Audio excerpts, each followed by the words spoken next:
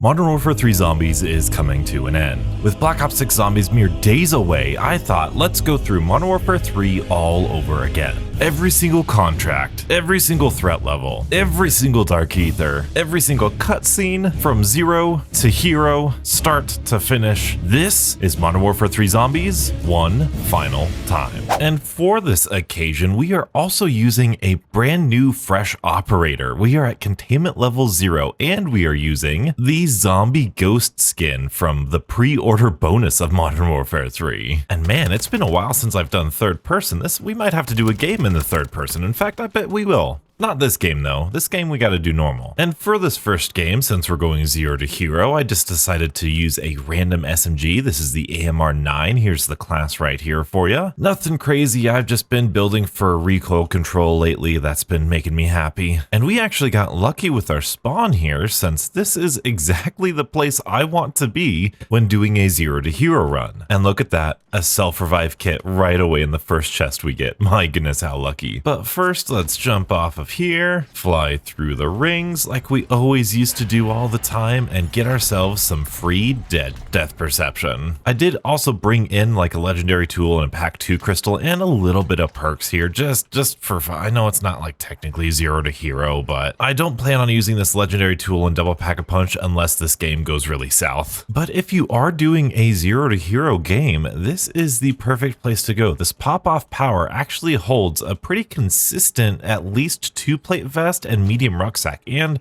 I'm going to pick up this cargo delivery just for the points. Now in this room up here, just going through all of these lockers, we should be able to get a large rucksack right off the bat. And then usually there's like a couple 2-plate vests. There's another large rucksack. I'm telling you, this place is awesome. And hopefully we can get, well, luckily the plate vests are the easy. Hey, 3-plate vests. Look at that. I remember way long ago, actually a subscriber told me about this little part here in Pop-Off Power. So shout out to you. But just like that, 3-plate vest, a large rucksack, and a self-revive without even doing a contract. We're not even 5 minutes into the game yet. Now this does have the conversion kit that shoots 2 bullets for the price of, well, actually it's just 2 bullets. So I know that's not super great, especially since we're out of ammo now. That's weird. But we don't have any Ethereum crystals yet, and we don't have any Aether tools yet. So we might have to do, I don't know, probably a stronghold somewhere. We'll see. But since we're going to spend, well, looks like a couple hours here in Modern Warfare 3 by the looks of the length of this video, let's reminisce a little bit here. Let's talk about tier 1. We should go back to threat level 1, which we probably are. I remember way long ago when we were talking about this game and oh my goodness, are we gonna like this game? What's it gonna be like? Is it gonna be like Outbreak? Oh my word, look at how lucky that is. I will equip that without any hesitation. We got the trailer. Some people were excited, a lot of people were not excited, and a lot of people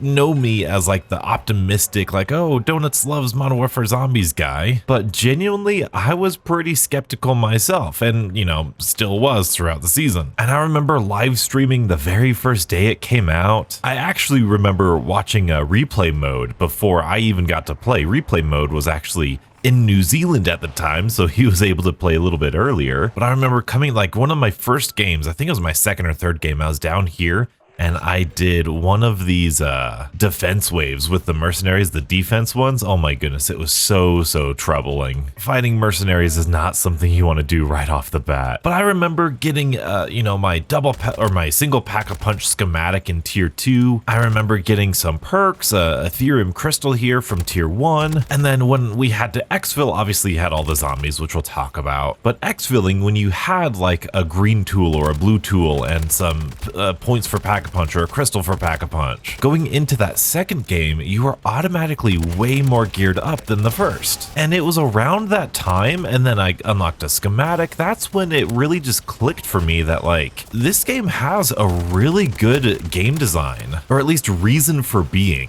which in my opinion is very different than what I would say Vanguard did. Vanguard, even in its best form, I feel like Vanguard really didn't have a purpose to its gameplay. It was just kind of doing things for the sake of doing things. And oh, we're gonna grab PhD real quick here. Even in its fully realized state, I don't know if there would be a lot, or at least that much enjoyment out of Vanguard. At least the non-round based zombie stuff. Round based zombies is great, Shinonuma great. So playing the first couple games, and by the way, that also happened when I first played this game with Beebs. Getting him geared up and going through these little things here was really exciting because obviously you're starting off really weak at first. You've got literally nothing except, well, we had back in our day, we had 10 items in our stash. Ooh, let's throw a decoy over there, kind of get these mercenaries out of here. And then plus we had the story missions. I think the story missions are kind of a forgotten aspect of Modern Warfare Zombies because everyone's done them by now. People forget just how important of a thing they actually were. They were another thing to go for. I remember, you know, splitting up my games between, oh, I'm gonna camel grind this game, I'm gonna grind out some of my story missions. How many story missions can I do all in the same game? And then I remember, you know, before going to tier 3, before I was comfortable, going with my friends and then trying to get their story missions done and trying to get them all geared up and all the schematics that we needed.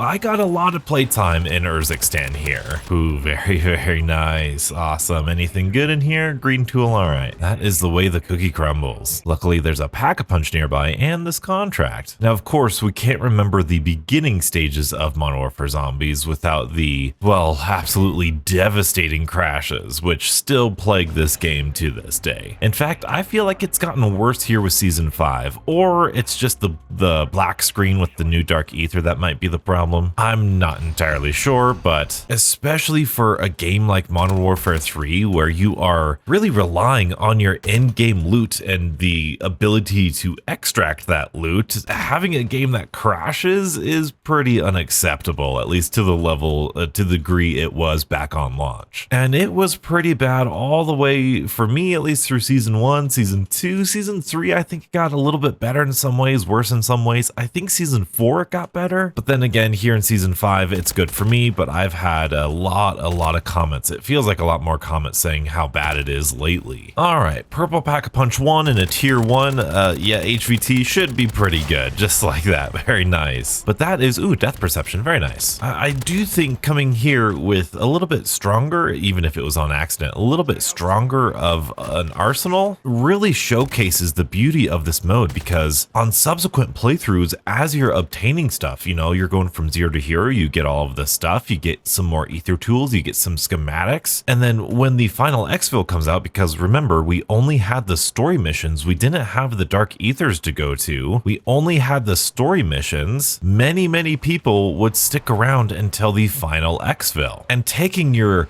double pack-a-punched blue tool weapon or your purple rarity weapon with your double triple pack-a-punch weapon and going back to the Tier 1 area and just taking on the hordes, the absolutely huge hordes that was the Season 1 or Season 0 Exfils, was something magical. It was, I think to this day, I don't know about Black Ops 6, but I believe to this day, it is the most zombies we've had on screen at a time, which of course probably led to a bunch of the crashes that we experienced. So of course they had to nerf that. And that's something that I do think I want to mention here right off the bat. It feels like Modern Warfare 3 Zombies is, well, unstable to say the least, but that being said, it's kind of a feat of engineering. Like, I know Outbreak was stretched thin with the amount of zombies that could fit on a map, but here you have 24 zombie players doing all these different contracts with all of these different world events at the same time, and the hordes still do get up there, especially like Exfils aren't easy, you know, they still have a lot of zombies on them, even if they're not that much like we had at launch. And there's another green tool and some points, very cool. But I think that has to count for something. I think they are pushing this engine to its limit. And speaking of the early game, this is something that happens to me all the time. Whenever I'm in Tier 1 or Tier 2, I always seem to face these stupid mercenaries. And don't get me wrong, we will play a game facing off the mercenaries with a ray gun because that is like the best way to do it, but my oh my, these things were seemingly everywhere, and I still say, ooh, look at that. Hey buddy. Goodbye, buddy. There's a stronghold keycard. That's cool. I still say I am so surprised that they never got rid of the mercenaries or added in any other contracts and decreased the amount of mercenary contracts there are in the map. I don't really know. I haven't really ever heard of anybody really enjoying the gameplay of the mercenaries. I've heard some people say it's not too bad, you can avoid it. I'm one of those people, I'm really happy that you can just avoid it. But especially going back to something like Outbreak, where you have a defense wave step that is just zombies, and it functions almost basically identical to the defense step that we have here, the contract that we have here in Modern Warfare Zombies. It was surprising to me they didn't change that over to be zombies. But I've been reflecting a lot on Modern Warfare 3 Zombies as the year ends, and I did recently do a podcast with skeptics, and one of his questions was, Donuts, how in the world could you play this game for the entire year? And I was thinking about it because there are a lot of problems that I personally have with Modern Warfare 3 Zombies, and I have a lot of the same problems that everyone else does, but I think I just came to the conclusion that I think this base extraction gameplay is just really fun for me. Before this, whatever we call Modern Warfare 3, we were always talking about objective-based gameplay, objective-based zombies. How does objective-based zombies work? And Outbreak was like the most successful objective-based mode that we'd had, except I almost felt like it was too much like round-based. Like, any criticism I had against Outbreak was just that it wasn't round-based, and any suggestion that I had was just making it more like round-based. And then when DMZ came out in Modern Warfare 2, I really had the idea, I mean, it wasn't like my idea, lots of people had this feeling that DMZ would be like the perfect format for zombies. Whether that was developed by Treyarch or Infinity Ward or Sledgehammer, whoever, that extraction gameplay worked really well for DMZ. DMZ garnered a really strong community that came over at the beginning stages of Modern Warfare 3 Zombies. And it's because the formula is really satisfying, like we've been talking about, starting with nothing and gaining up stuff and getting schematics and earning better loot and all that stuff. That is quintessential zombie gameplay. The progression over time of getting better and better things, and you know, this reward rift, getting rewarded for stuff, it's really satisfying. Now, in my opinion, DMZ had better support in some ways, and then Modern Warfare Zombies had better support in other ways. But overall, a lot of people give Modern Warfare 3 Zombies a lot of crap that I feel like it doesn't deserve. Like, don't get me wrong, they totally, like, I'm not gonna say they abandoned it, because they actually gave meaningful updates every season until season 6, obviously. They definitely didn't do as much as they really should have with the DLC content and the seasons compared to what they did with DMZ and what they could have done with this mode. But if the biggest disappointment of Modern Warfare Zombies is that we didn't get a fleshed out version of this game, I feel like that's not the worst thing in the world. Because the worst thing about Vanguard Zombies is not the fact that we didn't get enough about Vanguard Zombies, it's that Vanguard Zombies didn't work in like 17 different ways. Modern Warfare Zombies works in a lot of ways, and the pacing of the contracts and these world events, like these little Aether orbs right here, and the Aether nests and the strongholds and all that stuff, the way those interact and how they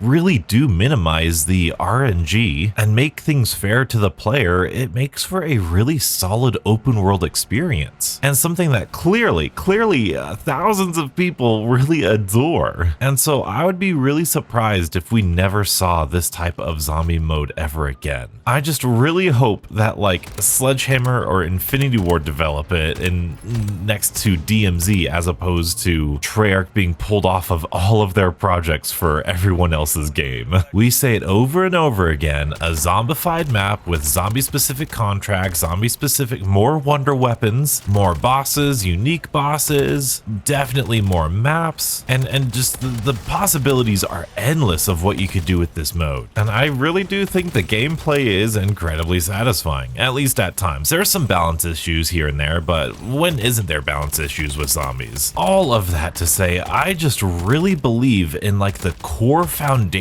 of what Modern Warfare 3 Zombies has to offer with this sort of game style. And the fact that it is so far different than round-based is what I actually think makes it a lot better. Not better than round-based, but better than like Outbreak or whatever Vanguard was trying to do, or even kind of like the spin-off modes from round-based, like an Onslaught or a Rush, dare I say a Rush from Black Ops 4. I think they still have their spot in Zombies, obviously those game modes for sure, but this mode, this is better better way of saying it. This mode feels like it can stand on its own 2 feet without relying on the success of round-based. Yeah, I think that's a fair statement. I think that's the statement that I'm trying to make here. And I'm also going to be bold here. I'm going to say I don't dislike Urzikstan as a map. I definitely think very much could be more like zombified and all that stuff. But when you look at the lighting of the Warzone Urzikstan and then you compare it to this does have, I mean, technically it's technically different, you know,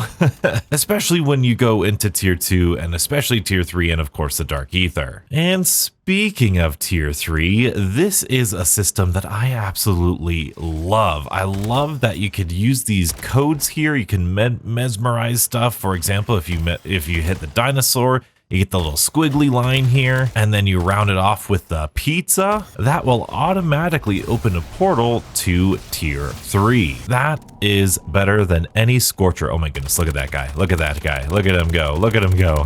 I am going to use this double Pack-a-Punch crystal that I have here, and then I am going to fly on over to the Pack-a-Punch machine for tier 3 Pack-a-Punch. But have no worries, we are not going to stay. Oh boy, that man, that poor man. Get on top of something, make him laser shoot at you. We will not stay for long in tier 3. We want to stick to tier 1 here, but we only have like 10-15 minutes left, so I gotta start gearing up for our very first act story mission. Now, the story of Modern Warfare 3 is, well, it's kind of like 2 different stories after thinking about it. You have the story of Urzikstan, and there's tier 3 Pack-a-Punch, by the way. Let's see how this does. Purple rarity, we're still killing zombies. The story of Urzikstan is one with, I believe, Zakhaev, and how he found this Ethereum and how he found all of the bodies of like Weaver and everybody, which is still a question we have all these months later, and none of that really got answered in any sort of way. But then we got the story in the DLC season with the Dark Aethers, in which I'll call the Dark Aether story, and that is really focused on Eva Jansen and her relationship with the Dark Aether. Now that story is a little bit more relevant to what we are doing in Black Ops 6, but I do feel like the story just kind of didn't really matter. But then again, the very last cutscene kind of showed us a little teaser at Liberty Falls, and then when you cross-reference stuff from Cold War talking about how Richtofen really goaded Samantha Maxis into fighting the Forsaken, I just wonder what that means for Eva Jansen. Because Eva Jansen, if I'm not mistaken, is also kind of the product of Richtofen's genetic manipulation of the Requiem team. So even though the story might be relevant, I don't think it's all that exciting. I have an amazing ability to get stuck on the most random things. Well, sorry Donut Mobile, I'm gonna need to leave ya. So the last perk we need is Juggernog, and I couldn't, well, I mean, I knew we were closer to this than we were the actual jug machine. So if you throw a Molotov over there on the campfire, you get a free jug. It's really cool to see. I've been getting some more comments being like, Donuts, I just got into Modern Warfare 3 Zombies and I'm learning all this stuff now. So I think that's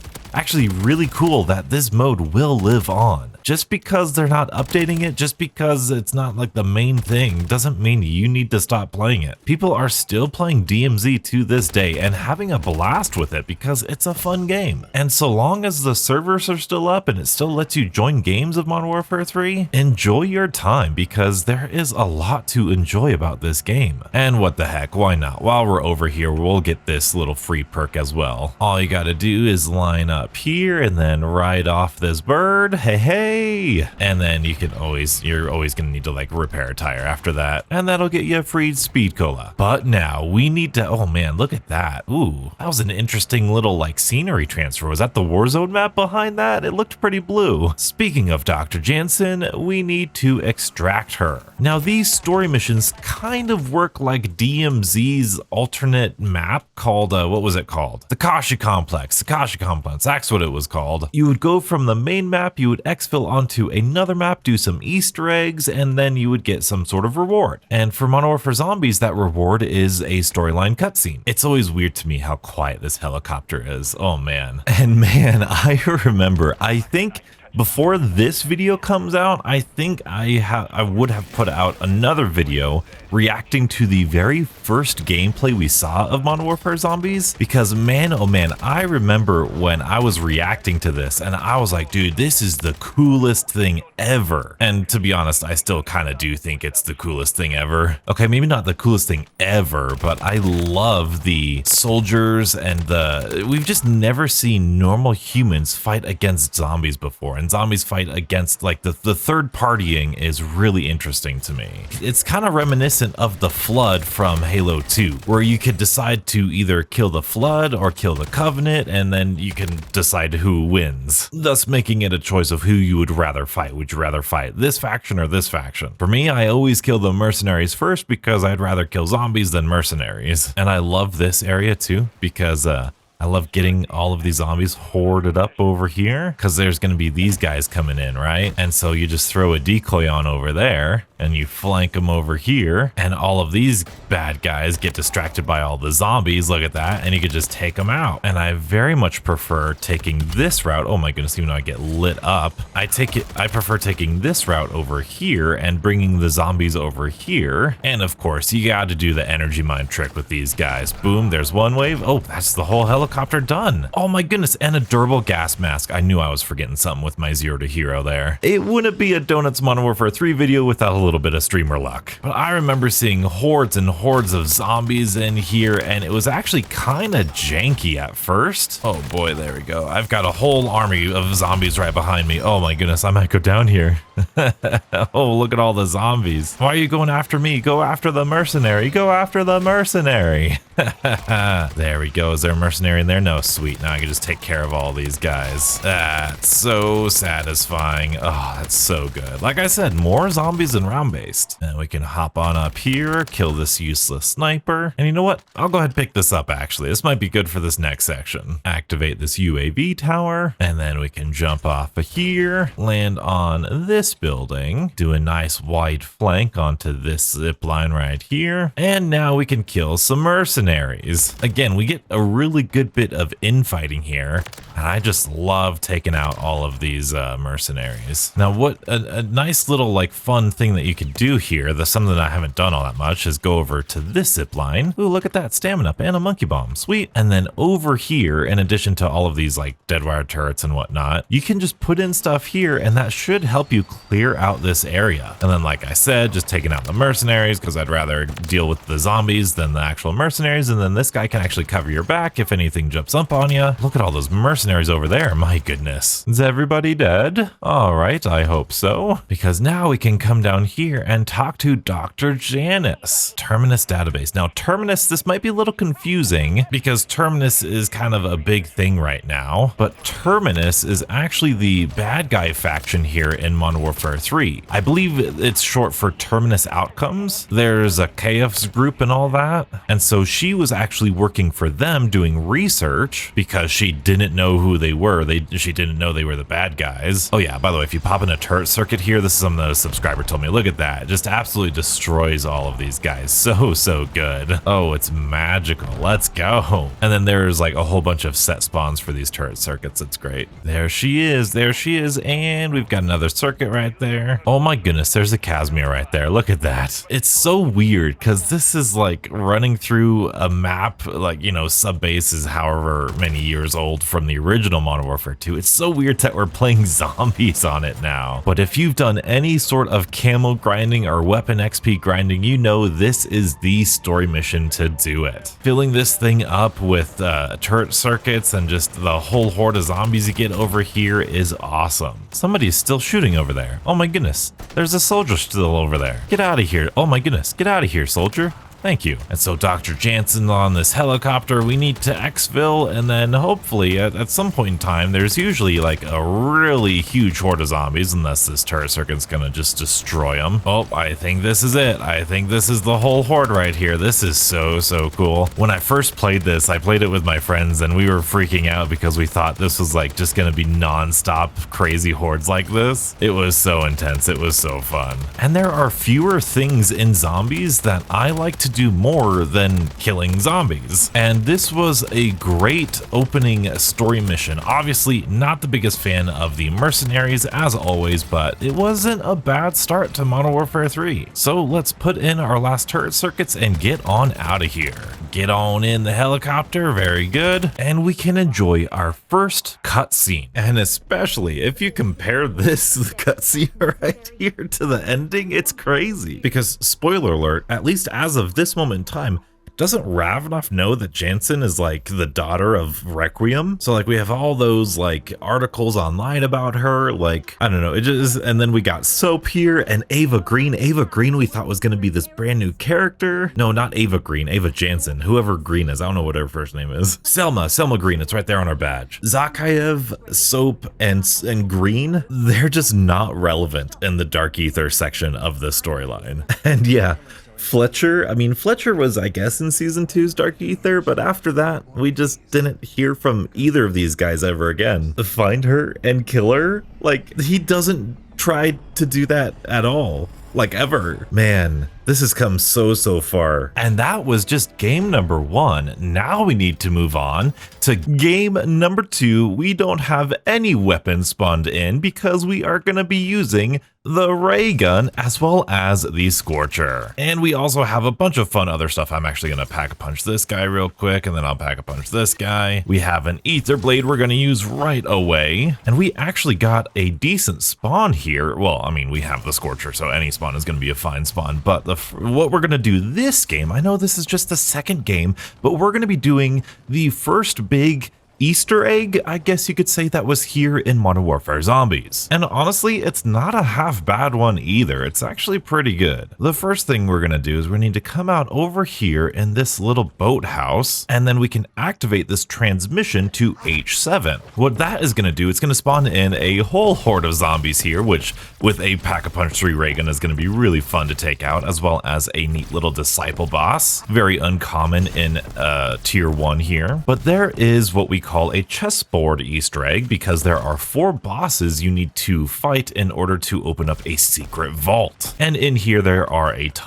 a ton of armor plates here, like a lot of armor plates in here, which is really nice. Especially if you're brand new to the mode, it could be really nice just to come in here to get all the armor plates. Now the other 3 transmissions, oh, there's a guy that spawned in over here. Look at that guy. All right, well, the other 3 transmissions that we need to transmit are going to be found near mercenaries, and one of them is going to be found by a truck going around the map here, which it might not be going quite yet. That's perfectly fine. So what we're going to do instead here, we're going to do we're at the fortress here. Nope, not this time. As much as I would love to, I wouldn't actually love to. I think these fortresses, I mean, we'll take them on eventually because it's part of the thing. We are going to use this Scorcher, and hopefully I'm doing this right here, kind of just doing these tiny little bursts here so we can just get on up like that. That way we can get a lot of distance from the Scorcher here. I think you're supposed to charge it until it does around like 50 or 60%, and you just get a whole ton of length here. Cross the map incredibly quickly. This is definitely very satisfying. But right here in this building we're coming across, we can actually probably just land on the top of it right here.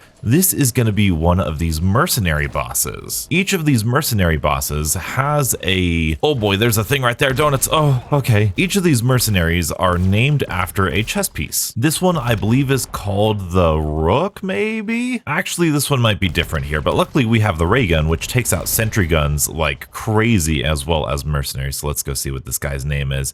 This guy's name is, yeah, the Rook. The Rook, very good. Sweet, because he's a sniper. He can get long distances. Really cool. But we're going to send this transmission now to H7. And now we can head on over to the other boss location, which is going to be found over here. Probably should have went here first, but that's okay. Right here in the upper corner of the map, I believe it's on the bottom tunnel here. There's this tunnel and then this tunnel. This tunnel is going to have, I think, the Bishop. If we run under this tunnel around here, here, there's going to be some smoke that's going to appear like that. Very good. And then, oh my goodness, oh my goodness, oh my goodness. Okay, all right, all right. That was pretty risky. We can throw our Aether blade here, kill these mercenaries. Oh, that was the guy. That was the guy. And we send this transmission. It's not crazy. I think the Rook was just a regular, man, those bodies just despawned too. Wow, that was really fast. There's also one of these panels here, but we don't need that quite yet. The first thing we need to do is find this knight. You can usually find the knight by going around the train tracks, but it doesn't seem like he's quite spawned in yet, or if he did, then he was already killed by somebody. Now, I guess I should say it is possible that somebody else did kill the knight here as it was going around the train tracks, but we do have this mercenary convoy that we can take care of right quick here. The ray gun, if you haven't been able to tell, absolutely destroys all of these mercenaries, which I just absolutely adore, and it destroys all of their vehicles really, really easily too. Just like that, a convoy is destroyed. Hey, get out of here, soldier. Hey, they dropped a stronghold keycard. Why not? Let's take it. You know, we got the ray gun. We could have some fun. But now, after defeating that convoy, I want to actually go to the actual area. I'm going to give the minimap a little look over again. I don't see them. If you guys saw them, let me know in the comment section below. But I want to show you where exactly the secret vault actually is. It's going to be found down here in this manor area. And there's multiple ways you can get to it. The most basic way is going to be through here, this little zip line in this building. And then if we go down underneath here, there's a bunch of cool little bunkery stuff we can go through. I believe it's here. Yeah, look at this. All right, so as we can see here, so it looks like somebody defeated the knight. You can see the rook, the bishop, the pawn, and the knight all collapsed here. So we can unlock the vault right now, just like so, and that's going to open up the door. And we've got a whole bunch of fun different crates in here, except there is one final twist in here, is that one of these crates, as you can see, is a mimic, and it's a boss mimic. I don't know the name of it, but there you go. That was its name. You kill it, and then you open this up, and you've got some perks in here, which I already have. An epic tool, which is cool. Gold bar, which you can sell. In here, there's another gold bar, another self-revive. Look at that. That's all really nice stuff. Not a bad Easter egg if it's like your first game, if you're getting set up, if you're trying to do something different to get set up with a new character. It's pretty fun. And then down underneath here, if you go through the doorway right there, down underneath these caves is actually another cool little entrance to this little secret thing. This map's pretty fun. It's a pretty fun map. Look, and now we're out here next to the island out here. It's pretty nice. But we're not even close to being done yet. While we have the ray gun combination here, the ray gun, as you can see, is awesome when taking out mercenaries, so that's what we're going to be doing this game. It's my least favorite thing about Modern Warfare Zombies, and I just love the fact that the ray gun takes care of these guys so well. Nobody likes being shot with guns here in Zombies, so the ability to just kind of take everything out in one shot, if I can track this counter UAV well enough here. There we go, that's done. We've got zombies. I do love how zombies interact with the mercenaries right there. You could see them kind of at least trying to kill the mercenaries there, like I said, hopefully in the last game here. But these mercenaries don't seem to be... Oh, hey, look, I can execute these guys. Oh, look at that. There seems to be a bug with their AI. Okay, now they see me. Now they see me. All right, very good. I think they might have been distracted with the zombies here, but we've got this camp. There's another grunt over here. I do like, at least from a campaign perspective, I like how many different mercenaries there are, like the snipers,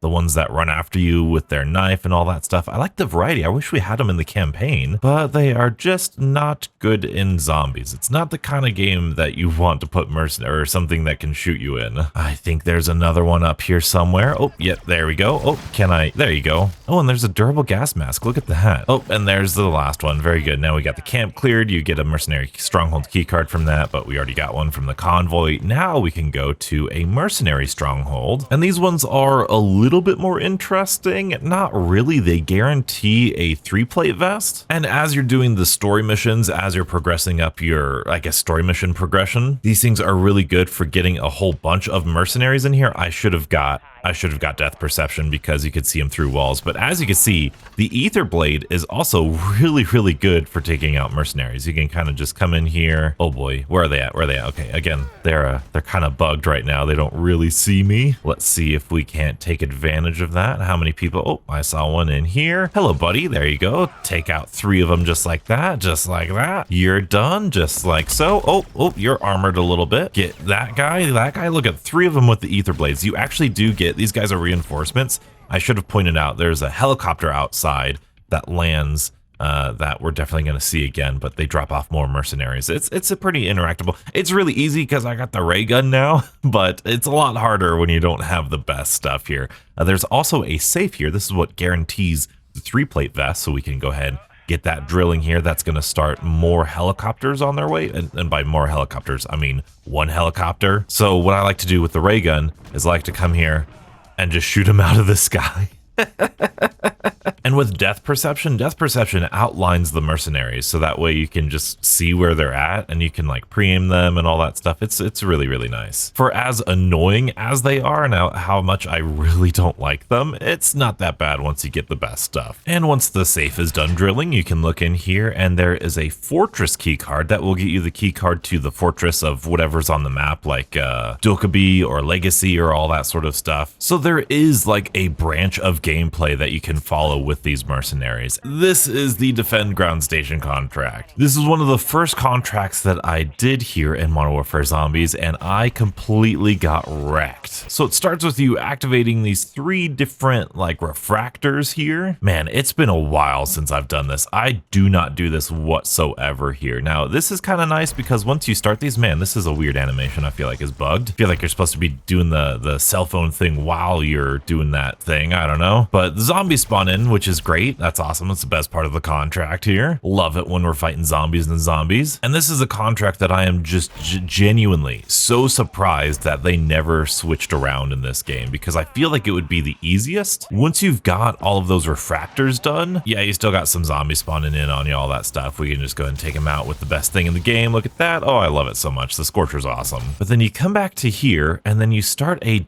defense wave transmission thing here, and instead of defeating zombies, you're not fighting zombies here, you're fighting more mercenaries. As you can see, the mercenaries are coming from little things over here, and luckily with the ray gun, like I said, and the Aether blade, we could just take care of these guys really, really easily. Oh, there's more guys over here. And yeah, it's just mercenaries for this whole entire time. Ooh, look at that. We can get them while they're going, come on, maybe. I didn't get any of them. That's a bummer. But you're defending this thing down here that we activated from the mercenaries. And what makes it surprising to me that they didn't add zombies to this is because there is there's an objective from Outbreak from Cold War zombies that is basically this exact same thing, except it's just zombies. So it's not like they have never done a defense thing before for zombies. They did it in their previous game. Well, I guess it's not their previous game. Oh, I fell down. Oh, hello. I fell down. And it's not like there was any sort of controversy about these missions. Nobody liked these missions. Like going around the map, nobody does these. Like you're never going to see anybody doing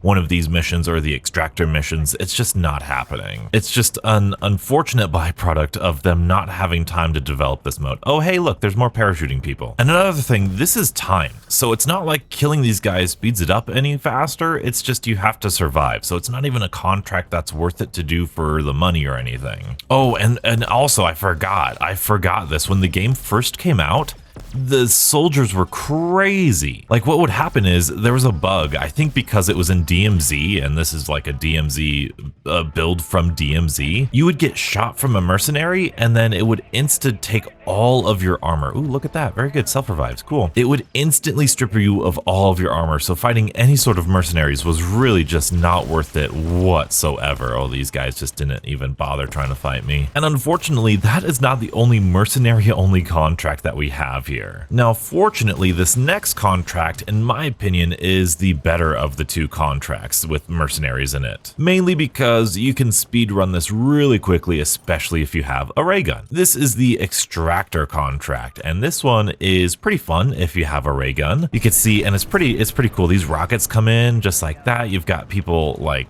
falling from the sky, all that stuff. And if we come around here, we could just Aether blade these guys and then boom, overload this extractor. Now in the dark Aether, oh, there's a helicopter up here. Helicopter, go away, helicopter. There you go. Haha. And you can run all the different routes and stuff and try to do a nice little fun path here. Oh, there's some soldiers over here. In the dark Aether, they actually made this like a zombie contract where you have to fight off zombies, which is awesome. I feel like that was really, really good. Hey, get out of here, helicopter. It's just unfortunate that here in the overworld, they never changed it from mercenaries to zombies, because I feel like that would have been so much better. I feel like this one would have been incredibly more fun if we were actually fighting zombies instead of the things that we don't want to play when we're playing zombies. But the good thing about this is that this actually has a time limit instead of a timer. So the faster you do this, the quicker you'll get it done, which is awesome for trying to like gain points quickly and all that stuff. You can see this really didn't take us more than like a minute or two. So if you're trying to like grind out schematics and you have a ray gun,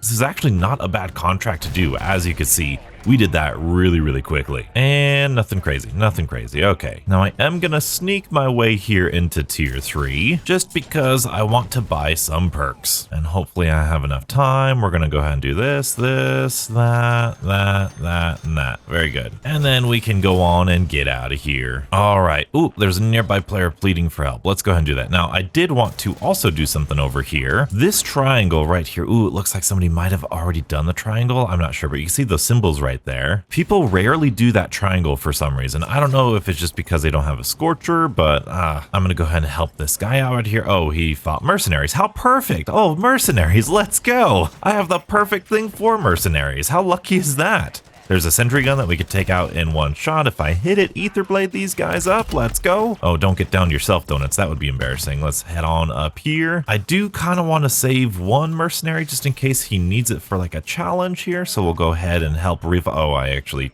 completed all of it. Whoops. Oh, well, he can find another one. There you go, buddy. Oh, he has a ray gun and a lightsaber. Isn't that wonderful? Maybe he was just going after the contract. That's crazy. He had a ray gun and we're talking about the ray gun. That's insane. But here in this area, recently added with Season 5 Reloaded, there is a brand new Easter egg that if you shoot these things here, right there, 1, 2, and I think there's another one around here somewhere. There's another one just like there. It lights up all of these symbols, and I think I was told you don't need a scorcher. We're going to test out this theory here. I was told if you just use this zip line and zip line across and kind of take a look at it, it would work. It doesn't look like it. Or maybe you have to stand up here is what they were saying. I don't think so. Or maybe I misunderstood. I feel like you got to use a scorcher or one of those Aether tears. I mean, let's try this again. We'll see. Does it look? No, that's not even close. I don't think it's an angle thing, because if we come back here, yeah, I don't think it's an angle thing. I think you just got to get up high. I mean, it's not super, super high. I think just one little tiny little scorch will be enough, just like so. Nope. All right, we need a little bit more. A little bit more height. You really do need an Aether tear or a scorcher, obviously. There we go. Nice and high, just like that. Keep it in line, just like that. Very good. And this is going to spawn in a bunch of disciples, which is really fun, especially if you're on that Borealis camo grind and you need a whole bunch of bosses. These tier 2 triangles are awesome. There's 2 more triangles, but people usually do them really quickly. But this actually does get you a pretty decent loot, I guess, especially if you're starting early on. Something about Modern Warfare Zombies, at least to me, that I've found, the game is really, really fun and really, really good as you're progressing. But once you get to the point where I'm at, once you have everything, there's less and less reasons to keep doing this tier 2 and tier 1 stuff. That's not to say it's not fun, just less reasons to do it. However, let's go ahead and take a look, see what we got in here. See a triple pack-a-punch crystal, bro, and another epic tool, which is awesome. All right, I'm gonna do this HVT just to get a couple more points here. Let's get you off of there. Man, this ray gun really is not that bad here in tier 2. Very good. And oh, look at that Shatter Blast formula. That's awesome. And another Casimir. I'll definitely take that. And I completely forgot to sell these gold bars. Let's get some points. That's a lot of good points right there. Very good. Now, apart from the fortress that we will definitely do later, I want to save that for later here. There is another thing that we can do here that I love using the ray gun for, and that's going to be the Act 2 story mission. So we go to this Shepherd Exfil here, this special story Exfil, and we get on to this surprisingly quiet helicopter. Now this Act 2 story mission starts off with a bit of a cinematic flair here, because we go ahead, we disembark from the helicopter, and then what do you know, as we go, there's some rockets that fly out, and oh no, there goes our helicopter. And so from the story mission perspective, what we learned from Dr. Jansen is that we're building a neutralizer. Now a neutralizer is not anything new in the lore of the Dark Aether universe. We actually built a neutralizer back in Cold War during the Outbreak Easter eggs and whatnot, as well as the Forsaken Easter egg. It was like the brand new, and this is Hard Hat. This is one of my favorite Modern Warfare 3 maps. I would camp here all day long. It was crazy. Original Modern Warfare 3. Oh, look at that, another Casimir. Let's go. But yeah, I absolutely loved this multiplayer map. So cool to see it back here in Urzikstan, as well as other multiplayer maps in Modern Warfare 3. I did love multiplayer for such a long time. But anyway, we need to test out our brand new neutralizer because we have this containment. You know, this whole Urzikstan map is a containment thing that we are trying to, or an outbreak that we're trying to contain. And so now we have a little bit of research here. We're going to test out Dr. Jansen's neutralizer technology, see if we can't push the Dark Aether back to where it belongs. Let's get this sniper taken care of. Very good. All right, now let's head on into here. Hey, who's still shooting me from out here? Are you like way out there? Where are you at? Oh, you're way out there. Look at you. Oh, you're another sniper. Look at you. All right, well, we're officially out of armor plates now. We're gonna need to pick some up. Are you still sniping me? I'll get you later. I need to go in here now. Aether blade these guys. Very good. Pick up some armor. Go in here. Go around. Aether blade, Aether blade, Aether blade, Aether blade. That's a lot of Aether blades. Okay, I'll stop. Now, this is always kind of a weird one here. Oh, you're up there. Yeah, this is a weird little thing here because we have to go up the zip line, but there are like a ton of mercenaries that shoot you when you go up these zip lines, so it's always kind of sketchy, which is, again, why I really like the Aether blade and ray gun combination here, because you can just take them out instantaneously. But right here, we are taking out these cannons here, these anti-air guns here, because obviously they took out our helicopter at the beginning of the game, and we can't have them taking out the neutralizer that we want to test out. So we got to place some explosives. Oh, hello, helicopter. You're not landing today. I have a ray gun. You can get out of here. Aether blade goes through walls. Goes through walls. I love it. Yeah, doing this mission without the ray gun, it's very possible. It's not that difficult, but there's just so many mercenaries, and in my opinion, it's the most annoying set of mercenaries. So I very much like doing this mission with like Aether blades and the ray gun. And I personally feel like Aether blades aren't that good. I feel like they're a little overrated here, but we'll take out that anti-air missile, that SAM site right there, and a beautiful explosion, which should take place right now. All right, a little bit delayed, but look at that. Beautiful, beautiful. All right. And now I've heard people say that this turret circuit is really good, but I don't see how it's good. I mean, maybe once you're out there, I don't know. I feel like I could have used that way before when I first got up here. We shall see.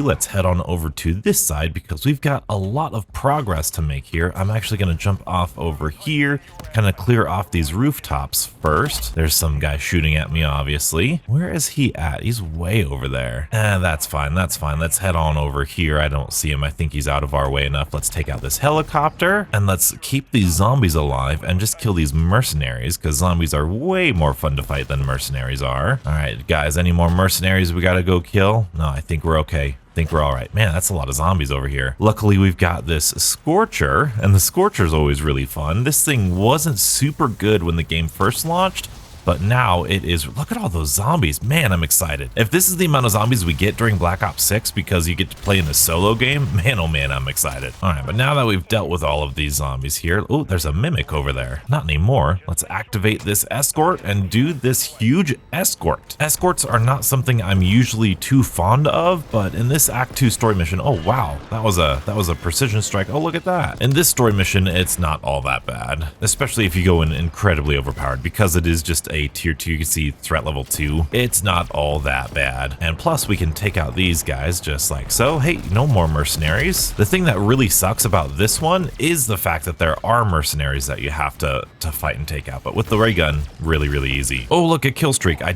forgot to get a kill streak on this character, so I will definitely take that. Ooh, a little sniper right there. Look at him peeking his little head up there. I don't think I could kill him. I think we're moving too quickly. That's unfortunate. Oh boy, hopefully he doesn't have a good line of sight on me. Ooh, let's take care of these these guys back here. Take care of this mangler up here. Very good. This tight little close quartered thing is pretty tough because you've got a lot of zombies coming in this way. So I'll scorch her back over here. I'll scorch her in up over here. Kind of try to take these guys out while I can.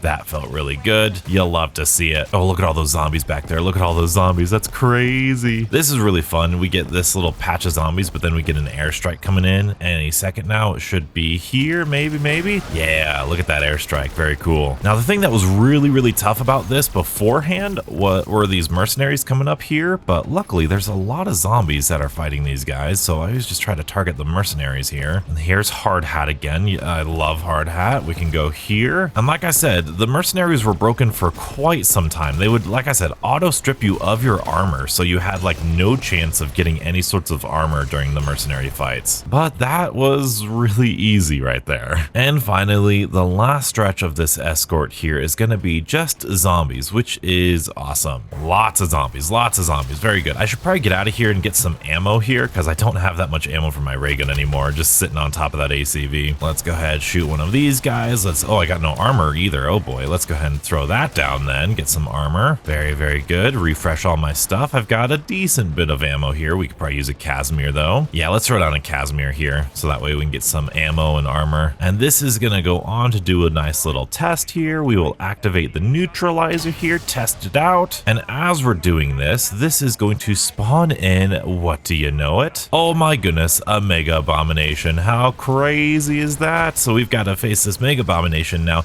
This is actually pretty decently placed in terms of the progress. Oh boy, look at that Mega Abomination just go down. Wow, that Mega Abomination took no damage whatsoever. That's crazy. Ooh, epic Aether tool. Most of the players who play this Act story mission aren't gonna have a lot of experience in tier 3 yet in the main overworld of the map. So introducing them to the Mega Abomination that's that weak in this story mission is actually really good game design, and I am a huge fan of that. It raises the stakes a little bit more. We've got time to defend this guy. This is a fun story mission right here. At least this little act of it right here is really nice. We've got to kill these zombies here a little bit. There you go. Once we've killed enough zombies or enough time has passed, we get to detonate the neutralizer. Boom, just like that. We are all good to go. And we get our second cutscene. So now we have a relationship with Dr. Jansen. Neutralizer was a success. It destabilizes the Ethereum. However, this is a different type of Ethereum. Interesting. So this special Ethereum can withstand this neutralizer. So we need to amplify and recalibrate the neutralizer to work with all of the Ethereum. And we figured that out by looking at Strauss's research. Strauss is becoming more and more of an important character in this Dark Aether storyline. Zakaev used his research to weaponize this Ethereum, and we're going to use Strauss's research to neutralize it. And of course, Dr. Jansen, something's going on with Dr. Jansen. What's going on? How's she feeling? There's something going on. And we start to see a little bit more focus with Ravenoff and Dr. Jansen, which I find pretty interesting. And all of Jansen's research and information is really interesting for what happens at the end of this story. But that, of course, then brings us on to game number 3. This is going to be a shorter game because this video is already long enough. We can probably speed run through a couple of these things, and I don't really have that much to say here about the Act 3 story mission. And it doesn't require that much build up either, so I have a bunch of perks already from the get-go. We're using this TAC Evolver, I think it is. We built it for some awesome TAC stance here because we are going to be fighting the not yet. We're going to be fighting the Act 3 story mission worm. Now, normally during this Act 3, all these tiny little missions, the game is really trying to push you into the tier 3 area. And it looks like somebody is doing the red worm. Very, very cool. But for us, we're going to hit the dinosaur, the line, and then the pizza. And then we can use this portal here, so cool, to go on into here and jump straight into tier 3. And don't you worry, you are going to see plenty of gameplay in tier 3 here throughout this entire video, I'm sure. But I just need to collect some quick cash here so I can get my final perks as well as maybe some cooldown time on all of my schematics here. Let's go ahead and pick up these inhibitors. Don't forget to stow my decoy. And I gotta say, going into tier 3, since it's like basically the first time we're actually here in this video, I absolutely have to admit that I love the tier 3 area here in Modern Warfare 3. I feel like they did such a good job at making it feel so daunting and overwhelming. The first couple weeks, the first couple times I was in here, it was absolutely mind-blowing. I thought, oh my goodness, all of these zombies, all of these sprinters, all of this stuff, it's crazy, right? Oh my goodness, the lag, oh my goodness. You have got to be a decent zombie player in order to go into tier 3 here. You can't just kind of do what you can do in tier 1 and tier 2, where you can kind of play it almost like a Spec Ops game, almost like a multiplayer game. You have to know how to train. You have to know how zombies move. You have to know the basic fundamentals of being a decent zombies player in order to go into tier 3, which a lot of people, especially in the Modern Warfare era of Call of Duty, a lot of people aren't into zombies, so that is a difficult thing for them to learn. So to be able to learn it on a map that is so wide open and so huge, where there's a lot of different forgiveness for players, you know, you're not in this close quartered trapped like Mob of the Dead style of zombie map. You're in this wide open place where if you don't like a situation, you can just run away and get out of it. So it's a really good playground to test out your zombie skills. There's a self-revive, we've got a perk, awesome. And I know a lot of people don't like the loot in tier 3. They say it's not worth it, it's the hardest thing in the game, that should be better loot, and I did agree with them for a large portion of the Modern Warfare Zombies life cycle, except, well, large portion. In Season 2, they actually updated the reward rifts here in tier 3 to make it so that way you could get a whole bunch of epic Aether tools. And honestly, that made it really worth it for me. You don't need legendary Aether tools for most of what this game has to offer. In the first couple Dark Aethers, even in the tier 3 area, this guy's gonna get this contract before I do. Yep, there you go. Pack-a-Punch is way more important than your rarity. Even though, yes, rarity does play a huge part, an epic rarity tool is just fine. And plus, in the tier 3 area, you could just throw a decoy and you can get all of the zombies off your back just like that. And as you can see, part of the reason why I just really don't like tier 3 right now is the fact that there are no contracts. Now I know everybody says, don't, it's just team up and do this and work with contracts together. And the problem with that is that it's true, obviously it's true, but the problem is that no other part of the game really requires you to team up. Even the final boss, the hardest boss in this entire game, doesn't require you to team up. Yes, things get substantially easier if you team up, but it doesn't require you to do so. So I just think it's kind of lame that it's, you know, it almost requires you to team up. I just wish the contract spawned in faster. It looks like there is somebody's HVT Mega Abomination right here. Oh my goodness. Look at that guy. Look at that guy. That's crazy. Don't come after me, buddy. I don't got no beef with you. Oh, he's got a jug. Ooh, let's get one of his mouths. Let's go. Oh, I missed. Yeah, it's all right. He'll kill him with the jug. It'll be fine. Because we have, and by the way, the atmosphere here, way better than people give it credit for. I mean, look at this. It's different in tier 3 than it is in tier 2, which is different than it is in tier 1. It's not, oh, there's the knight. There's the knight going around in his little truck that we couldn't find earlier. But yeah, it's not like the zombie atmosphere that people know and love, but it's something, and it's way different than the Warzone atmosphere. It's way, way different, and I feel like it's way better. That being said, it's time to wrap up the base storyline here. We have to confront Zakayev and get Strauss's research and put an end to all of this outbreak madness here in Urzikstan. And before season 1, this was it. This was the finale of the entire Modern Warfare storyline. Ooh, look at that little airstrike right there. Really cool. Look at all those zombies. Look at all those zombies over there. My goodness. Let's go ahead, jump off this airplane again. This helicopter, very nice. Oh my goodness, there's a death perception. Let's go. Now, just like the other story missions, this is usually a mixture of soldiers, mercenaries, and zombies. However, ooh, there's a buy station here. Very cool. I like bypassing all of that by just going over to the left side of the map here. You can see there's a bunch of mercenaries over there. I just don't deal with it. I like coming over here. Let's destroy that little thing there. Now, in these crates, which was really cool,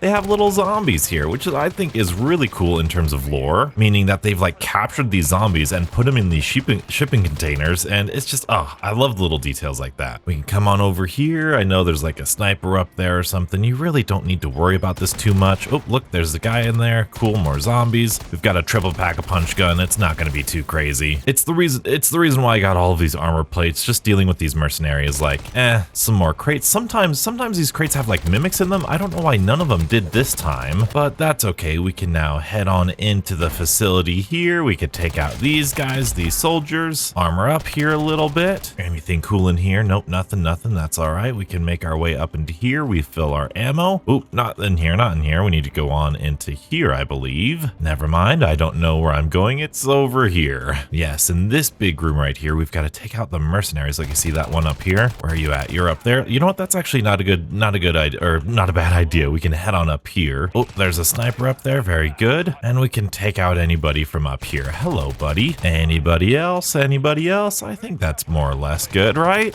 Oh, he's on the roof. I was like, somebody's shooting me from over there. Where in the world? All right, so now that it's relatively safe, we can jump on down here, place the explosive, and we have to get to the neutralizer. Let's go.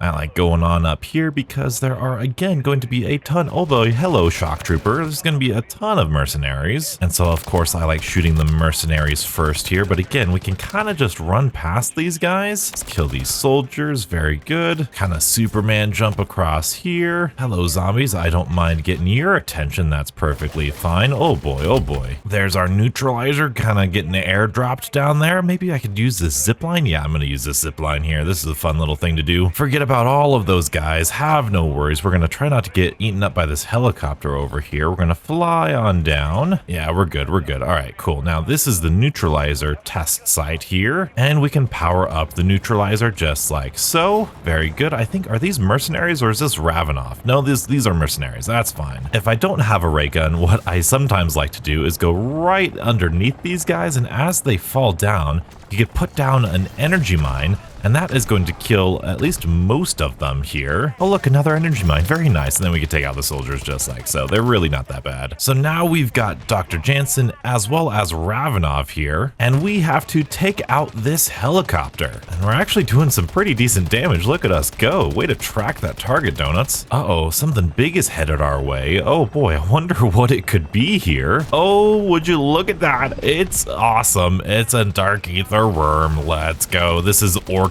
This is the very first big boss we got to face here in Modern Warfare 3 Zombies. This thing is crazy fun, crazy cool. In my opinion, one of the best bosses here in all of Zombies, honestly. And this one is a little bit more difficult, in my opinion, than the next one we're gonna face here in our next game, because this one you have to be down on the ground to face, except once it goes down underground, you could just throw a nice little thermite here, and it should be able to track that. Let's throw a little decoy. There you go. Now it is attracted to the thermites here. Oh boy. You just have to make sure you have enough armor plates, which with the amount of money that we have, should be pretty easy. Now that laser attack will one hit down you if you don't have any armor plates, which is really the scary thing here. So I always try to, oh, I pinged that guy. Cool. Whenever your screen kind of goes dark, he's going to leap forward. We can kind of shoot for the obvious video game weak points. That's okay. We'll throw a decoy to get the zombies off me. We've got this LMG for a reason. We've got the tac stance for a reason. Very good. I'll throw another decoy, and once he goes down again, I will throw another thermite or two just to get him distracted.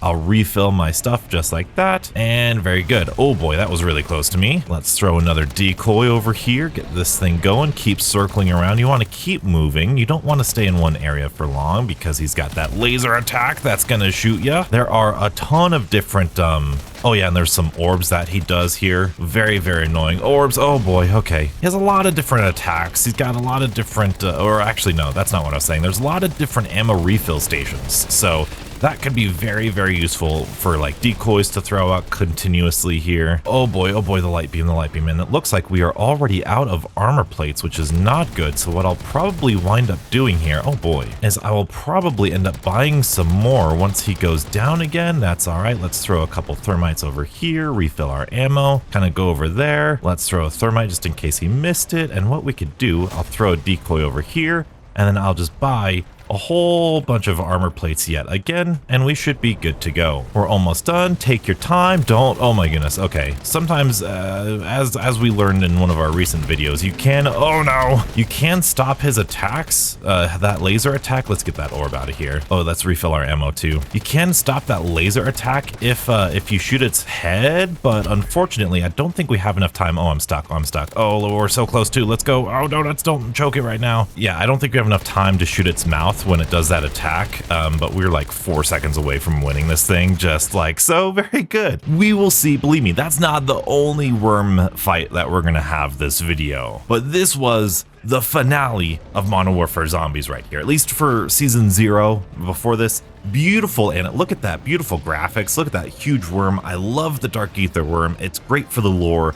It's really threatening. It's a new boss. We've never seen it before. I love it. So obviously, Dr. Jansen activates the neutralizer. And then we see this mysterious portal here, sucking in things through the overworld here. And Dr. Jansen here, of course. Oh yes, Zakaev right here. Yep, we've got the last bit of Ethereum here. It dries up because it's been neutralized, because that was the whole point of this entire thing here. And then we get this guy. We throw Zakaev into this house or shipping container or something. Ah, beautiful. We get the first little glimpse of the entity saying, let us in. And that was, by the way, that was the last we ever see of Zakaev. Spoiler alert.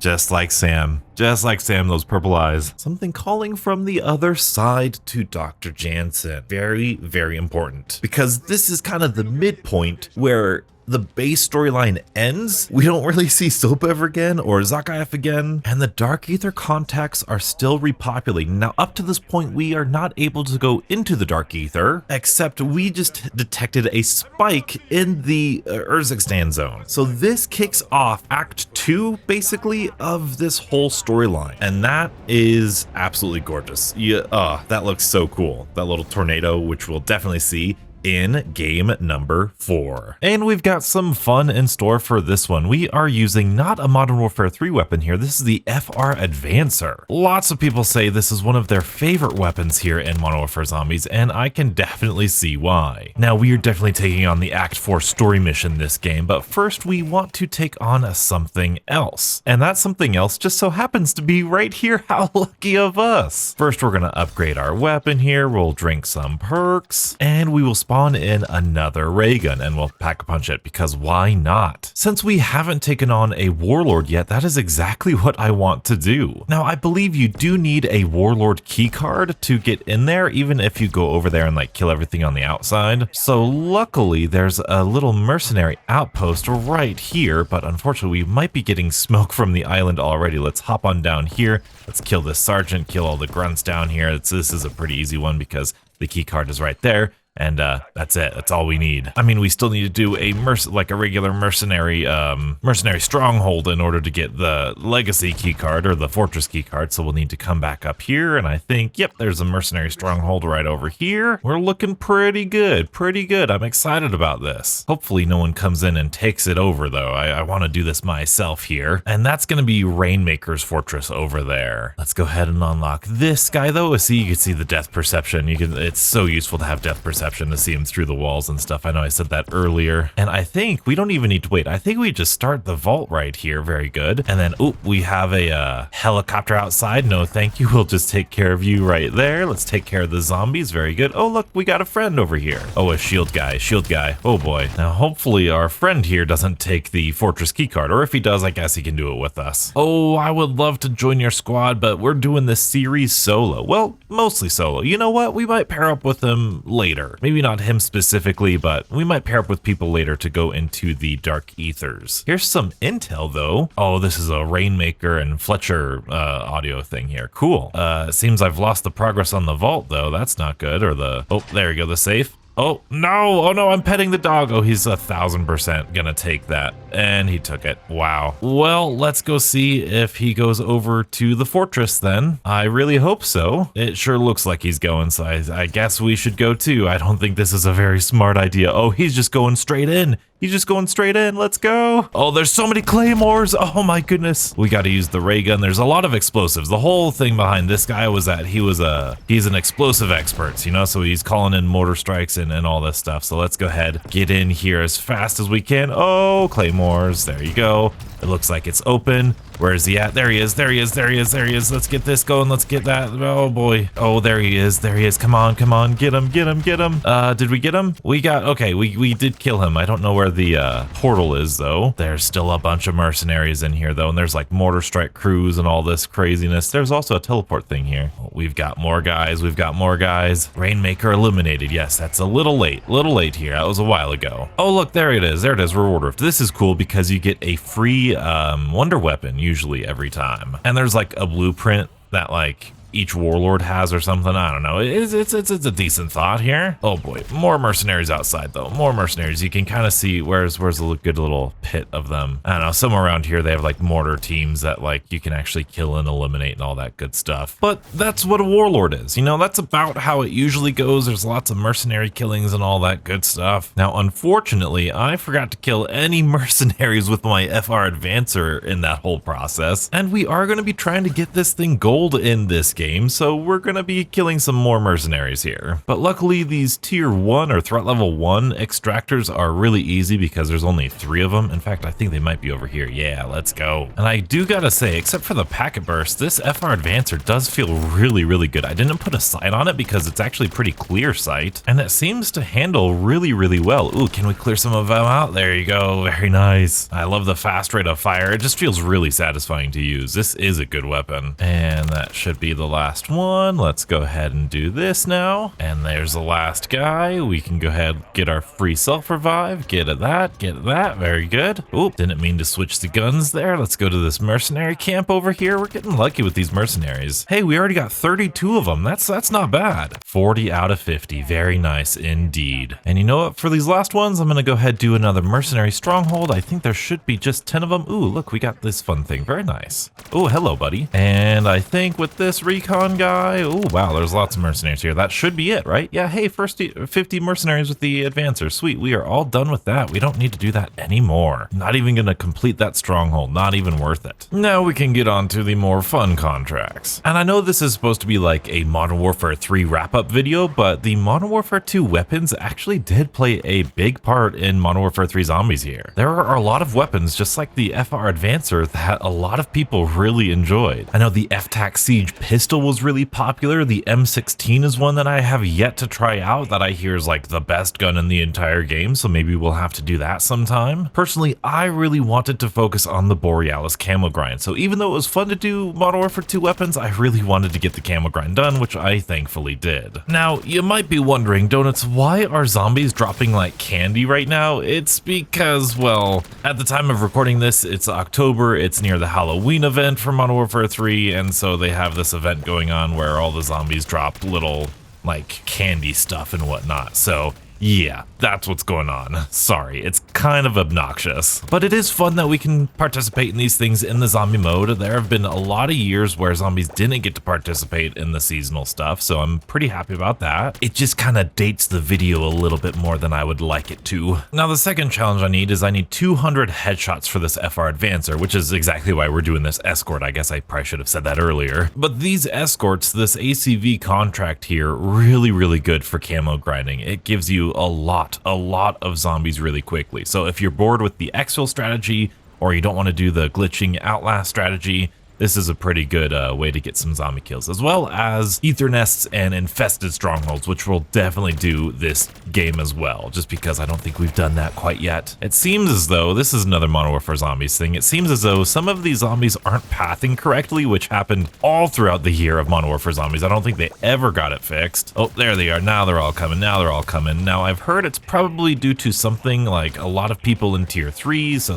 there's not enough like RAM or something. The zombie AI kind of freaks out. I don't know. As I've said previously in other games, I feel like they really pushed this game and its engine to its limits, so that's probably why there's a lot of weird glitches and bugs and all that stuff. Not an excuse, just an explanation.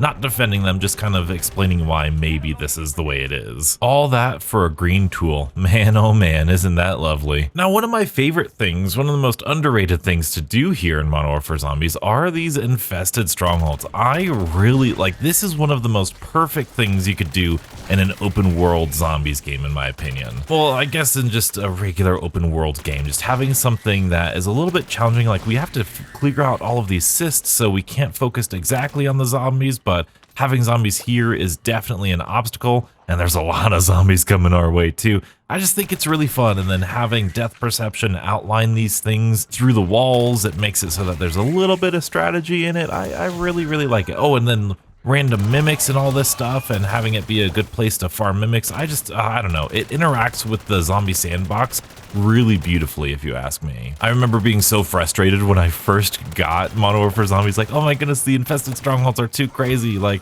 the gas mask doesn't last long enough. It's absolutely insane. That was before I knew that ammo caches actually refilled your gas mask, which again is a really fun aspect to this whole sandbox. It really interacts with itself very well. Now, I do wish that the different threat levels awarded you with better loot, because the stuff you get here in threat level 1 is basically what you get in all threat levels. I mean, you've got turret circuits as well as Aether tools and whatnot. There's Aether crystals, Aether tools. I mean, I guess, you know, in tier 2 strongholds, you might get like purple tools and whatnot. I don't know. Like I said, I'm pretty sure we cleared out an Aether nest already, but I'm gonna go ahead and do one anyways, just because it's fun. And there's definitely something weird going on with the zombie AI. Look at that. They're not attacking me whatsoever. Modern Warfare Zombies moment. That is perfectly okay. Man, even the nest crawlers. Okay. Ooh, another turret circuit. Very nice. That's pretty lucky. And of course, you got cash registers that have a bunch of points in them. That's always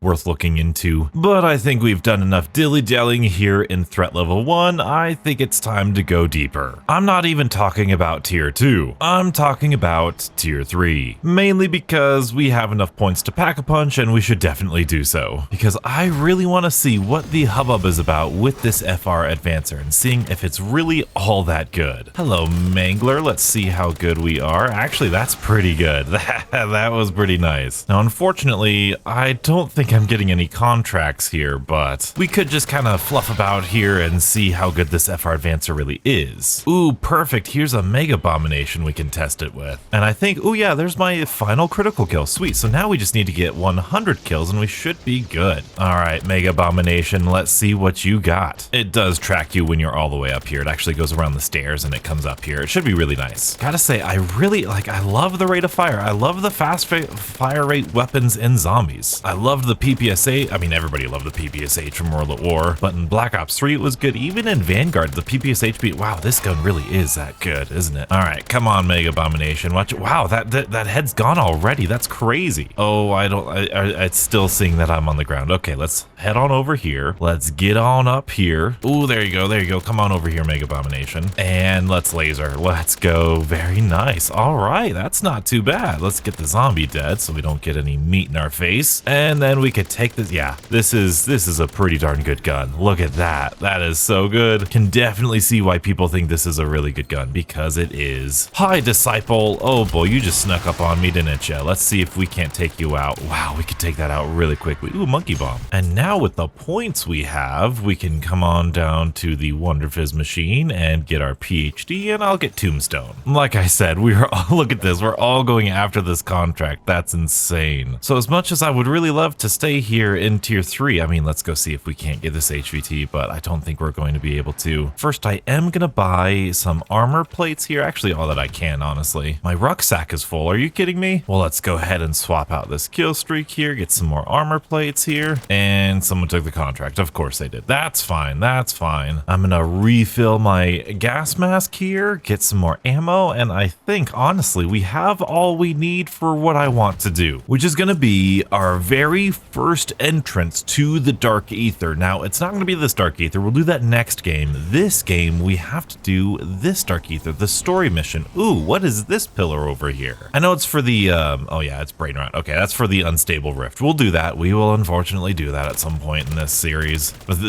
This video. But going in this portal, this little tiny portal was so cool. Like the little animation, the countdown here, you're going into the Dark Aether for the first time. It was so crazy. It was so exciting. And honestly, you're however long into this video and we haven't gone into the Dark Aether, like that's kind of what the experience was at launch. So sitting here looking at this loading screen and then loading into this right here, it was absolutely nuts. Oh, and yeah, there's a free perk. Yeah, I don't know if that's a glitch or if that's intended, but nowadays you always get a free perk every time you go into the Dark Aether. Now, luckily these story missions are always just tier 2 or threat level 2 enemies, so these Pack-a-Punch 3 legendary tool weapons are all very, very satisfying to use. But this was our first look at what Modern Warfare Zombies would grow to become. Playing a match in the the overworld no longer functioned as the meat of the game. Like before then, it was all about grinding schematics and different threat levels and doing Aether nests to find and loot different things.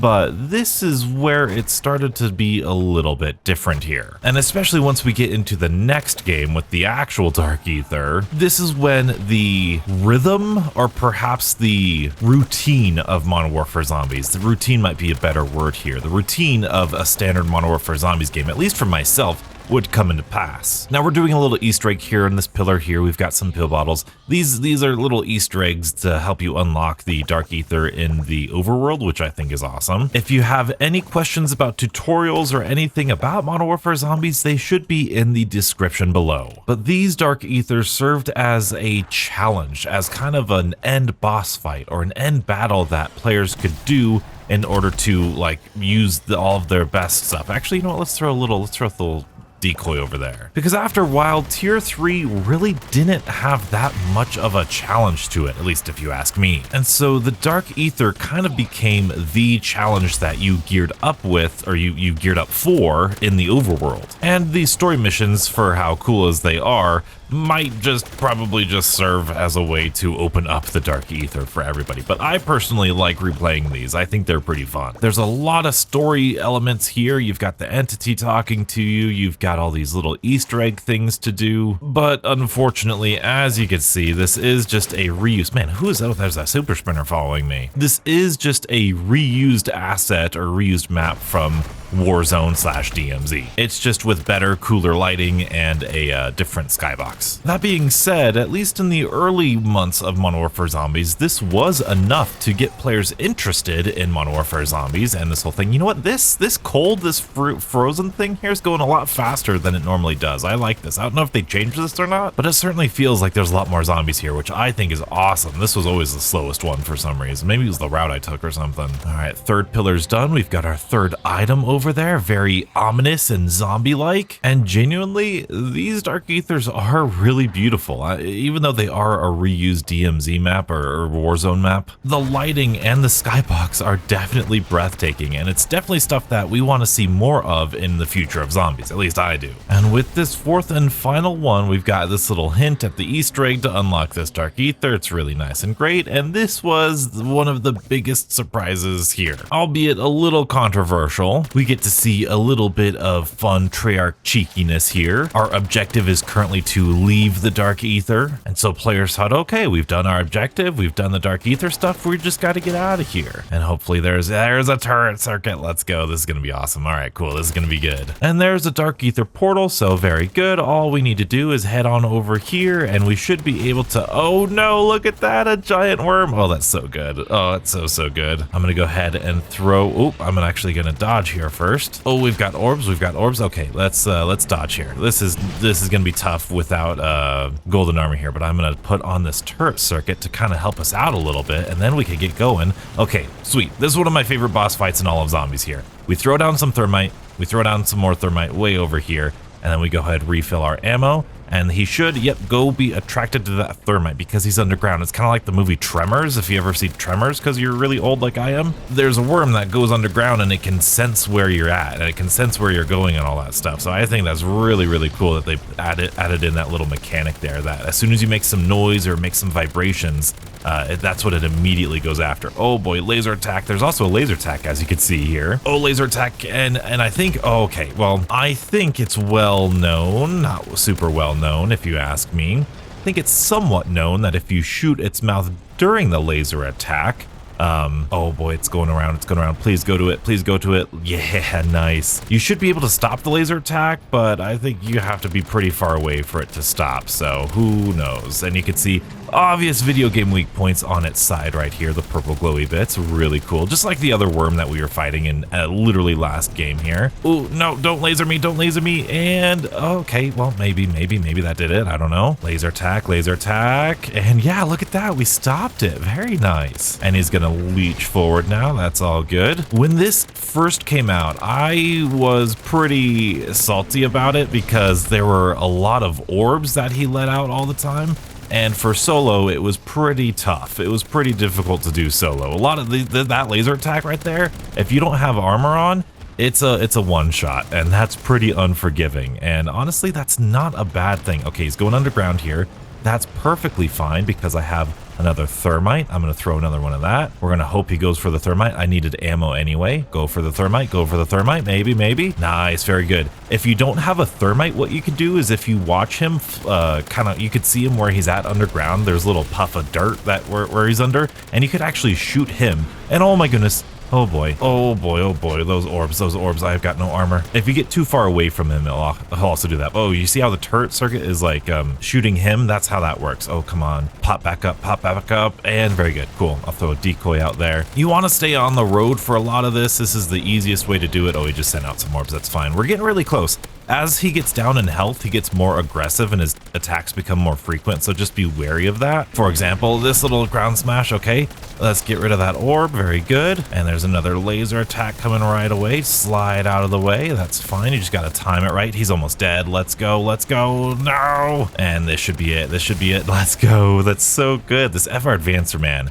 So good. And this death animation check out this death animation. It is so beautiful. Boom, and he explodes. Oh, it's wonderful. And then he drops a whole bunch of actually pretty decent loot nowadays. You know, he used to just drop the gold skull, but now he drops like, I guess some Ethereum, some epic tools, maybe even a PhD can. Let's go, brain rot if you want it. And then you come over here and you get the little special locked diary. It's really nice. We don't need this locked diary because that's how you unlock the Dark Aether, but we will learn more about that after this cutscene, because this is the first cutscene post-launch that we got, and this is where the story actually starts to get interesting. We get this entity clearly talking to Dr. Jansen, and if you ask me, I think this might be the best cutscene that we ever have in Modern Warfare Zombies. We get this little sequence here of this lockdown happening, and then just this cold cut of nothing to everyone. And then we have our original crew, our set crew for Black Ops 6, mind you, dead as zombies with blue eyes, by the way, staring, pointing at Dr. Jansen, and then letting the zombies come and attack her. It's crazy. I don't know. It's so cool. And we get some awesome action-packed stuff. You know, it's awesome. We get a cheeky little denizen noise here.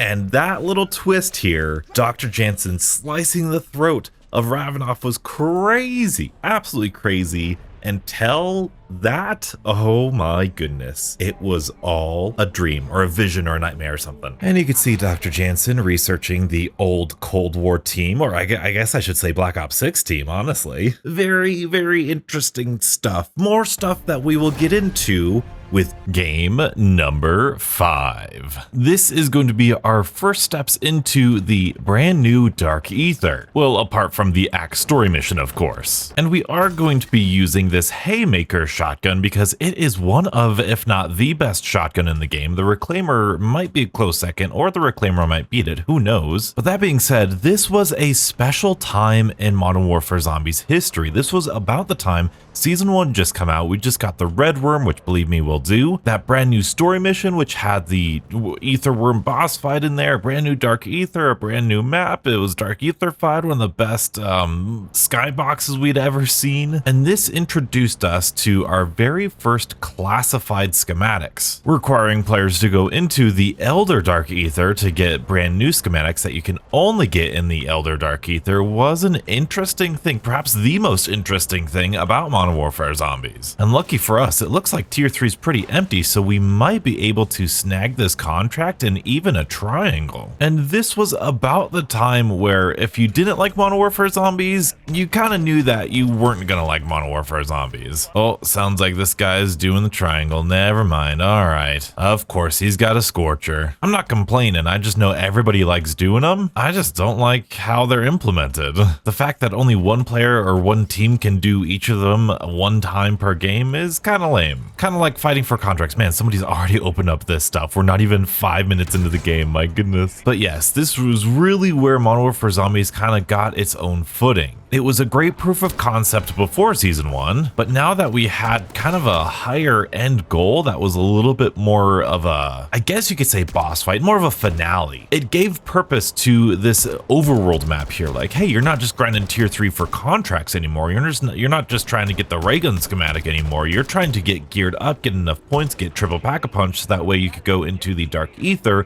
and complete those challenges to get even more schematics and even more powerful acquisitions and stuff. So I appreciate and I really love the power crawl that the Dark Aether introduced here. I think it's used wonderfully. And I feel that way about every single Dark Aether. And there's a lot of Dark Aether. I love every single Dark Aether for something different. Gameplay wise, I think Season 1 Dark Aether is my least favorite, even though it definitely has the best loot. That being said, if I am going to squad up with somebody, I bet you we're going to squad up this game because a lot of people love the Season 1 Dark Aether. Oh, perfect. I want a turret circuit for this game too. There's a chance that we'll get a turret circuit at the very end of one of the escorts in this season's Dark Aether, so that's going to be very helpful, hopefully. Oh, there you go, there you go. That's perfect, that's perfect. That's all the turret circuits that Donuts wants. I should mention, here's the class that I'm working with here for this Haymaker. It's really nothing special. I did a little bit more tac stance, but I didn't put on a laser. I did put on a 20-round magazine. Unfortunately, I'm still using mags withholding, but putting on a larger magazine gets you more ammo, and I do not want to run out of ammo here with the Haymaker. I know that it already doesn't have all that much, so I just didn't want to take my chances. Plus, this is pretty functional enough. I'm also running the Grenade Bandolier. You're not the disciple I'm after. So that way we can get a whole bunch of Casimirs saved up here before we go into the Dark Aether, which will be awesome. Now this Haymaker is actually doing pretty good work here. It's actually fully automatic after you pack a punch it. No, stop it, stop it, stop healing from me. So it's actually pretty good here. I need to get Jug. That's what I'm getting at here. I need to go grab some Jug. Come on, let's go, let's go. Pretty slow fire rate, but honestly not bad at all. Let's go Napalm Burst and a Self Revive. I will take it. I also do have the VR11 because that is going to be necessary here for this Dark Aether run. And if I manage to save up enough points, I definitely want to buy a Jug suit for this character. It might come in handy in the escort mission at the very end, so long as I don't use it on the actual escort itself. I was gonna go get my perks, but then we got this PND, so we're definitely gonna complete those first. All right, it's that time of the game here. Let's head on up here. Let's see if the Donuts toolbox has anything in it. Come on, Donuts toolbox. Nothing. There are some monkey bombs up here. That's pretty cool though. That's nice. If you don't know about the secret to successful shotgunning here in Zombies, you need to equip the slug rounds. I'm sure you saw that in the class that I showed up earlier. But yes, slug rounds are amazing once you pack a punch them on most shotguns. The Riveter, not so much, but most shotguns, yes. And I'm always gonna be really sad that Seatown, this is the Seatown map from the original Modern Warfare 3, always going to be sad that it never got re-released into Modern Warfare 3. It was one of my favorite original Modern Warfare 3 maps. And this was about the time that I got really comfortable in Tier 3. It really did take until Season 1 for me to like get up the courage and go to Tier 3, and then I realized like, oh, there's a lot of good strategies here. Oh, they want to join my squad? Yeah, let's let them join. We're going to the Dark Aether, why not, right? But that's when I realized that like, it really isn't that big of a deal. It just requires you to have a little bit more awareness and make some better decisions. It's kind of like normal Zombies in all honesty. Oh my goodness, these guys want to cancel the contract. Why? We're like so close to it being done. What else are we gonna do in Tier 3? And that's another thing. During these Dark Aethers and the Tier 3s and everything, you were actually not able to leave your squad for quite some time. I can't remember if it was Season 1 or Season 2 or earlier or later than that. They added in the ability to actually leave your squad, and that is actually huge and really game-changing for a game like this. We are going to go pick them up. Ooh, Tombstone, let's go. But before, you were just dedicated to the squad that you were in, which could lead to some unfortunate circumstances. So having the ability to leave is actually huge, and it might be important for this team right now too, because it looks like they're not exactly doing, well, really anything. We got our first Mega Abomination of the game. Let's go. Oh, but first I'm gonna jump in this window and check out this. Ooh, nothing crazy. I can't remember if I've mentioned it already in the video or not, so I apologize. I'm recording these games over a long period of time, if you couldn't tell already. But I was gonna say, I wish they did something with the ground loot. I wish they did something a little bit more interesting than just like, oh, you'll sometimes get a green weapon in this case. Ooh, let's throw something in his face. Let's go, get up here. Oh my goodness. Oh boy, there's 2 Mega Abominations here. Oh, and a Mangler. Oh my goodness. Come on, let's get on up here. Let's pretend like we know how to do this here. There we go. go. And you're gonna release a bunch of nest crawlers. Man, we're fighting 2 Mega Abominations. Oh, that's like an HVT Mega Abomination as well. Okay, that's not so good. That's all right. We're actually doing it. Look at all that damage. Very, very nice. Oh, and an insta-kill. That is gonna be magical. Come on, let's go, let's go. Nice. All right, that's gonna be us. Can I get you dead next, please? Thank you. Very good. I'm gonna steal these things, and unfortunately, it doesn't look like he left a reward rift. That is quite all right, because I was really just after the points anyway, but oh well. Oh, the reward rift is up here. That's a very odd reward rift, wouldn't you say so? Let's go ahead and look in it, and there's nothing. Purple tool, let's go. And genuinely, we might be close to actually getting out of here. We've got like almost 30,000 points. I've got like 4 or 5 Casimirs. I think overall, I really adore how they did open world here in Modern Warfare 3. I love the fact that instead of like a timer, instead of like a round progression, not that I'm against round based, clearly I'm not against round based, but I love the fact that the different difficulties are tied to the actual physical play space. And we got a cargo delivery, very nice. It's rare to see those guys. But in terms of having the play space be the actual difficulty, I love that tier 3 is on this island. I love how it's really kind of like moody and everything. It has its own atmosphere, even though it's still pretty Warzone-y. It's pretty moody. And ooh, there's somebody pleading. I always thought this would be a fantastic formula to change up with different maps. Having a map that's just tier 2 and tier 3 and skipping tier 1, or having a map that's just tier 3. So that way when you load it in, it was intense from the get-go. Having a map that does change like over time, like the first 15 minutes is tier 1, then the next 15 minutes is tier 2, and then the last 15 minutes is tier 3, and then the last 15 minutes is the Dark Aether or the Dark Aether Storm. Like, I don't know, there's a lot of potential with the fundamentals of this mode. Actually, I'm gonna get brain rot here. I feel like that's gonna be good. And I think he's gonna get that contract first. Yep. He invited me to join their squad. I think I'm going to here. I think these guys know a little bit more about what they're doing. I apologize if the old guys ever see this. They're still just kind of around Pack-a-Punch. They weren't really doing a whole bunch here. So these guys have Scorchers. These guys kind of look like they know what they're doing, which is a lot more like the Modern Warfare 3 zombies I remember. At least during this time. During this time, I was crazy about joining people's teams and going to the Dark Aether, and well, that's how I got my Aether Blade schematic. I tried running it solo so many times and I just couldn't get past that escort. Dude, I got like 4 Mega Abominations on that escort that we're about to go to. It was just so punishing solo, which is something about Modern Warfare Zombies that I don't know if I was just, or if we were all just really bad about with Modern Warfare 3 zombies, because looking back at my old footage, it feels like there's a lot more zombies. It feels like it's way more intense than it is now. Even in tier 2 felt like a struggle, but now, like you guys just saw, we did a 0 to hero in like 1 game, and then we were back to kind of normal. So I don't know if it was just a mentality or just understanding the mechanics, but this game really felt like it was geared towards just teams at first, but now it feels very balanced to solo. While those guys go grab the contract, I'm gonna go grab myself a Juggernaut suit here. We'll throw that down and go grab a jug. Very nice. Oh, hi zombies. I just picked up Shatterblast for some reason. Why? And it was dead before I could even get here. Very cool. And again, nothing. Oh boy, I just pinged this Dark Aether. They just pinged that Dark Aether. I think we're going to different Dark Aethers. Donuts might need to do this solo here. I think I am gonna do this solo, unfortunately. I'm actually gonna go buy some Casimirs because I've got the points for it. I've got crazy amounts of points for it. I'll get some Casimirs. Yeah, 8, 9. We're gonna have 10 Casimirs with 3 turret circuits, 2 self-revives. I think that's pretty good. I'm gonna finish this contract, see if we get anything juicy with this contract, and then we're just gonna go into the Dark Aether. All right, let's see if we can't get in this reward rift, please. No, that's the jug. Okay, all right, where's the reward rift? There it is, and nothing crazy. Okay, so now I'm going to leave my squad here, unfortunately. Strike out alone. Oh, hey, look, here's a pillar. Brain rot. Don't got brain rot. Oh, well. Well, that is quite all right. We are going to head into the very first Dark Aether. This was crazy fun at the time. It was so cool to see this brand new portal. I love the design.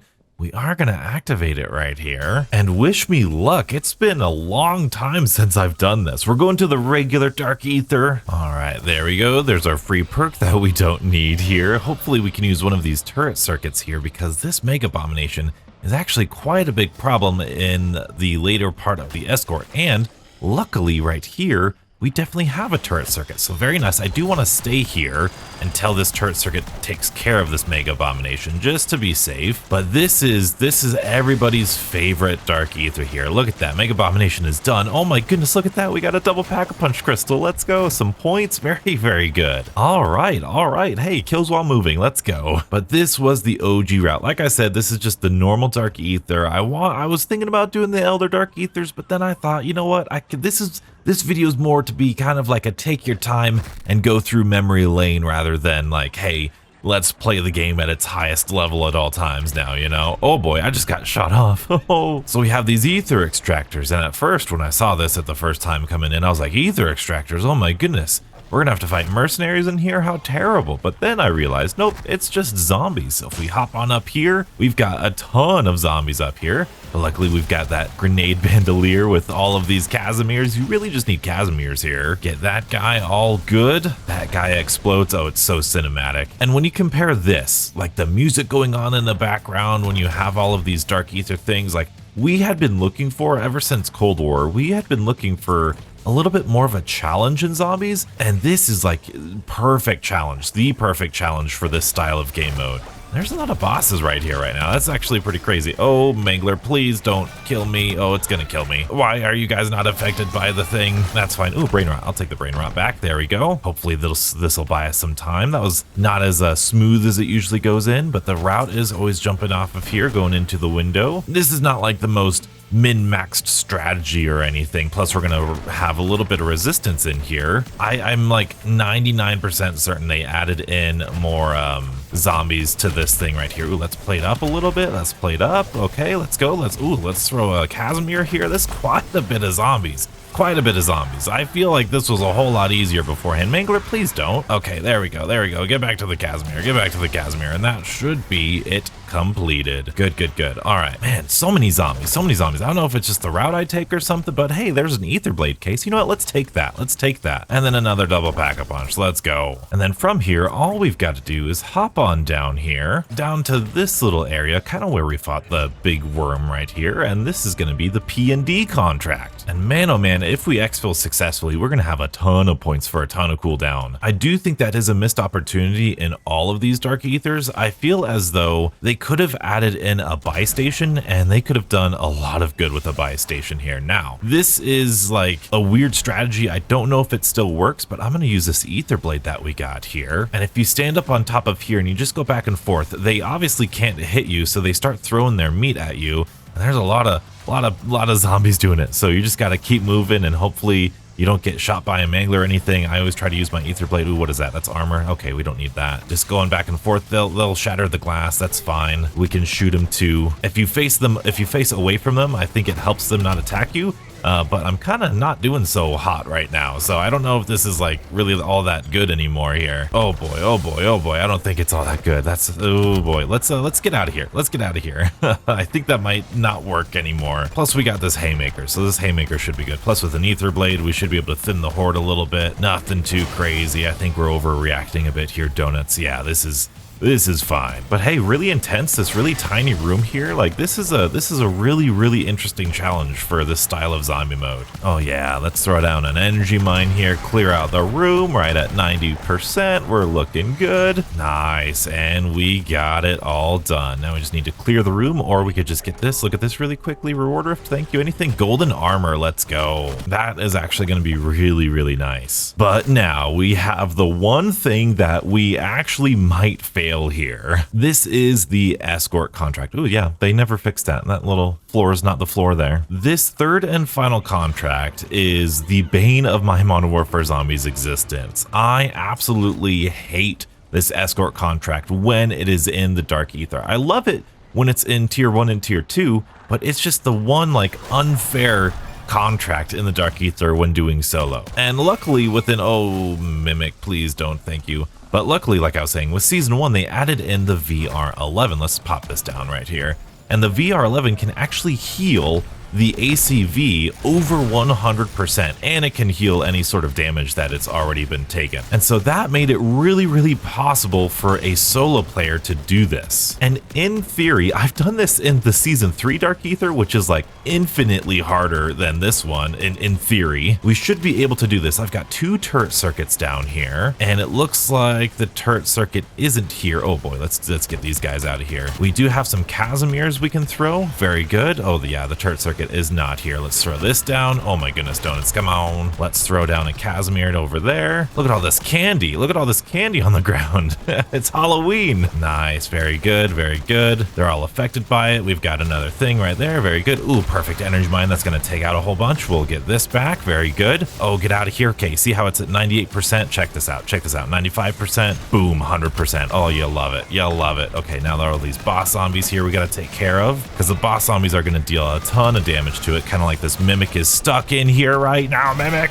All right, let's kind of shoot this a little bit more here. All right, hopefully that'll be a little bit better. That was an intense first round here. Still got 6 Casimirs, so we should be good. I just hope that we have a turret circuit at the very end. If we don't, it's gonna be pretty intense. If we throw a jug suit during this, we have to be careful not to throw the jug suit on it because it will destroy the ACV. I learned that the hard way. All right, let's heal this up a little bit more here. Throw that guy down. Oh boy, I'm stressed right now. Let's throw that guy over here. Let's throw this guy kind of over here. Oh boy, oh boy. There's so many things. There's so many things. There's so many things. Okay, let's do a lap. Let's do a lap. Let's head on up here and equip another Casimir, because I think we'll need it. Throw it over here. That's fine. We could be liberal with it. That's fine. Get these guys on that side. Very good. All right. Let's throw another energy mine down. Get this disciple. We're at 100%. We're at 100%. We're looking good. We're looking good. I don't feel good, but we're looking good. 99%. Let's get this healed up. Now, hopefully we don't see a mega abomination around this corner. That is what we were avoiding previously. I am gonna kind of waste a Casimir here with a grenade bandolier, so I just want 2 on the bar. Plus we've got like 3 in reserve. I think we're looking okay. All right, I don't see a mega abomination, so I'm pretty happy right now. Let's try to get some zombie kills. We can charge up our energy mine again. Get out of here, disciple. I don't know why you're so high up there. Get off of there. Go, go, go. All right, here we go. We're gonna heal it up a little bit more. I don't know how much you can heal it, but I'm just gonna do that. There we go. And then, oh my goodness, oh, there's a lot of zombies over here. Let's throw that down now. That's gonna take out that Mangler and give us a little bit of space. That's an insta-kill. I'm definitely gonna take that insta-kill and throw down a Casimir over there. Hopefully our game doesn't crash here. I'm gonna throw down another Casimir. It looks like we don't have the turret circuit over here. That is crazy bad luck, but we've got it with our VR11. This actually didn't go too bad. That's pretty good. Oh yeah, and this haymaker is awesome. If you haven't been able to tell already here. Oh no, 92%, 92%. Let's hop on up here. Let's try to do this. Aether Blade, come on now. Aether Blade, let's go. Oh, there's so many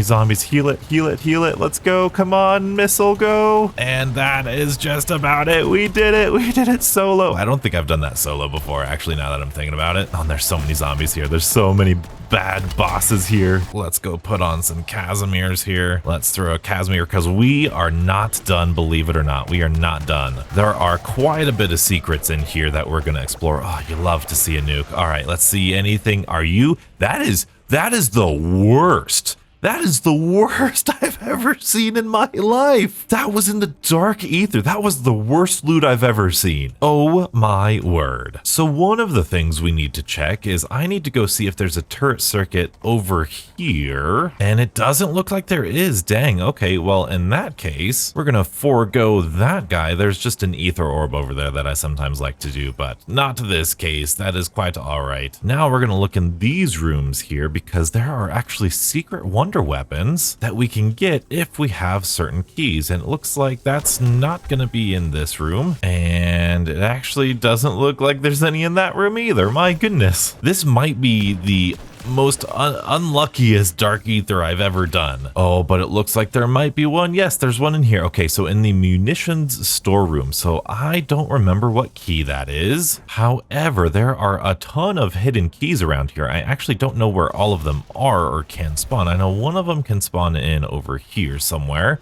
That's the officer's quarters keys, so that's not the one that we need. So we need to head back up top of here and do some parkour. If we head on top of here and go on top of here, we can actually parkour onto here. Oh, there's a turret circuit right there. Oh my goodness, I didn't even know a turret circuit could spawn right there, but we can go up here, kind of wait for this guy to go up, and then there should be a key right here. There's the officer's quarters key. We don't need that. We can keep going on to here, maybe. There we go. And then go on to here and then head on up over to here. And that is the munitions storeroom that we are looking for. And so that we can just jump back down over here. You know what? Do I got a turret circuit? I might have a turret circuit. I got a turret circuit. Let's do that. Let's get this guy going. I didn't know you could do this. That would have been really nice to do when I was doing the first contract, but we can jump on down here now and we can unlock this door now and we can get a VR11. Yay. Look at that. So we replenished our VR11. I want to take this opportunity. I think everybody knows about the Exfil up there, but a lot of people don't know about the secondary Exfil underground. A lot of you guys might not know that there is an underground, but look at this. This is an underground little area. Now, in this underground area, there's also an Aether nest. So we're going to go ahead and complete this as fast as we can here. We'll throw down another Casimir because this one's actually pretty cool. I mean, sort of cool. It's not like super cool, but it's nifty in a little bit of ways. Okay, let's do this. The last guy's over here, I think. And boom, there's the last one. Very good. Let's take care of these guys. Not only does this act like an Aether nest, and you have all these zombies to kill, and we have a max ammo, and we've got the chest that we can open. We've got some mimics in here. We can see if there's anything good. Nothing good. Absolutely nothing good. But at the very last, I'll throw a Casimir down. Very last spore, it actually drops a key that you can use to check another area where it might have a wonder weapon. Very cool. This is part of the Warzone map, obviously. And of course, that's not all of the secret rooms and the secret keys, but this was a pretty strong start to the Dark Aether gameplay that we were going to get, well, for the entirety of Modern Warfare Zombies. And with Season 1 being such a huge success, everybody was so excited for the zombie-themed Season 2. And that is where we need to go to game number 6. That's right, Season 2 is here. We have the SOA Subverter. I don't remember if this is any good or not, but we're just going to go ahead and triple pack-a-punch it. I need Borealis on it still. That's why we're using it here. Additionally, I've got all of these things. We're doing a story mission this game, so it's going to be another quick one. But what I wanted to do also this game was switch over to the third person like we said we were gonna do, and we'll see how good this is. All right, get a little bit more cinematic here. Don't worry, it'll just be for this quick game here. And we're gonna jump into this portal, and I don't see anybody going for this tier 3 quite yet, which is pretty darn good. We might actually do some triangles unlike last game. If not, there's plenty of contracts that we can do right away. So the big deal with this season, this is a weird angle, isn't it? Season 2 was the Walking Dead theme. There was a crossover with the Walking Dead,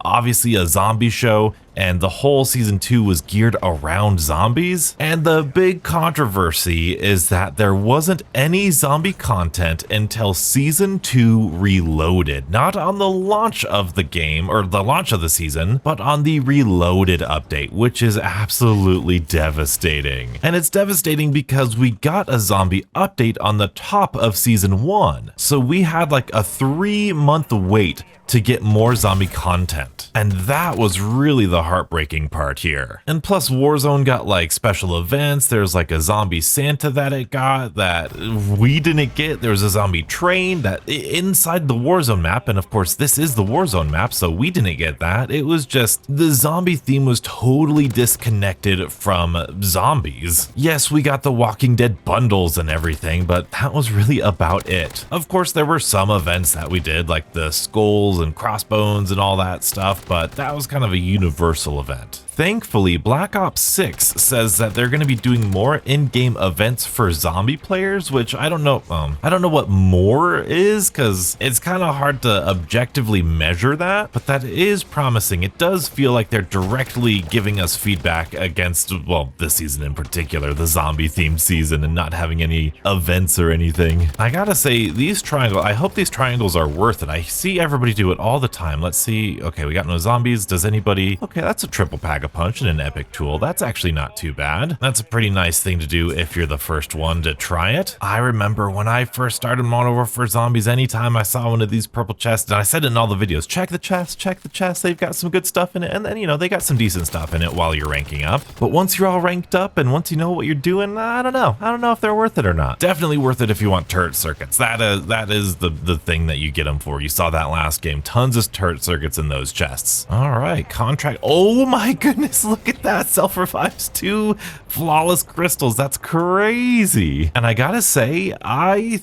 think I'm all like ready geared up. I don't got golden armor, don't have mag of holding. I'm just missing tombstone and elemental pop, so I might just grab those on the way over. But yeah, I think we're ready to just jump into this story mission. Like I said, this is gonna be a short little thing here. But this was talking about the community sentiment. Like I said, we were not happy that we were getting pushed off to the season reloaded update and that it was a zombie season and we got not a lot of zombie content. Now, if you want conspiracy theory donuts here, I betcha putting these zombies on the reloaded update was a test for Black Ops 6. I have the sneaking suspicion that the player base will actually play longer if the zombies update are on the in-season or the reloaded update. And it makes sense to me. People, you know, the update comes out, they play with the new weapons, which they can do in zombies, they play with the new maps and multiplayer stuff, and then once the reloaded comes out, oh, there's new zombie stuff now? So I think it might get more players to play more. So I don't know. I have a conspiracy theory that in Black Ops 6, we still might get the zombies updates on the reloaded updates. I don't know. That's just my conspiracy theory. I do gotta say, I really like the third person mode. This is pretty fun in all honesty. It just feels a little bit more cinematic. I don't know, Modern Warfare has a tactical feel that I really like. It's like people say military sim, but it's clearly not military sim. We're playing zombies here. I've heard the word tactical thrown around a little bit. I don't know if that's exactly the right phrase for this, but I don't know, maybe you could call it that. It does feel cool. But just like that, 10 minutes into the game, we're going less than 10 minutes, we're going into the brand new story mission. Oh boy, I'm falling. Oh yeah, we've got Ravenoff. I forgot about Ravenoff. Look at that. All right, if you missed the little intro here, there's actually a little bit of Terminus Outcomes, the bad guy here. You can see Fletcher right there. He actually got trapped inside this dark ether. So this really felt like we were playing around with the narrative a little bit. Hey, we're dealing with Fletcher. We're dealing with the bad guys now. Maybe this story could take an interesting turn. That didn't happen. To my knowledge, this is the last time that we ever see Fletcher, but it was nice after like a season of this stuff. Oh boy, this third person's hard indoors. To come in here and boom, we have mercenaries that we're actually not going to kill. We're actually going to escort these mercenaries. And here we have another ACV. But speaking about the larger picture here, with season 1 being so positively received, season 2 being another dark ether mission, I betcha people weren't thinking that people weren't going to like this, but the fact that this was just another dark ether mission kind of rubbed people the wrong way. I know I, for one, was anticipating, not necessarily expecting, but anticipating like another map or new contracts or new bosses. But also around this time is exactly when Treyarch had a creator call with a couple creators saying, hey, there's not going to be any new bosses. There's not going to be any new perks. And that was just absolutely devastating. With such a strong start to season 1, to have such a lackluster and formulaic, dare I say, season 2, and then to confirm that you weren't going to add any more perks and you weren't going to add any more bosses. While I love the transparency, we definitely need more of that, especially as weird of a year this was for zombies. It just kind of took the wind out of the sails for Modern Warfare 3, even though stuff like this is pretty cool. Like this story mission, I imagine story missions are kind of like the beta or alpha of the directed mode main quest, you know, having this sort of like Easter egg type thing that's forcing you to do here. Look at this, dude, tier 3 legendary weapon is crazy. I imagine this is the sort of thing that the guided mode is going to be like in Black Ops 6. Hopefully it's a lot more complicated and a lot more in depth, because like having like a story thing like go see this mimic, go complete this stronghold, go kill this mangler, it's not exactly exciting. So hopefully the gameplay is a little bit better in Black Ops 6, but they're playing around with these ideas that actually really worked with a lot of people. Now, storyline wise, this is kind of important. This is a neutralizer. This is part of that neutralizer that we used in the Act 3 mission, and this is going to be our key to escaping the Dark Aether. Hey, buddy. And so now that we've got it, we can hop back up on here, and now we have to go save Fletcher from the biggest infested stronghold of all Modern Warfare zombies. Oh my goodness, they really marketed that, didn't they? All right, let's go to Fletcher's last known location, and let's put on our gas mask, and this is actually pretty good. I like how big this is. I feel like it's really daunting. It adds a whole lot of stress, and you have to like really pay attention. Hey, is this a thing? Is that a thing? Where do I go for this? Where do I go for that? I know I saw a couple over there, but I'm gonna do a sweep of this underground first. Make sure I got them all before we go above ground. And again, we see our gas mask getting broke, and then we repair it with this ammo cache right there. I love that mechanic. Very, very good. Let's head on over here to the other side. There's assist up there. There's assist over here. Assist right there. And just like the other story mission, this is a tier 2 threat level, so it's not a crazy big threat level, but it is really nice for kind of an introductory thing, getting people into the story missions and the Dark Aether areas. It's really accessible. I really like it. And I think this last one, yep, right around this corner. Very good. Hey, we completed the infested stronghold. How thrilling was that? Now we can clear out all of these bad guys, and I believe, yeah, man, there's a lot of candy in here when you're by yourself. I also feel like they decreased the amount of bosses in here. I feel like there are a lot more bosses in here, but maybe I was thinking about the Dark Aether. Ooh, a Casimir, nice. Ooh, and we'll put on Deadwire. There's an elemental pop can with some blue tools, lovely. Ooh, another one of that, another turret circuit, very good. And anything good in here? Nothing. All right. Well, let's regroup with the ACV. Oh, is that Fletcher? Yep, that's Fletcher. Very nice. Sometimes Fletcher glitches in here and you have to go get him, but I do love the animations on this. And Black Ops 6 Zombies, round-based zombies, is going to have a third-person mode or toggle just like this one, so I really like that. Gonna have to play a few games in this mode because this is really cool. It's a small little detail, but I really like it. But if you go back and watch my first reaction to this mode or the story mission, I was so excited. I was like a kid in the candy store. I was so giddy because right around here, I started hearing a very familiar tone. I don't think you can hear it now. No, you can't hear it now, but there was a faint tone of these 115 rocks right here. And I think these things might lead to a huge storyline twist or meaning or plot point here, because these are legit 115 rocks here in the Dark Aether. Now, when you play all three of them, it just plays 115 the song, which is actually pretty cool. But I also think 115 is now significant. And hopefully you guys have seen a video from me about that theory already. But we activate this third one, and then all of a sudden we have one of the best Easter egg songs ever, 115 playing, and we can get this Outlast contract going. Oh, I picked up a stim. Fighting these zombies with this 115 hardcore, you know, rock and roll song coming on. It just brought a smile to my face. It was just so cool to hear the song after years. You know, like Cold War didn't have a whole lot of Easter egg songs. Vanguard didn't have any. Modern Warfare Zombies didn't have any. So to hear this, and especially 115, like the classic Kino Der Toten 115 after so long, it was such a special moment. It was really cool. It was nostalgic.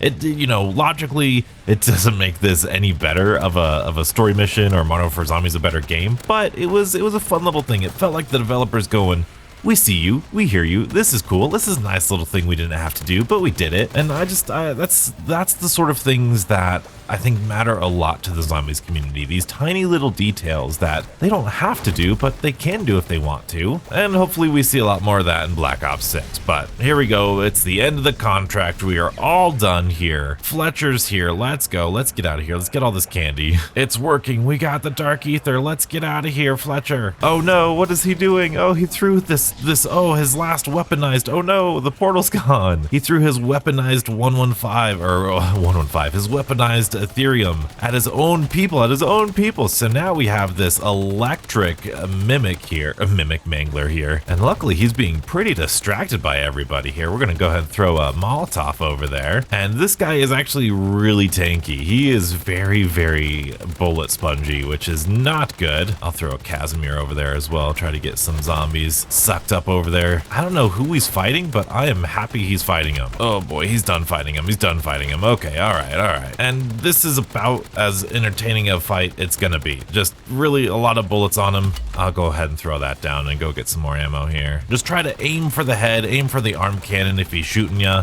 He might sprint at you, but that's okay. I do try to keep him and, or keep Ravenoff in between me and him, because he will shock you and stun you like that, but the best thing you can do is shoot him in the face, and wow, that was actually not too bad. Got more quotes from the entity, we've got an actual drum, we've got a magus of holding, look at that, very cool. Let's just exfil with the things we can exfil with, very good. Short, sweet, to the point. This was it was certainly a story mission. Not as bombastic as a giant worm in the air in terms of anything secret. Well, you kind of saw it was just the 115 Easter egg. But third person is cool, and I think it's time to actually go into this Dark Aether, because the Season 2 Dark Aether is actually one of the chillest, most fun Dark Aethers for me, but this cutscene, to add on top of the kind of lackluster Season 2, this cutscene is just dialogue between Jansen and Ravenoff. Now, there are a few important details that we actually hear from them, but this dialogue is the type of dialogue we would get with a set crew of characters in classic zombies. So we learned Ravenoff and Requiem tried to save Maxis at some point in time. They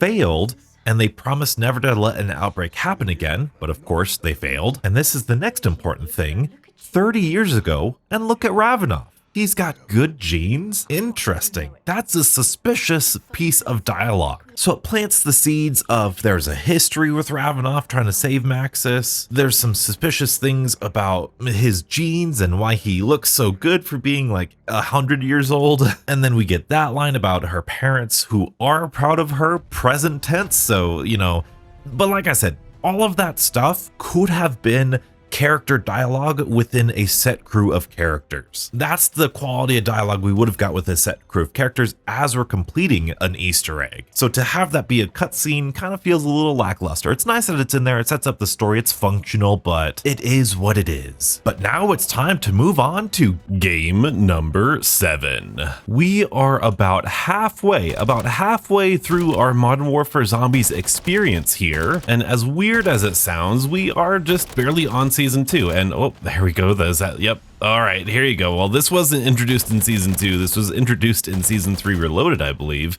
That little pink thing on my screen, little Scorcher glitch there. If someone's using the Scorcher nearby, it'll actually hook on to your screen for some reason. But anyway, for this game, we're going to be using this Holger 557, but the most important thing about it is going to be this flamethrower, because supposedly this flamethrower is still really good. Oh, I got a triple pack of punch it, even though I've got the beautiful Borealis mastery camo here. Let's go ahead. Dinosaur line pizza. Head on into tier 3. Do we got anybody? Oh man, we got tons of people in here, all doing the different triangles. That's okay. This Dark Aether that we're heading into is probably my favorite Dark Aether, just because it's the easiest Dark Aether, which has got to be a little bit hypocritical, I guess you could say, because I'm all about, oh man, you can do a lot more than what you think, and challenge is actually fun in video games and all that stuff, right? While that is very true, there is a difference between difficulty and tediousness, I guess. I just don't like the fact that the escorts are so prevalent in the Dark Aether. Oh boy, I don't have golden armor. Donuts, you're such a donut. I don't have jug either. Oh boy, we gotta go. Gotta remember, I don't have golden armor here, but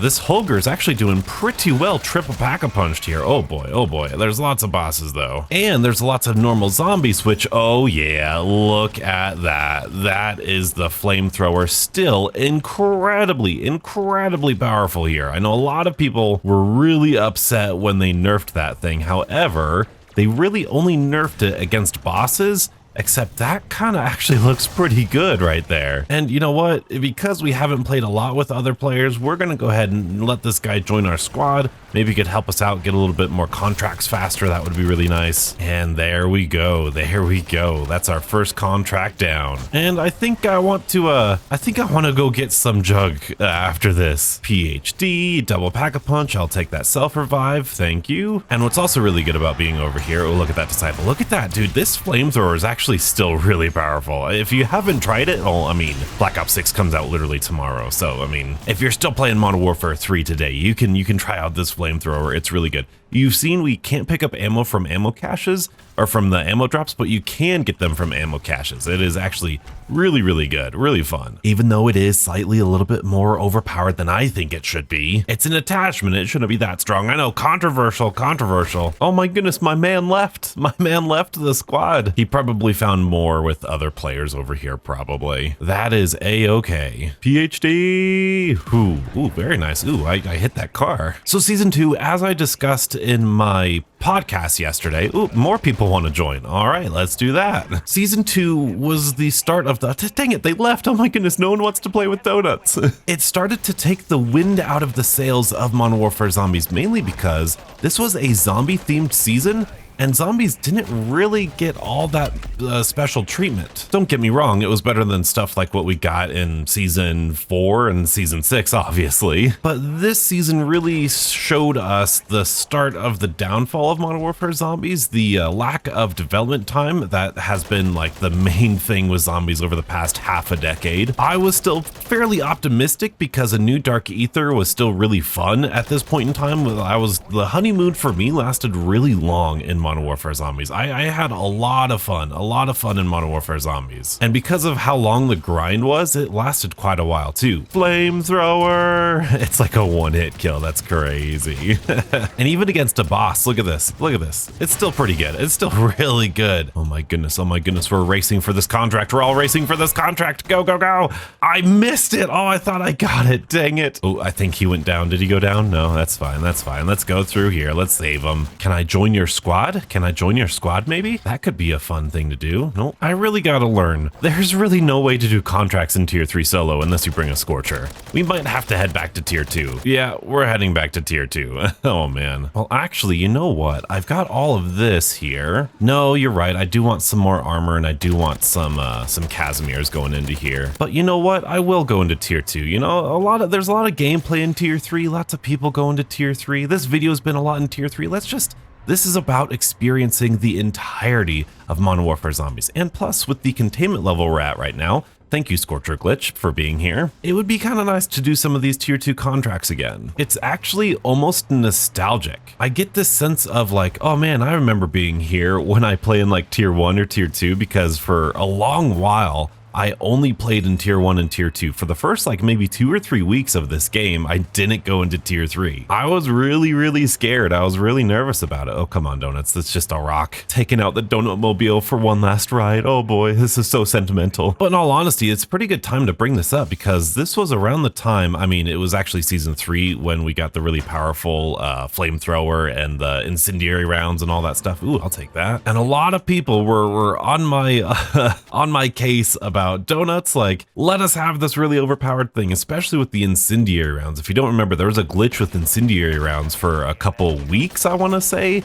where it would just literally insta-kill everything. I still have a lot of some really popular videos about it. It would take out a worm in like 30 seconds. It would insta-kill all the bosses in tier 3. It was actually really crazy. And people said, well, Donuts, that's the only way I could go to tier 3. That's the only way I could do this. That's the only way I can go to the Dark Aether. And I would often, and I still will challenge those people to say, actually, you can do it without that stuff. You don't need this overpowered flamethrower attachment. You don't need this overpowered chainsaw attachment, because that was the other overpowered thing that people used. And there's always that argument of, well, I don't play zombies like full-time like you do, like all the YouTubers. I got school, I got a job. Can you please, mercenaries? Could you please not? And to that I always say, I also have a full-time job and I post YouTube videos, which takes a whole heck of a lot of time. At the very end of this video, in fact, I will go over all of my stats for you to see that I don't have that much game time compared to probably most of you. Wow, we did all that for brain rot. Wow. And I was very much like everyone else, really scared to go into tier 3, really nervous and not really talented at it. But it's because of those experiences, it's because I pushed myself to do it that, well, in the first place I did it. And second of all, that I want to show others how to do it because it really isn't all that difficult. Mercenary, gotta look both ways before crossing the street. Did I just get my contract stolen in tier 2? Are you kidding me? That's crazy. That's insane. And he's the one giving me the Scorcher glitch too. That's wonderful. That's all right. I think we're really only like one contract away from the points that I want here. And I don't mean to bring up the entire argument again. I apologize if it's old news here, but you guys are just so much more capable than you give yourself credit for. I know you could be really nervous and afraid for all these things, but a lot of fun of video games in general is the actual game of it. If games were nothing more than just interactive media and you always were successful the first time through or even the second time through, or if the barrier to entry was really low, then every game would be like one of those old Telltale games, or just kind of like you see a button prompt, you select a thing and go, oh, okay, I just win. It's impossible to lose. Failure is part of the learning process. Failing is a huge part of video games. And if you can't fail, if you can't learn from your mistakes, then you're gonna have a lot of trouble in video games and basically in life too. And don't hear me wrong, beautiful people. There's definitely a time and place for a Dark Souls type game where it's really skillful and really this and really that. And actually in a podcast that one of the directors or producers or studio leads for id Software about Doom Eternal, of course, another Doom Eternal reference. Hugo Martin, that's his name.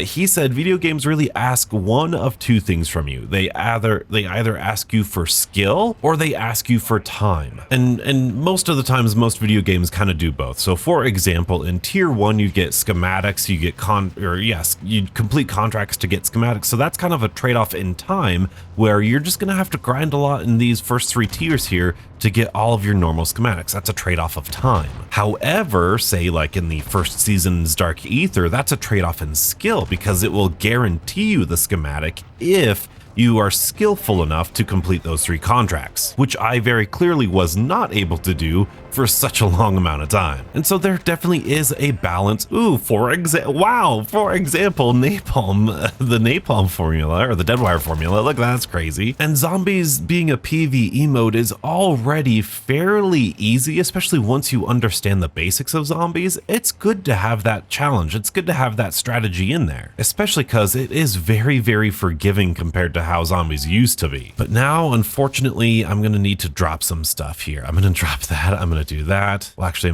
yeah, there you go. Okay, 1, 2, 3, 4, 5. I only have enough for 4. That's okay. We're just gonna go quick, get this buy station. We're gonna get some Casimirs and we're gonna head on into the Dark Aether. First, we're just gonna flamethrower all of these bad guys over here. No, get out of here, Mimic. Get out of here, zombies. Oh, it's so easy. Oh, it's so easy. Anybody else? All right, there's 4. Very good. I'm gonna drop one on the ground and stow one just so that we get some extra. Hey, zombie. And then I'm actually going to drop I'm actually gonna have to drop one of these legendary tools, aren't I? No, I want to keep them. I want to keep these guys for the next games we're playing today. Oh, I'm gonna drop Death Perception. I wanted an extra thing for armor since I don't have golden armor here. Want to play it safe. Don't want to embarrass myself in the final video, you know. So many people in tier 3 today. So many people. Sorry. I'm sorry. What are you doing, bro? What the heck are you doing?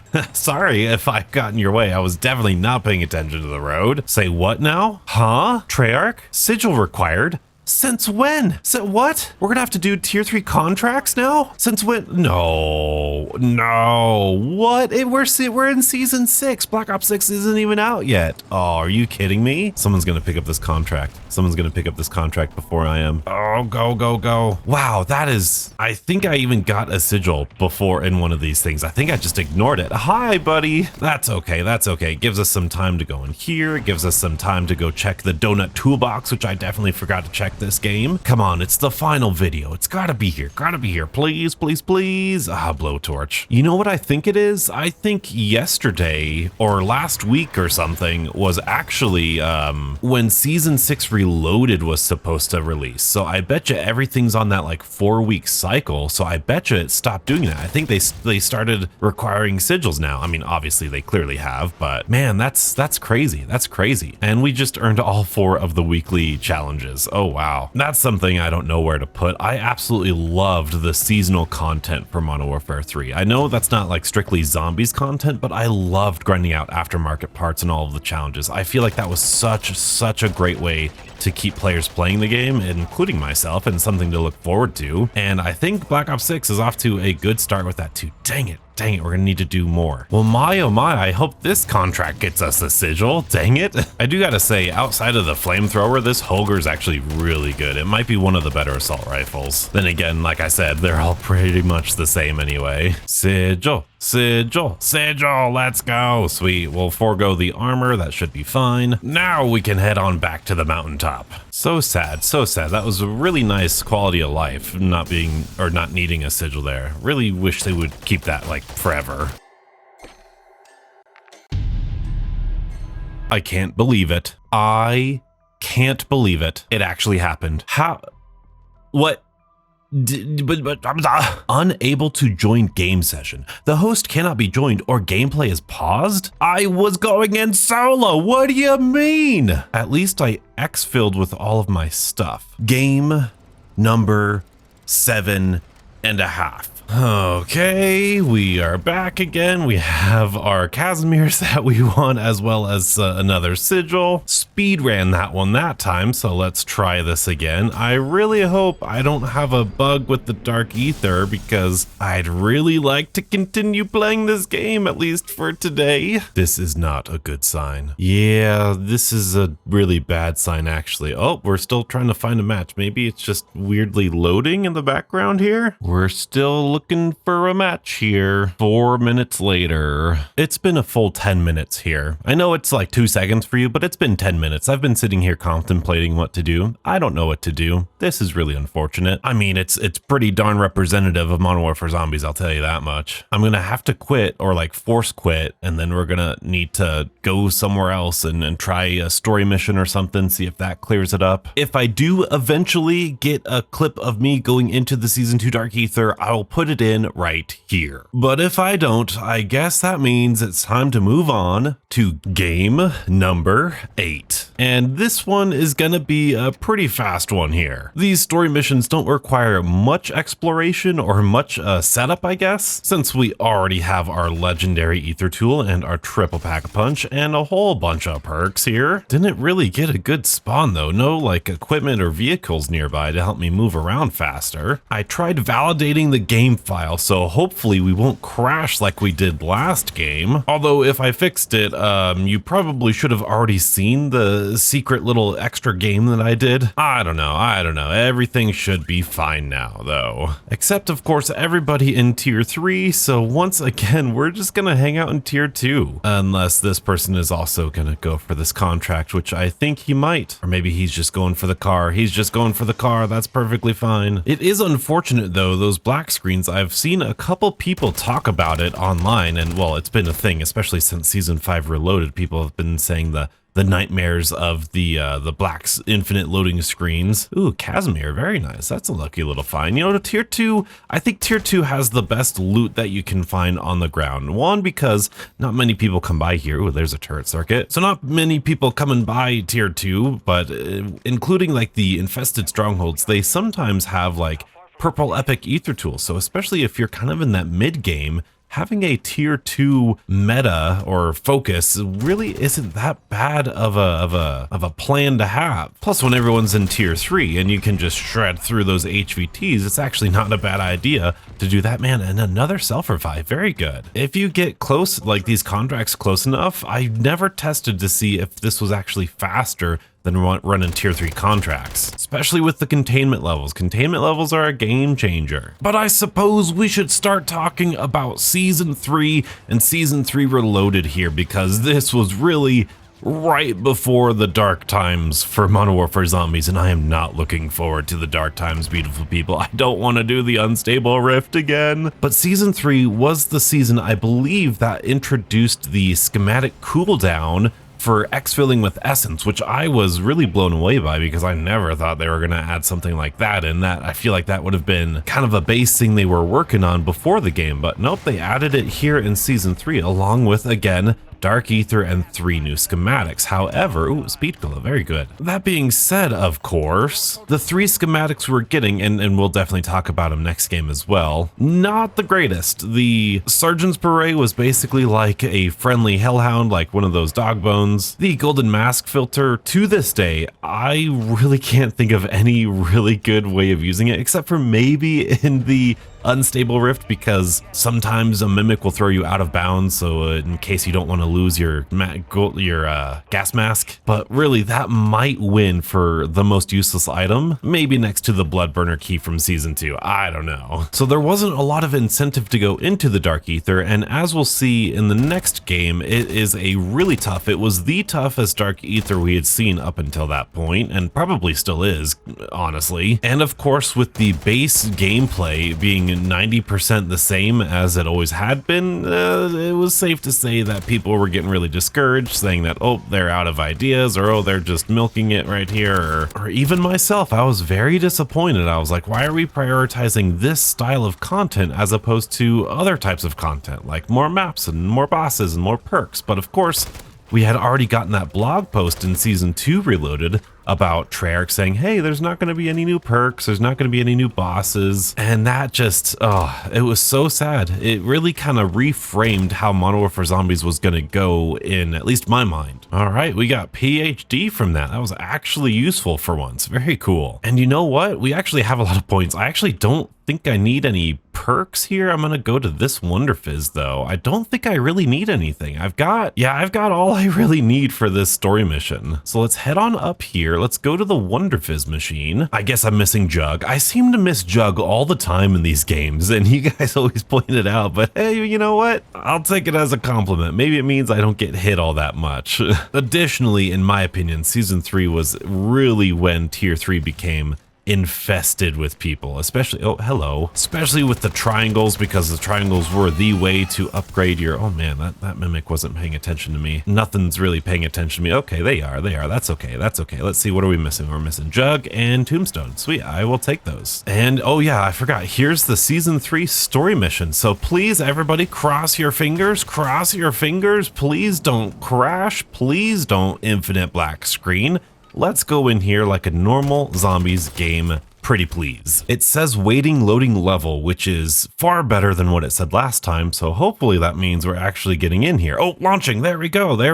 That's a good sign. Yeah, there we go. And this was the second to last story mission, although we didn't know it at the time. This really leaned into, if you read the subtitles here, Dr. Jansen being lulled into the Dark Aether here by this entity and their connection together. And this is, in my opinion, where the story really takes off, because it's, well, you know, there's only one story after this, there's one story mission after this. So of course they have to kind of make it a little bit more, escalate it a little bit more to get a little bit more spectacle. Spectacle is the word that I love to use to describe this sort of thing. And as you can see, this Dark Aether is gorgeous. It's really, really beautiful. I know it's just part of the Warzone map, and it's not the best like zombie map ever, but the skybox, man, the skybox is great. But I've heard a lot of people lately especially say that they want a Dark Aether that's more than just purple and blue. And I gotta say, I agree. I am a big, huge fan of Vanguard's Dark Aether. That red with the crystals and the floating rocks, like that was really cool to see. I very much did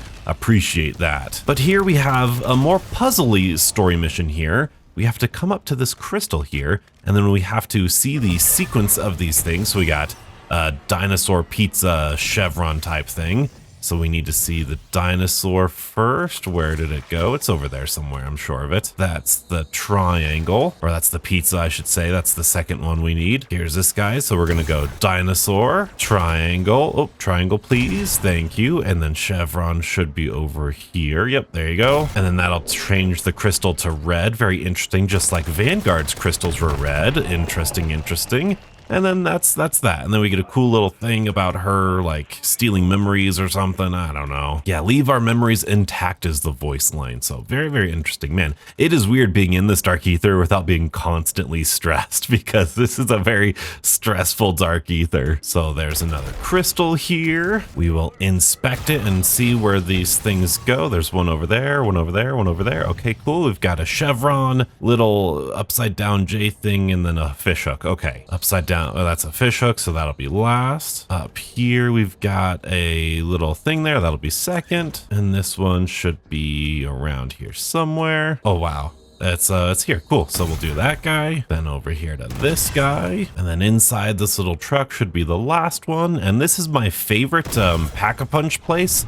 You'll see later once we break this crystal. Very good. We'll head on up here. If we go on top of this ladder, we can then go on up here. And then on top of this plane is exactly where the pack-a-punch is, except you got to go way up here. You got to parkour a little bit. There it is, just up over there. Look at that. Very, very cool. Very, very cool. And we can jump off of here, and you get a lot of distance from jumping off of that, which is really fun. They really leaned into that anti-gravity or that really broken earth sort of thing in season 5, which I'm really excited to get to. And we're not quite done yet. We're gonna go here with Dr. Jansen, but then the storm takes her away for some reason, and we get our very first look at this little what was that? What was that? We just got crazy packet burst, dude. This game, man, this game. Oh boy. We get our first little brush with the entity here. Ooh, my screen is doing something weird. I don't know if you could see it. I hope I'm recording still. Oh man. We just have to go to these seals just like we have done for, well, nearly every single story mission here. Yeah, my screen is like flickering on something. Oh boy. Oh my goodness, that was really fast. Oh my goodness, that was really fast. That was crazy good. All right, cool. Next. You know, I just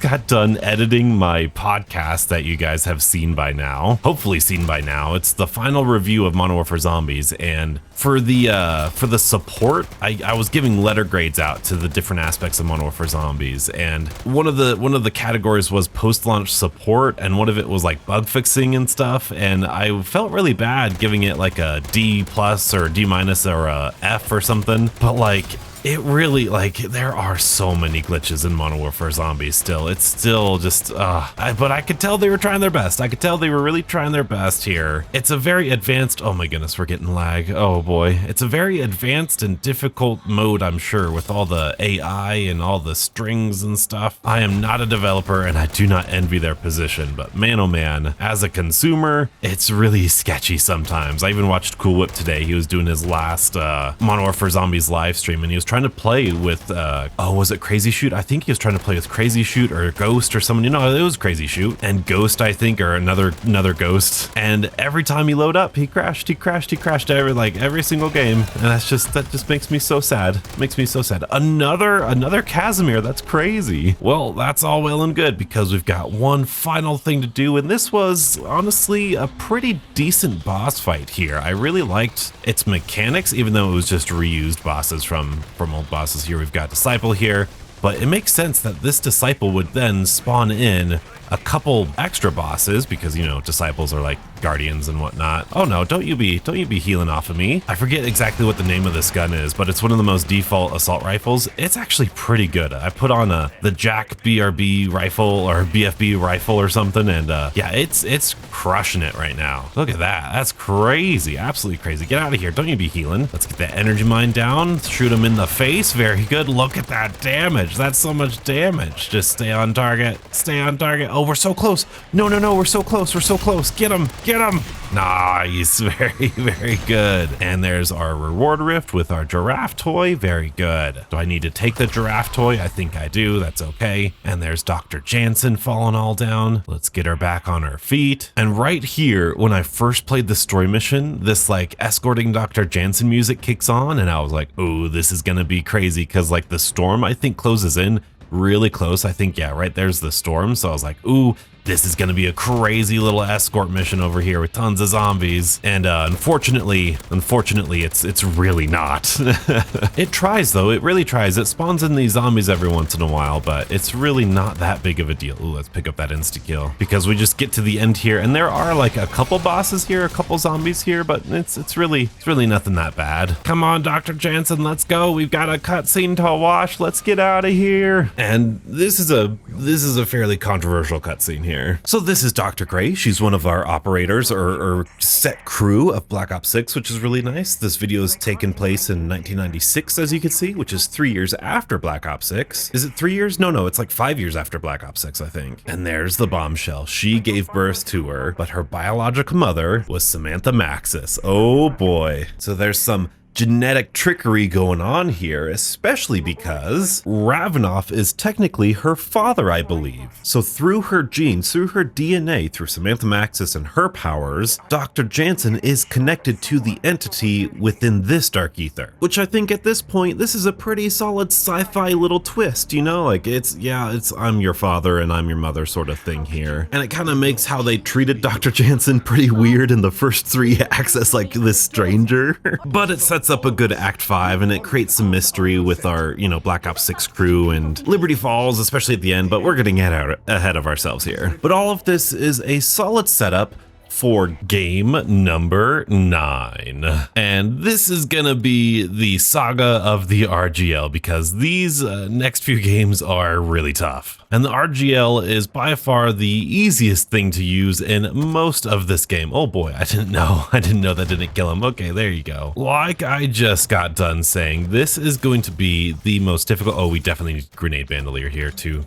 And we're gonna pop a VR11 here because we need it because it has an escort in this, and we actually do need to do this escort. We're in this like weird mercenary camp. All right, let's go out of here. Very good, very good. Oh no, people are going. Can I at least get this? I don't really even care about the triangles at this point anymore. Honestly, if we do a tier 3 contract or 2 and we get a sigil, I will be happy because we technically only need 2 more sigils for the rest of this video. So as I was saying before, this Dark Aether is actually pretty nuts, and this is kind of where the community really realized, hey, what's the point in going to these Dark Aethers? Okay, Toolbox, you and me, Toolbox, got nothing. Okay, all right. We only got like 2 or 3, we got like 3 or 4 more games before we can actually do that. So I hope that Toolbox has something in it for this final episode. But this was when I personally started to see that, hey, the first day or 2, maybe even a week, this is where people would usually go to the Dark Aether, and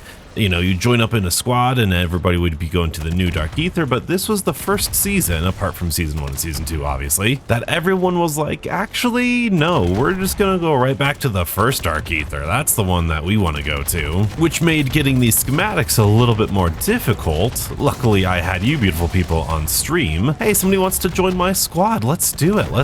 Like I said, the more the merrier. We could probably get some more contracts in here. Hey, we might be able to even go into the Dark Aether with these guys. I realized that I haven't done anything with anybody this video yet, but then again, oh yes, I need to switch to Molotovs because I've got Deadwire Detonators. I clowned on Deadwire Detonators so much, and we got Grenade Bandolier here too, so I'm regenerating Casimir's, but people were clowning on, I was clowning on, I was like, Deadwire Detonators, they've run out of ideas, and oh my goodness, it's like the most powerful thing ever, and it's really awesome.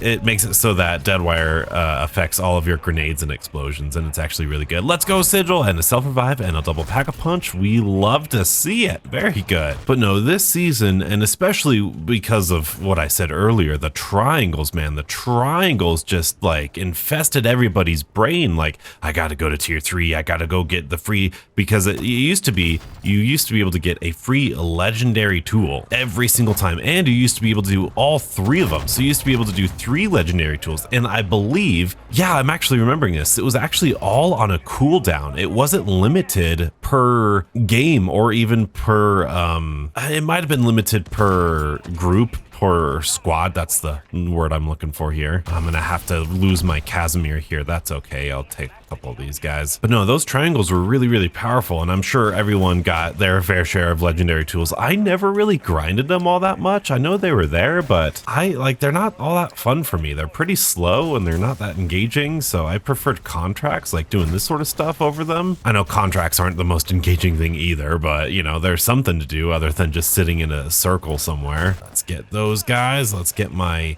Casimir back on my bar so we can start generating more, because believe me, we are gonna need it. This is like the most intense Dark Aether. But man, oh man, our teammate's helping out very good. I think he's got like a friendly disciple or something. Oh, hello dog. Let's see if we got anything. Another that stamina up, I'll take it. Oh yeah, I only got one perk on. I only got one perk. That might need to change. Buddy, I got you. Have no fear. Oh, your dog's probably got you too. Let's go revive the teammate. Very good. Oh my goodness, are you serious? This guy's gonna take this contract from me. Dang it. Like, it's just the most frustrating thing. Guys, those guys, like, they used their Scorcher to go all the way over here, and then they came back to get this contract. Like, I let them get that contract. Now I'm gonna go over here. Oh my goodness, I don't like this. Okay, now there's one over here somebody might get. Oh my goodness. It is just like the most infuriating thing, ping-ponging back and forth between all these contracts. Now that guy's gonna get that contract, and this has been this way, and season 3 is the perfect time to talk about this. Don't tell me we got that contract for ourselves. No, we didn't. Yes, we did. Oh my goodness, let's go. But this is the perfect time to talk about tier 3. I've been waiting to rant about tier 3. I know you guys have heard it like a billion gajillion times, but everybody has their solution to tier 3, and everybody has a valid solution to tier 3. More contracts, a shorter cooldown on contracts, have contracts be just per squad instead of the entire like server side, but then that would probably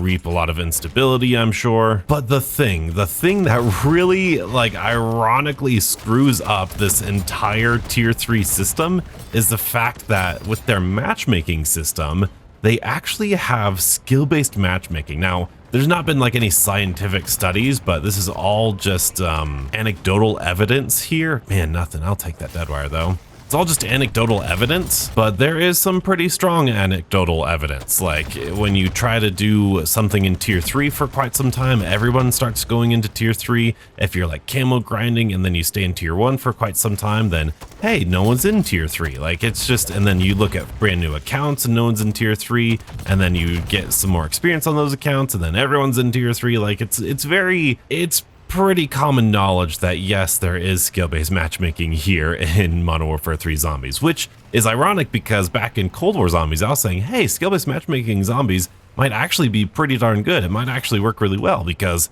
if you're not familiar with round-based zombies, then boy, oh boy, are you in for a rude awakening here in Black Ops 6 because public matches are not very fun. There's usually not a lot of experienced players. However, if they did have skill-based matchmaking in round-based zombies, I feel like that could be pretty fun because then it would mean you're not like trying to revive the same guy over and over and over again, and you're actually able to make progress on the map and people don't rage quit and you get to play with people like you, which is something that I have personally asked for in previous videos too. So that's why I'm a little bit, it's a little bit ironic that we actually got skill-based matchmaking in zombies, and I hate it.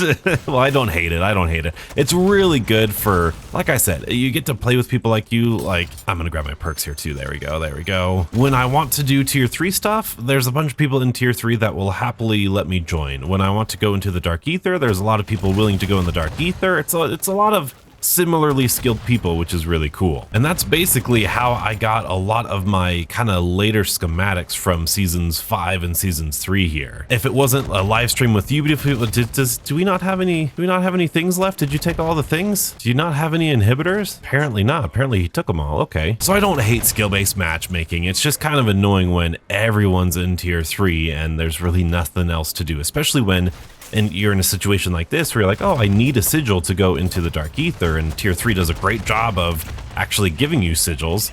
And then when everyone's just in here not doing anything, it's like, oh, okay, well, that's kind of frustrating. Or you're trying to grind out a contract for a schematic or something. Like, look at this. This is ridiculous. Ooh, I need to go to the buy station real quick. I need to see. There's a little special trick here that oversized Gilly taught me. That is, I hope that I have enough points for it here, we're actually going to get rid of, actually no, I'll put on the Shatter Blast. Oh, and I've got another Casimir, and I think we're going to go in here and look for a precision airstrike. It's 5,000 points. That's crazy. That's insane. But now I've got 3 of them. That's actually going to be really good. And honestly, I'm basically ready to go with this setup here. I'm going to generate 1 more Casimir. I might be able to do more if I get rid of that double pack punch or one of these self revives. Probably one of those self revives. Oh, and we should probably triple pack a punch our VR11 here too. You're right. Oh, there's a durable gas mask. Really cool.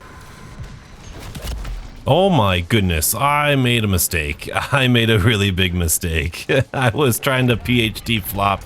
Oh my goodness. All right, I'll take that down. I was being silly. I was being weird. There's that. We've got an epic tool. Okay, nothing. Absolutely nothing. All right, we got a triple pack of punched VR11 here. We got another contract. Ooh, we got another Casimir. I'm gonna drop a self revive here and I'm gonna stow a Casimir just so I can help him out with this inhibitor contract. And to be completely honest, I think this might be the last contract I do before I suggest going to the Dark Aether. I'm willing to go just with him and I if he's willing to. What I really do like about Deadwire detonators is pairing them up with Molotovs because it just works so well. Like it's just an instant kill right there. Oh, it's so good. And with grenade bandoliers, we automatically regenerate the Molotovs really quickly. So it's just a win-win. I love how these things combine with themselves here. And you know what? I think I'm ready.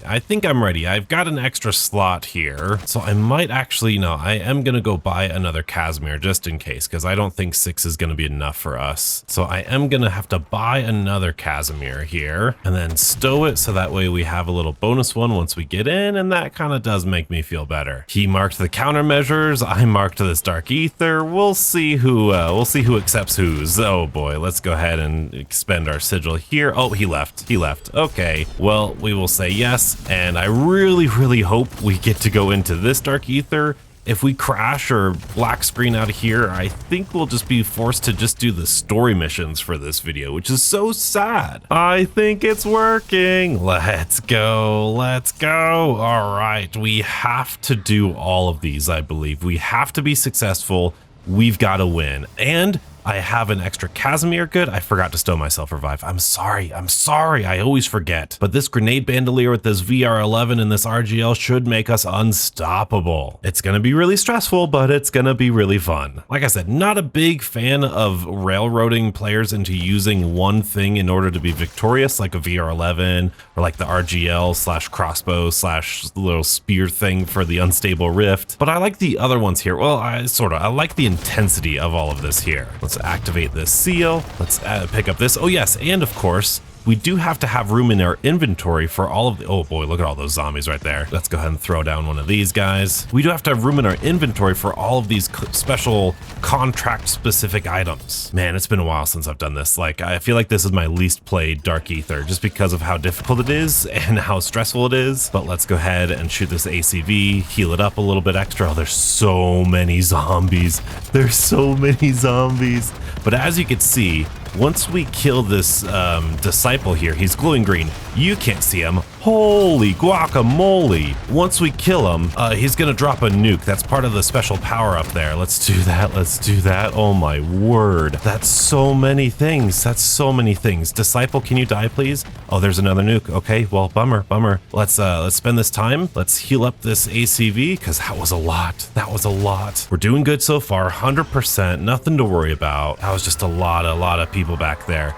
Let's do this. Let's actually throw a Molotov down in front so that way we can throw one of these guys. Energy Mine is really clutch here because of how many zombies there are, and because of Deadwire detonators, you're killing so many at the same time. I'm keeping an eye on my Molotovs here. I'm gonna try to throw them as soon as I have it. Very good. We'll throw this down to kind of kill everything. And there's another nuke right there. It's chaotic. You've just got to be able to look at what is important. Prioritize through the chaos what's happening.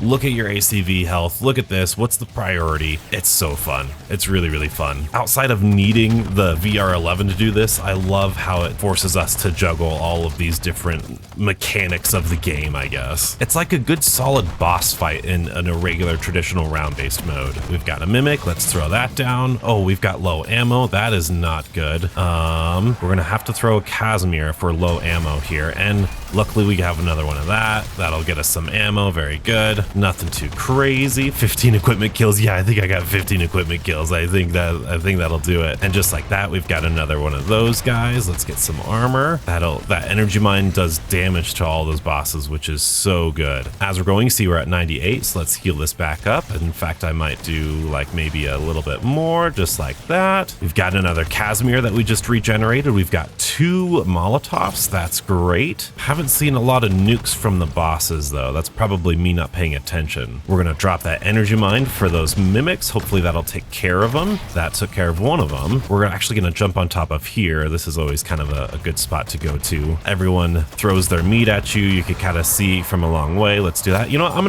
gonna throw one down here, and that's so many dead wire detonators. Very good. There's a nuke right there we could get. If we could get off this mimic, oh boy, okay. Let's go ahead and throw on a couple more Casimirs here. I know we're not going to be able to generate more, but we need it right now. This last leg of the trip is crazy. 96. Nope. Heal it up. Heal it up. All right. Good. Oh, is that a nuke? No, it's not. It's bonus points. Who needs a bonus points right here? Come on. Oh, he's got a nuke. He's got a nuke. He's got a nuke. I'll take that. All right, let's head on back up here. Get this healed up a little bit more. This is where it gets intense with all the manglers and mimics. And oh my goodness, I can't believe we're doing this. You hear the howls. Let's throw down a Casimir up there. Let's throw a Molotov back here. Let's throw an energy mine at this guy. Keep everyone on the low down here. No one gets nearby. Thank you very much. We're looking good. Our ammo's doing good. That's one burst. Cool. Let's do another energy mine down on that side. Let's do a Casimir on this side. Let's do a Molotov right there, because that's where the reward rift is gonna be. And we've got an insta-kill, which actually doesn't do much with the RGL. But here we go. 100%. All done and done. Very good. Did we get anything? Golden gas mask filter. Let's take that, and not a lot of other stuff. Okay, cool. So let's go get this nuke. Beautifully done. Now this next one is gonna be actually pretty difficult unless we get lucky here. In fact, I might go look, because we're not doing an elder. Yes, I'm gonna do a thermite. I'm gonna switch to thermites here, because the next one is going to be an HVT Mega Abomination. My heart's going, beautiful people. My heart is going. We've got 4 Casimirs left. We've got that Atomic Hunter still there. We might pop that golden gas mask filter, honestly. Oh boy, lots of manglers here. Lots of people here. We might have to just pop a Casimir or an energy mine potentially. Maybe. Would that be enough for it? I don't think that's enough for it. The stupid mimic. Actually, it might be enough for it. Sweet. We did it. Okay. We won't get that headhunter, but that's perfectly okay because, you know, clearly we're not getting headshots here. And we've got this VR11, which is going to be really good for us, because as soon as we get this Mega Abomination, I'm going to go over here. I'm going to try and get it. Yes, it's going to do that. Let's pop its head. Beautiful. Now let's head on. I'm going to put on Casimirs here. You just have to. We're going to throw a Casimir down right here. That should be good. Maybe. Can you electrocute us, please? Oh my goodness. I need that mimic. This is a lot harder than I remember it being. Let's move back over here. Oh boy, everything is shooting us right now. Oh my goodness, the thing's right behind me. Go. I just need you to die to that thing, please. Why is this a lot harder than I remember? We're gonna pop this down. Why are you on this side? Oh my goodness. Let's get this nuke. Thank you, nuke. I think we're too close to this thing. Let's head on back over here. Let's calm down, donuts. Calm down. We're all good. I think we did actually manage to thermite him in that eye, so we're gonna do that to hopefully kill him. I know there's a chance that it'll glitch, not give us a reward rift. But it didn't do it this time. Very good. We're just gonna sneak in here. Anything good? Nothing good. Let's get on out of here. Ooh, we just picked up another Casimir. Sick. Very good. We got the easiest one left, and then we've got a secret boss fight to fight. Also, this is the only Dark Aether where you can't use a jug kill streak. I think it's because they know you were going to be forced to. Oh yeah, we should definitely switch to a Molotov too. There's a Molotov. Very good. I think it's because that HVT Mega Abomination is always in there, so they didn't want you cheesing it in any sort of way. They really demanded a lot of talent from you from this Dark Aether, but unfortunately, like I said in my podcast, the other Dark Aethers you could do with like regular weapons, like epic weapons, triple pack-a-punch, You don't need legendary. You don't need golden armor for those other dark ethers, but this one, you need to be set up. You need to be set up, which is unfortunate, but it is what it is. Let's throw down a Molotov here, get this P&D contract going. Oh, armor plate up, donuts, armor plate up. We're gonna go here in this little corner. We're gonna get this nuke and nuke everybody. Oh man, and we're just gonna camp in this corner and see how long we can last. And actually, I am gonna switch to my precision airstrike here just to get ready for the secret boss. And you know what? This is actually not a bad strategy right here. Just sitting here with deadwire detonators, throwing Molotovs and grenade bandolier. It's good. This is good. We're halfway there. We've got an energy mine now we could pop. Oh boy, until they start coming from the right. Oh my goodness. Until it hit that 50% mark. Let's throw another thing right there. Oh, now we're out of it. Now we're out of it. Go back in it. Go back in it, donuts. Go back in it. Oh man, that's crazy. Let's get this nuke. Oh man, that is insane. That's actually crazy. Look at all this stuff out here. Oh my. All right, 93%. We're getting there. Let's throw this down one final time. We can get it back up here. Nice. And that is it. That is it. Let's throw a Molotov down to kill you so we can get a nuke here so we can have some time to look into here for another golden gas mask filter. Ah, yeah, there's a reason people didn't like this dark ether. Oh man. And what is this turret circuit helpful for? It's nothing. It's not useful for anything. But now we have to cross the pond over here. We've got 15 minutes left, which is great. But because we have successfully done every single contract, we have a new spore right here, which we can destroy. And this is going to be, what is this? This is going to be, I don't know what you call it. I don't know what you call it. There's another one we can destroy right there. I've got 4 Casimirs, 3 precisions. So I feel like we're pretty geared up. I feel like if I don't choke this, I should be okay. Rift Spore, that's what they're called, Rift Spore. So we're gonna go back up here, go cut through here. We're gonna throw a Molotov down, get some more ammo, and then we can do this. In fact, I'm gonna throw a Casimir first for all of these dang bosses. Look at that. Okay, there we go. We're gonna do this, we're gonna do that. Danger close, we're gonna do that. Oh my goodness, oh my goodness, oh my goodness. Oh, I don't think it worked. I don't think it worked. Oh crap, it didn't work. Oh boy, that didn't work. Oh, that was way late for that. Oh no. We might need to abandon ship here. That's okay, that's okay. Let's throw a Molotov down here. I don't think those bosses get stunned. No, they don't. Oh no. Oh, well, it's okay. It's okay. We're gonna do this for you. Oh, we're gonna throw that down there. Oh boy, I think that's him. No, that's just a regular disciple. That's okay. We'll do this. Are you him? No, you're not him. Okay, where is he? Where is he? Oh no, slow mimic, slow mimic. Where is he at? Where's the at? Where is he at? Where is he? Where is he? I don't know where he's at. Where did he go? Is he there? Is that him? No. Where did this bad guy go? Is he like under the map somewhere? Oh, there he is. I'm gonna danger close him. We'll see how he does. Oh, we got some damage on him. We got some damage on him. Okay, that airstrike did a number on him. Not too bad. We'll throw another one down here. We'll throw another Casimir too to hopefully help me get these guys all dead. I'm not, I don't feel so good.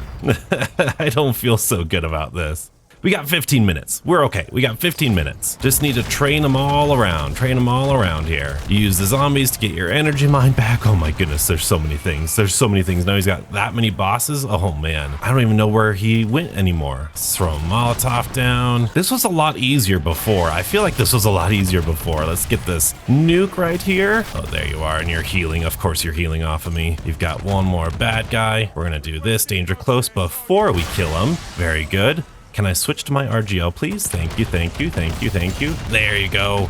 There you go. Get him. Get him. Oh, we're so close. We're so close. We're so close. Come on. Come on. Go, go, go. Energy mine. Kill him. Kill him. No, we were so close. We were so close. All right, let's let this nuke get them all spawned in here. Get that nuke. Very good. We'll do that. We'll put on some Casimirs. We'll put on some Casimirs for this next time. I think this next time, this Casimir should be able to deal a good amount of damage, so long as he doesn't heal off me. Oh, if we can kill this guy, we can get another nuke. That'll be really good. Heal up, donuts. Heal up, donuts. Heal up, donuts. Come on, come on, come on. Get the nuke. Get the nuke, donuts. No, we're in an impossible situation. No, no, no, no. Get the nuke. Get the nuke. Get the Casimir. Go, go, go. He healed off me. He healed off me. Go, go, go. Get the Casimir down. I don't know if this is gonna work. I don't know. Stop healing off of me. I don't know if we could do it. I don't think we could do it, beautiful people. Not with this. Not with this. I don't think we could do it. Well, you saw the boss fight, beautiful people. It's this... Look, Modern Warfare Zombies isn't the most perfect game in the world, you know? We could pretend, hey, we did it, we accomplished it, but this is just the most tedious thing ever, and I'm getting out of here. That was the most annoying thing I've ever done in my entire life. That is until we go to the unstable rift in game number 10. I know, I pansied out of it. I apologize. That's my fault. Ooh, golden gas mask filter, let's go. I wasn't gonna win that boss fight. Like this RGL, like, I mean, maybe I could have, I don't know. I didn't want to, all right? I didn't want to. And I'm a double donuts, as I'm sure some of you did. I did what I am always afraid to do. I forgot to equip my jug suit after I used that last kill streak, so now we don't even have a jug suit. Isn't that lovely? Oh, great. But we are on an entirely different mission, and actually I'm kind of glad that we're doing this right now because it's gonna refresh our cooldowns here, which we definitely need after doing all of these. Oh my goodness, that man just murdered me so quick. After doing all these games in a row, it's really hard to, great, we'll do that, and there's a Casimir, look at that, very nice, we'll take that easy. I'm gonna try to get as many points as we can here. I don't need to get all super geared up here because the Unstable Rift actually does give you quite a bit of stuff before you go into it. However, getting to the Unstable Rift and successfully beating the Unstable Rift are two entirely different feats. We have about 10 minutes to go around, maybe complete some contracts. We did bring a Scorcher because I do want to show you all of the different strategies and techniques of the Unstable Rift, but the pillars that we use to open the Unstable Rift don't really spawn in until a little bit later. And I think this is a pretty good time. Like I said a couple games ago, this is really going to be the only time we use this golden gas mask filter other than, oh boy, I forgot we don't have mags folding. Other than that, we don't really have a use for it. So very good, there's that. Let's open that up for any cash. Do we got any more stuff? We've got cryo freeze and elemental pop. Really good. So the reason I'm doing these, oh my goodness, these Aether nests here is because they have ammo mods, and we are going to need every single ammo mod, or at least a couple ammo mods in reserve here to hopefully open. Oh my goodness, I didn't know that happened. I'm far away from oversized ghillie here. Oh, what in the world was that? I was on a slope. I don't think it works if you're on a slope. And Aether nests have consistent ammo mod spawns. If you didn't know, if you didn't see my earlier videos here in Modern Warfare Zombies, there we go. And this RGL with death perception is beautiful. Shatter blast and deadwire, that's awesome. That is actually really good.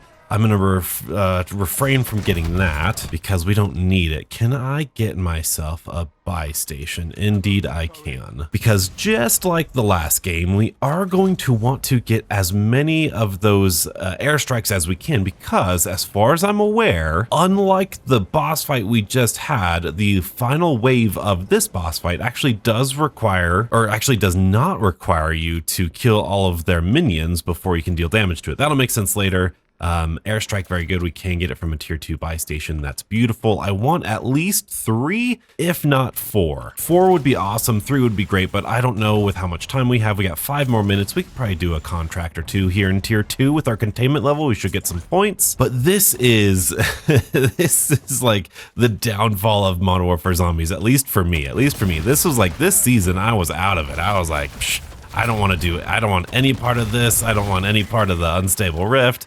And then like everyone was like, oh, you know, it's like round-based zombies. It's just killing zombies in this one area. And I had to be like, oh no, this is not like ground-based zombies. And believe me, we will have plenty of time to talk about why this is not like ground-based zombies. Another cryo freeze, turret circuit, no thank you. I'm really only missing napalm burst, so. And unfortunately, not just this game, but the next game we're also gonna be using the RGL, so you guys are gonna see some RGL action here. It's just because there's just so much intensity, especially in the Unstable Rift, that you just need something to deal with all that damage. And same thing for that Season 3 Dark Aether, and as we're gonna see for the Season 5 Dark Aether. It's just the easiest meta to use. And the, we'll say interesting thing about the Unstable Rift is you actually have no idea if anybody else is doing it with you. So if somebody else is also looking for the pillars everywhere, and I do a pillar, someone else does a pillar, and then someone else does a pillar, well then that third pillar is going to be done and we're all going to be like, hey, I want to go to the unstable rift, but we're not all going to be able to do it. It's one squad per portal, and it basically takes like the whole game to open up a portal just because of how slowly they spawn in and getting all the actual like ammo mods and stuff and everything. Oh, what is that luck? What is that luck that we get that? That's crazy. We got a jumpsuit. That's insane. Wow, that's actually crazy. I wonder if there's like more odds. Ooh, I didn't test that. I wonder if there's more odds to get a jumpsuit or any kill streak if you don't have a kill streak already. Sort of like it guarantees you that first self-revive on all your first solo games if you didn't know. Interesting. See, that's kind of the fun of Modern Warfare Zombies with these RNG contracts and these reward rifts. People associate, oh, I actually get more of this if I get that. I actually get more of this in these circumstances. So it was really fun to test all those things out. Let's see if this guy has a napalm burst for me. Come on, napalm burst. Let's go. Let's go. Very good. Weird. The RNG is with us today. Well, I mean, except for the whole, you know, crashing in that season 2 game. All right. I am going to need to get rid of one of these. Actually, I don't think that it's ever Shatterblast. I think it's always the other one. So we're going to go ahead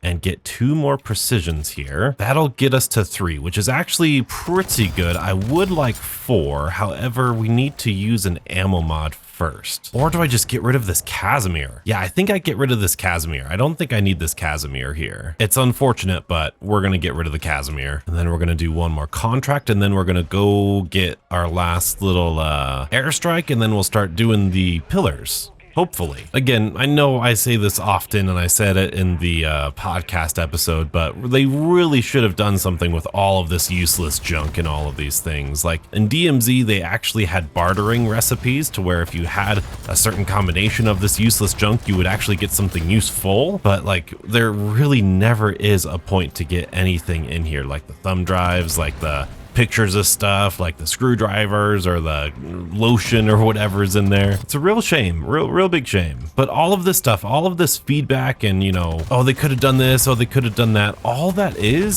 does is get me excited for what they could do for another installment of Modern Warfare Zombies, or this extraction shooter zombies, which they've rumored to say, hey, due to fan backlash, they're not going to do it again. I don't ever see them definitively saying, hey, we're never going to do that again. That just doesn't seem like something they would do. The developers especially, they're always trying to figure out ways to get us to like things. Hey, if you don't like this in this situation, how do you like this in this situation? Which is always really fun and really interesting. And we got enough points, very good. And we got a Pack-a-Punch crystal, sweet. I'm gonna immediately drop it because we don't need it. We're gonna head back to the buy station and start getting to work on these potential towers that we need to do. Hopefully they've spawned in by now. It has only been 15 minutes, but you never know. There's our final precision. We've got 1, 2, 3, 4. I think that works beautifully. Now we're going to use this scorcher, and we are just going to scorch all the way around until we see one. Let's double check back here. Doesn't look like there's one here. There is sometimes some of them up here next to this guy. Doesn't look like it to me. Somebody's pleading though. Oh, let's go pick up this guy. Let's go pick up this guy. Did he fail a tier 2 safe thing? Oh no, this poor man. Oh, did he just drive in here? Uh-oh. Oh, they're both down. They're both down. I'm gonna get you first. The car's distracting him. The car's distracting him. That's why. Oh my, let's do this. There we go. Let's explode the car real quick here. There we go. There we go. Just make sure everyone's all good. We'll revive this guy. Hopefully they'll be okay. I wanted to get the guy on the ground so that way he didn't lose his perks. For some reason, they're like kind of just chilling out here. I don't know. They can have fun. That's fine. There's a lot of zombies in here though, isn't there? Is there a lot of zombies going on? I don't know what's going on. I don't know what the heck is going on. That felt like a lot of zombies in there though. But let's check tier 3. I really hope there's not any. Oh my goodness. I got rid of that again. Apparently if you go close to the ground you can't scorch, which is weird because I've definitely seen oversized ghillie do that. All right, none right here. Gotta check the donut toolbox. Hey, I'm doing the unstable rift. Do you feel like giving me anything? Nothing. Doesn't look like it's over here or over here. Let's check near the season 2 thing over here. Doesn't appear so. Mind you, we need to find 3 of these, and I guess I should mention there's literally like, oh boy, there's literally like 40 or 50 or probably like 30 or 40 different locations that it could be. Is that one? Nope, that's not one. Is there one over here? No, dang it, dude. Nope, not right there. Okay, let's head on over here. I've seen it be over here before, although I've actually not actually seen it. Doesn't look like, I mean, I know I've seen one out here before. Dang, I've do you see why I hate this thing? Do you see how it's not fun? And I'm a million gajillion % sure that I am missing some locations. So I know you guys are screaming at me in the comment section below, but also we're like however many, you know, hours into this video and oh boy. Oh, there's one. We found one. Let's go. It's got cryo freeze. Let's throw on cryo freeze on this guy and then we can activate the seal and we have, oh, okay, there's some zombies. I was like, zombies, where are you? I'm actually gonna throw a decoy over here because I feel like these zombies are not exactly coming my way. Should almost be done here. We're getting close. I think we're getting close here. Yeah, there we go. There's one done.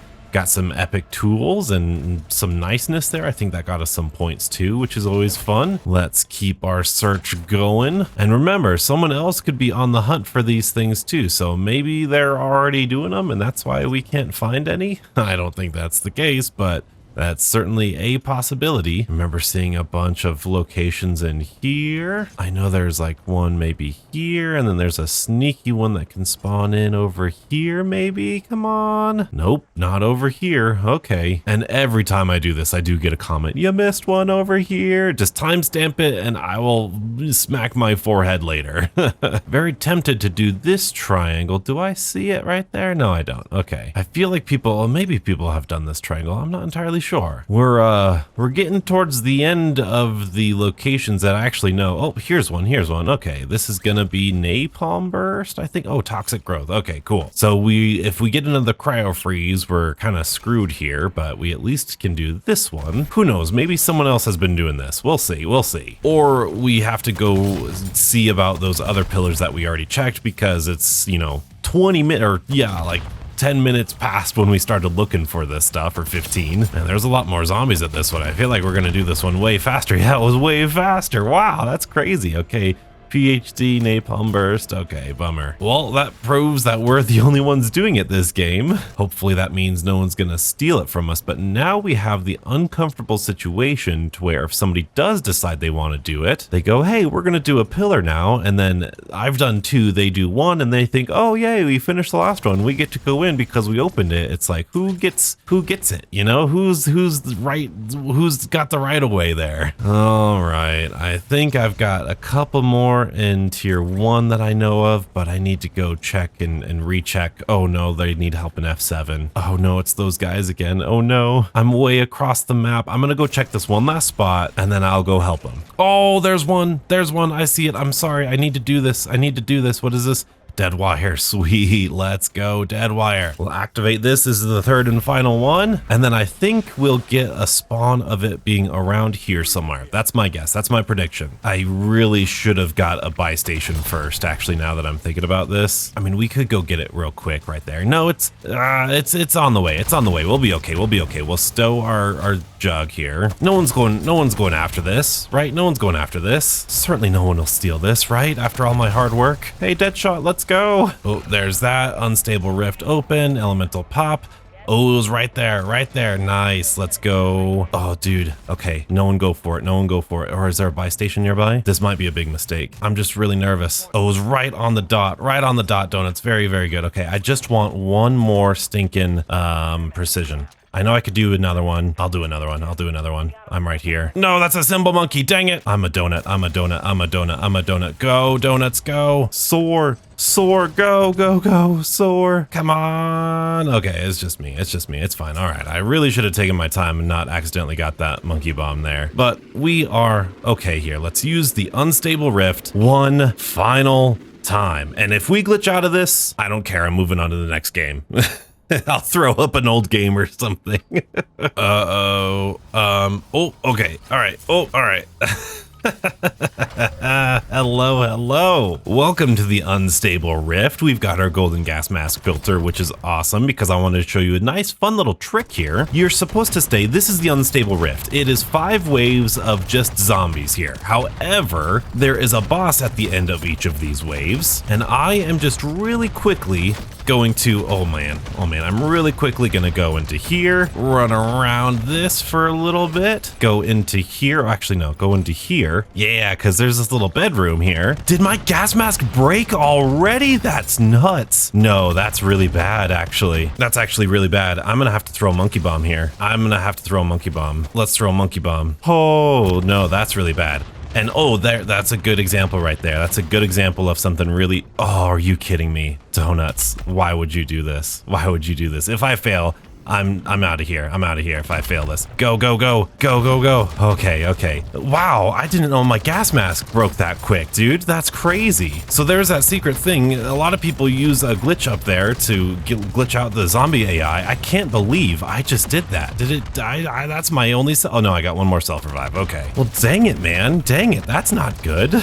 So if you haven't figured out yet, this is just zombies here, and this was their supposed answer to a round-based type mode in Modern Warfare Zombies. And I'm sorry if just harping on this is just annoying to the devs, but it is just, I want to make the point and kick the dead horse. I really do. This is nothing like round-based zombies. This is, there's no story, there's no plot, there's no doors, there's no progression, there's no mystery, there's no Easter eggs, there's no high rounds. It's just lazily killing zombies. And I almost, and here's why this also frustrates me from a game design perspective here, because one, it doesn't matter how many zombies you can kill. And I'll show you in the next round here, you could just scorcher up and avoid all of these guys, because this is not kill-based like round-based zombies is. This is time-based.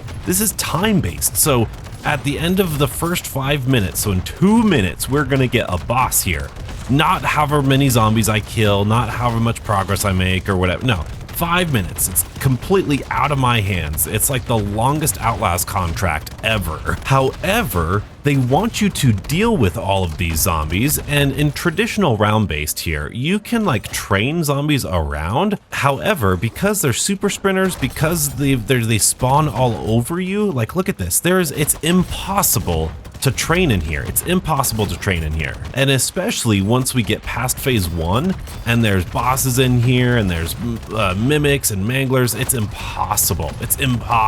And so when you think about it mathematically, which is a phrase I'm sure you want to hear right now, 3 hours into this video or 4 hours into this video, each zombie has a certain amount of health, right? And there's what, like constant, always like 30 zombies on here, 30, 35, 36 to 40 zombies on here. Doesn't matter. There's an infinite number of zombies, which means that we need to completely dish out an infinite number of damage, or an infinite amount of damage here. And here's our first boss, it's a mimic. However, because of how fast these sprinters sprint, because of how fast they attack you, it makes it nigh impossible mathematically to bring in any other gun other than the RGL or something with explosive knockback. Let's throw down a Molotov so they can get deadwire detonated in there. So I just want, like, when traditional zombies, is this mimic almost dead, please? In traditional zombies, this is not even close to being dead, my goodness. You know what? I need to equip my decoy grenade here, and I'm gonna decoy all the zombies away from this boss right here. We'll shoot that away over there. I guess my decoy didn't work at all. That's fine. You could deal all of this damage. You can deal infinite damage and just still have zombies here because it's infinite spawns. They respawn super fast. And then once we get to bosses, it's even more health, so you need to deal even more damage. It's not realistic, and I just don't know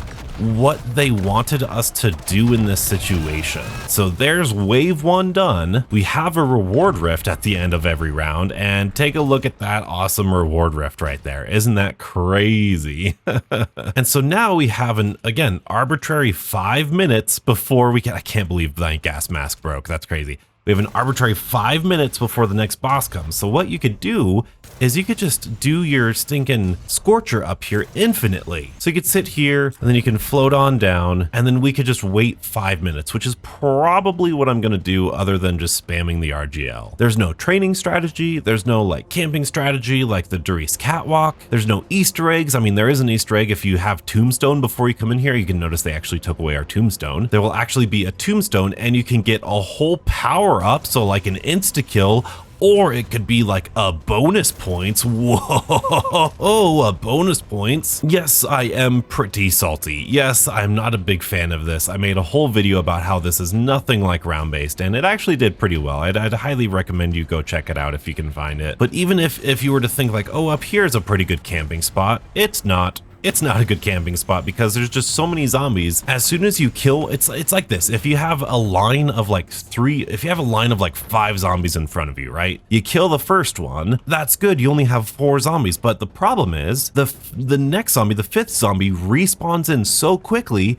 You have 5 zombies all over again. It's like you never even killed the zombie. So why would you kill any of the zombies? Why not just sit up here and do nothing for 5 minutes? It's almost like you're constantly moving the finish line, you know, like there's no way of succeeding. There's no way of like, okay, good, we cleared that round, you know? In round-based zombies, you get to an end of a round eventually because you kill enough zombies. And then you can hold a zombie at the end of a round and you can manipulate. There's Easter eggs, there's power, there's pack-a-punch, there's a whole quest and narrative and characters and story and fun. There's fun in round-based zombies, not in this.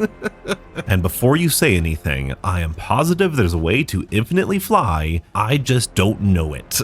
And I haven't bothered to know it because I don't like doing the unstable rift. I mean, let's try it out here. Let's try it out here, right? We could be oversized Gilly, right? We could go, and we're back up. Very good. Cut it down, and then we're back down, and then we're back up. Okay, this ain't too bad. I'm really, really salty that my gas mask broke. And then in about, a couple minutes now, we should see a boss zombie spawn in, even though we've not killed any zombies this time around. Oh, here he is. Speak of the devil, and he shall appear. There's our mimic that we gotta kill. So let's switch to our RGL and rain down an airstrike. Actually, that's not a bad idea. We could do an airstrike. We did get that airstrike, so let's do that airstrike, that mortar strike here. Let's do over there. Now we've got to deal with all these mimics. Oh, please don't launch me back in the dark ether. That would be horrible. Why is that mangler not coming out here? Oh no. Is that mangler stuck? Are you stuck, mangler? Are you kidding me? I'm gonna quit. I'm gonna quit this dumb thing. Oh boy. Mangler, are you coming out here or not? The mangler's stuck out there. The mangler is stuck out there. Come on, mangler. Come on, mangler. By the way, insta died because there's like 4 zombies out here and they deal so much damage to you. And plus the RGL is actually really not good at taking out these boss zombies. So people like to pair up like an RGL with something that's good at taking out boss zombies or a Scorcher, and all they do is infinitely fly the whole time. And then that's what I should have done. I should have taken the Scorcher with something that's actually good for taking out bosses. But even still, that's kind of sketchy. That's a little bit sketchy because as you're down here trying to kill the boss zombie, like, it's pretty tough. It's pretty tough. And oh yeah, here's the other thing. The bosses don't die at the end of a round. It's crazy. It's crazy. Please be another self. It's a precision. I'll take it. Oh, there's a mimic in here. Whoo, woosah. Calm down, Donuts. Calm down. This thing gets me fired up, man. It gets me fired up. We've got a lot of precisions in here. So I think what I'm going to do, I'm going to switch this out for Monkey Bomb. And then I think I'm going to use this precision on our next boss here because I'm going to see how good it is. Maybe it could speed up the process a little bit. I don't know. But now we got Mangler spawning in. Why am I glitching? Oh my goodness. Oh, I'm so tilted right now. This is not happy, Donuts. I went from, oh man, this game's so casual, I'm gonna miss it so much, to this unstable rift is torture. There's a reason I didn't post many videos about this. I know everyone else was like, unstable rift, I know I saw Gilly do unstable rift, Joker only. No, thank you. No. I did unstable rift with everything and I hated it. So I'm not going to do it with limited stuff. Oh man. And the fact, I guess I should distract myself here. The fact that this was the only thing in season 4 was already a huge disappointment, because we were used to, you know, 3 new schematics, 3 new contracts in the new Dark Aether, and this isn't even that. This is not a new Dark Aether. There was no new schematics. There was not even a new, like, season 3 had the schematic cooldown, season 2 had the containment level. This was just this, and this was really when the Modern Warfare Zombies is really not it kind of depression took in. I think we might actually be getting higher. I can kind of start to see the outside of the map here. Oh yeah, look, you can see the outside of the map a little bit here. That's pretty cool. A little behind the scenes here. Yeah, the circle's definitely getting smaller. Look at that. I wonder what's all still loaded in. I'm sure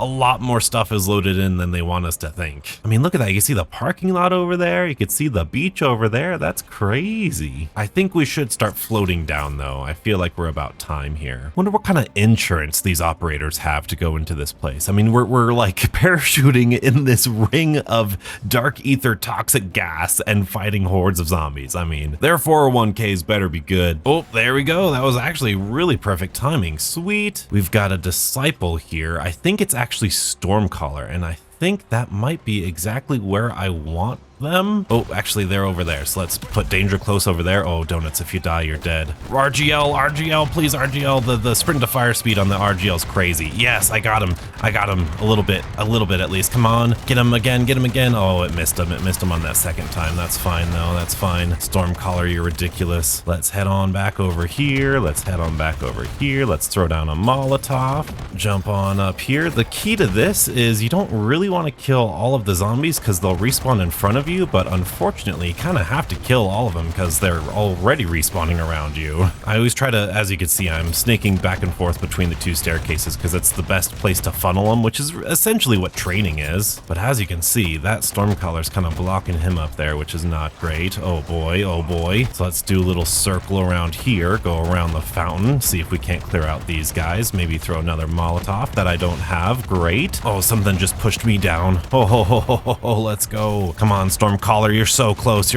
Just die, please, just die. Get a nice angle around all of them. Oh man, throw down an energy mine. That might be able to do it. I think that'll do it. That did it. We just got to deal with all the stupid, oh, that's an HVT mimic in Mangler. Okay, there's another precision.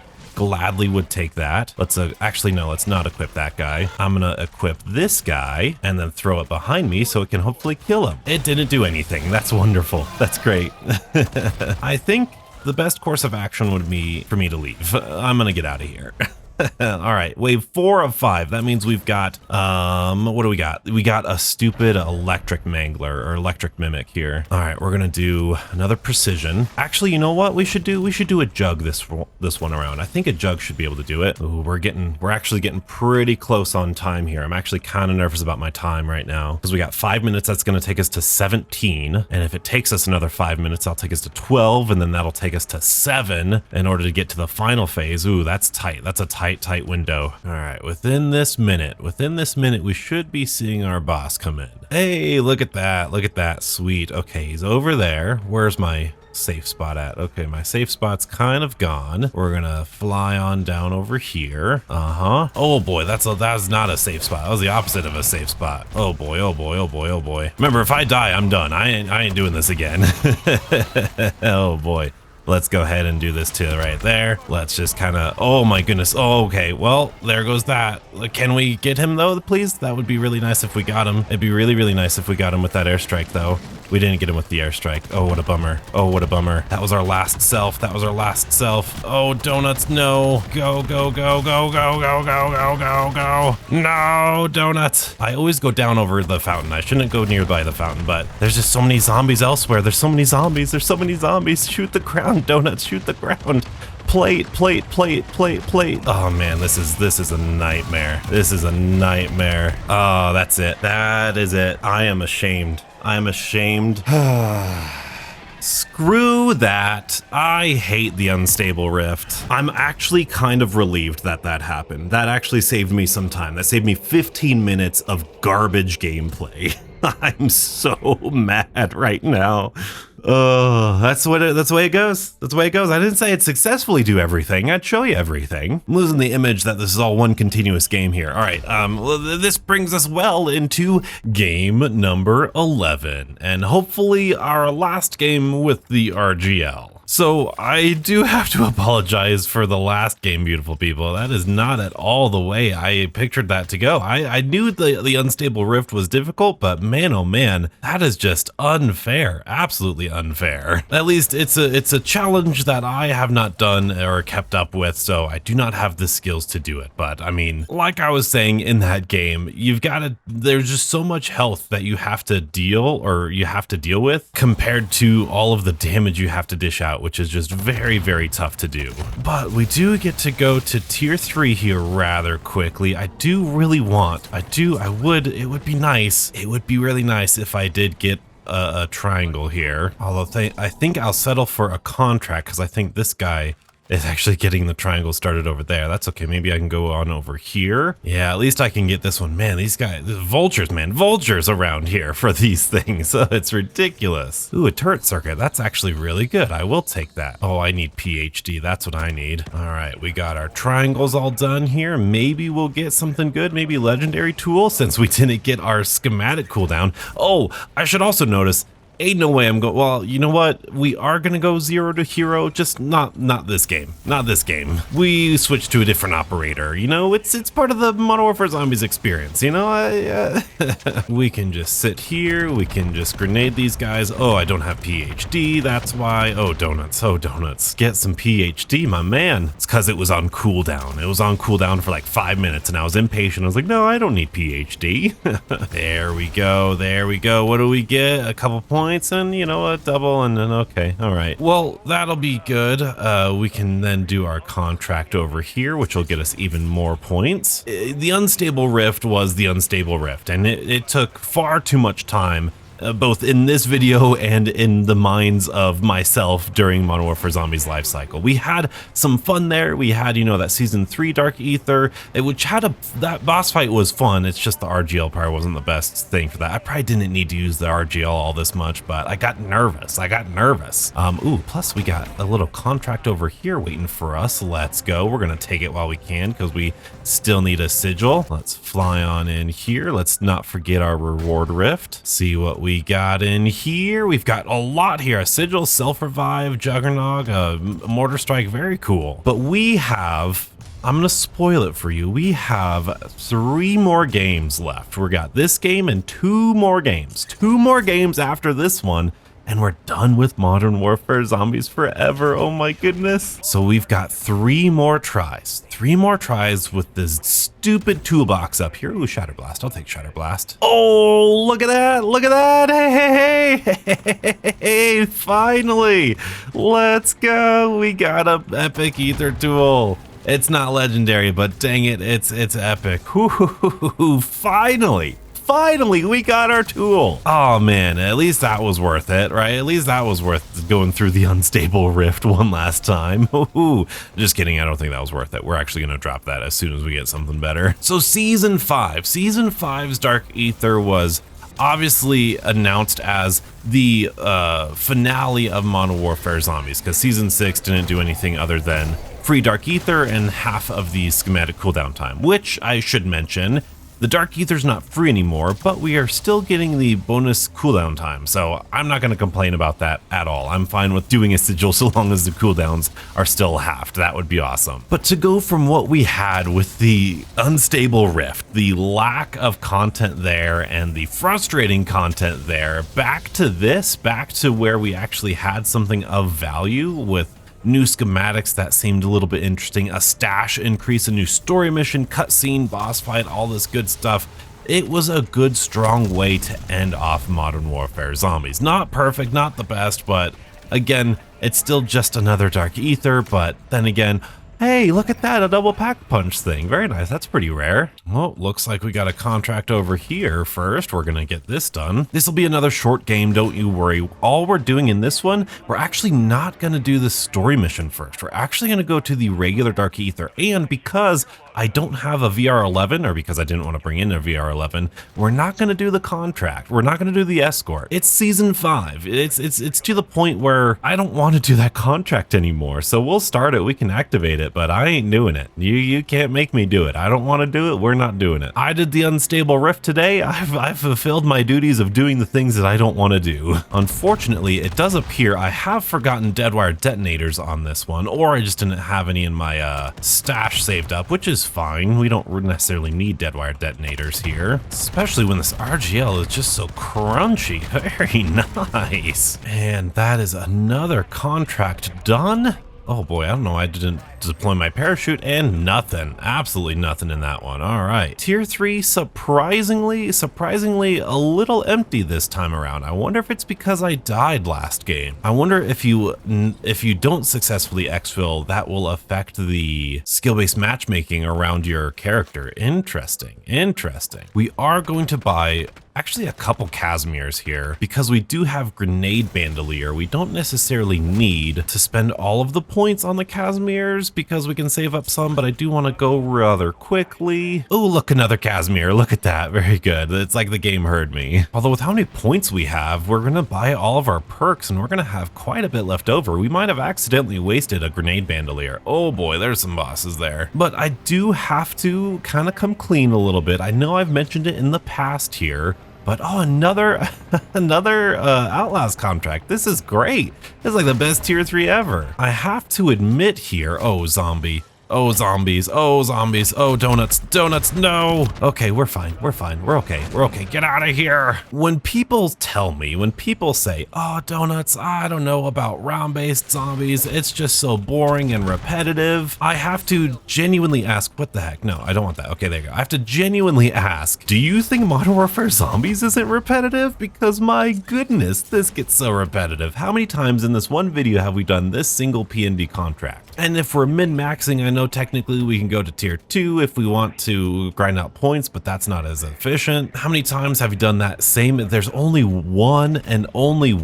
cargo delivery. So how many times can you do that in a game before you get bored, before it's not exciting anymore? This was something that I started to feel very heavily around season 3. And again, that's kind of where all of the people started to come into to tier 3. And so the unstable rift was kind of nice because it kind of pushed them away. It kind of like gave us a little bit of something else to do for a little bit. But then season 5 came back around, and even though they added tier 2 triangles, that didn't really work all that well. And so now I'm stuck in this constant like annoyed state of I want to play solo and I don't want to bug other people on the map, but I don't want to race them for contracts. And if we're talking about logistics here, about map sizes, tier 3 is honestly pretty comparable to a lot of round-based maps. It's definitely bigger. It's definitely bigger than a lot of them, but it's not so far off of a traditional round-based map. So I would argue there would be more things to do in traditional round-based than just in tier 3. And a lot of people, oh, look at the Wonder Waff, look at that, that's so cool. But a lot of people only stay in tier 3, and that's kind of where the meta is. But I know that's not a really fair comparison, and I'm not saying anything by that in particular. I just think it's interesting when we have this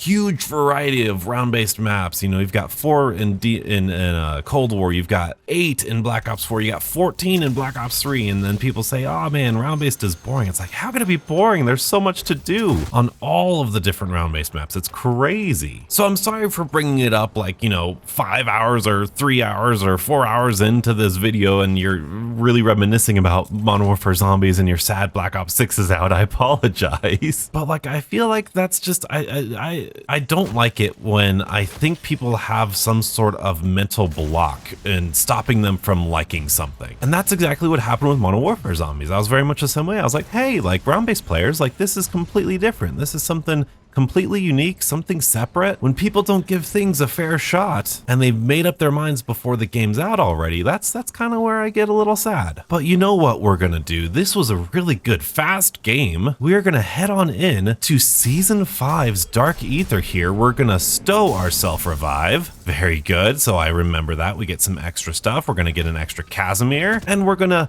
kind of have a little palate cleanser from that unstable rift real quick. 2 contracts, not gonna do them all, just the 2, we'll be fine. What is going on with my game today? What's going on? I'm telling you, beautiful people, this update they did with the Call of Duty HQ ruined my Modern Warfare 3 experience. This is the most buggy, glitchy. What is this? I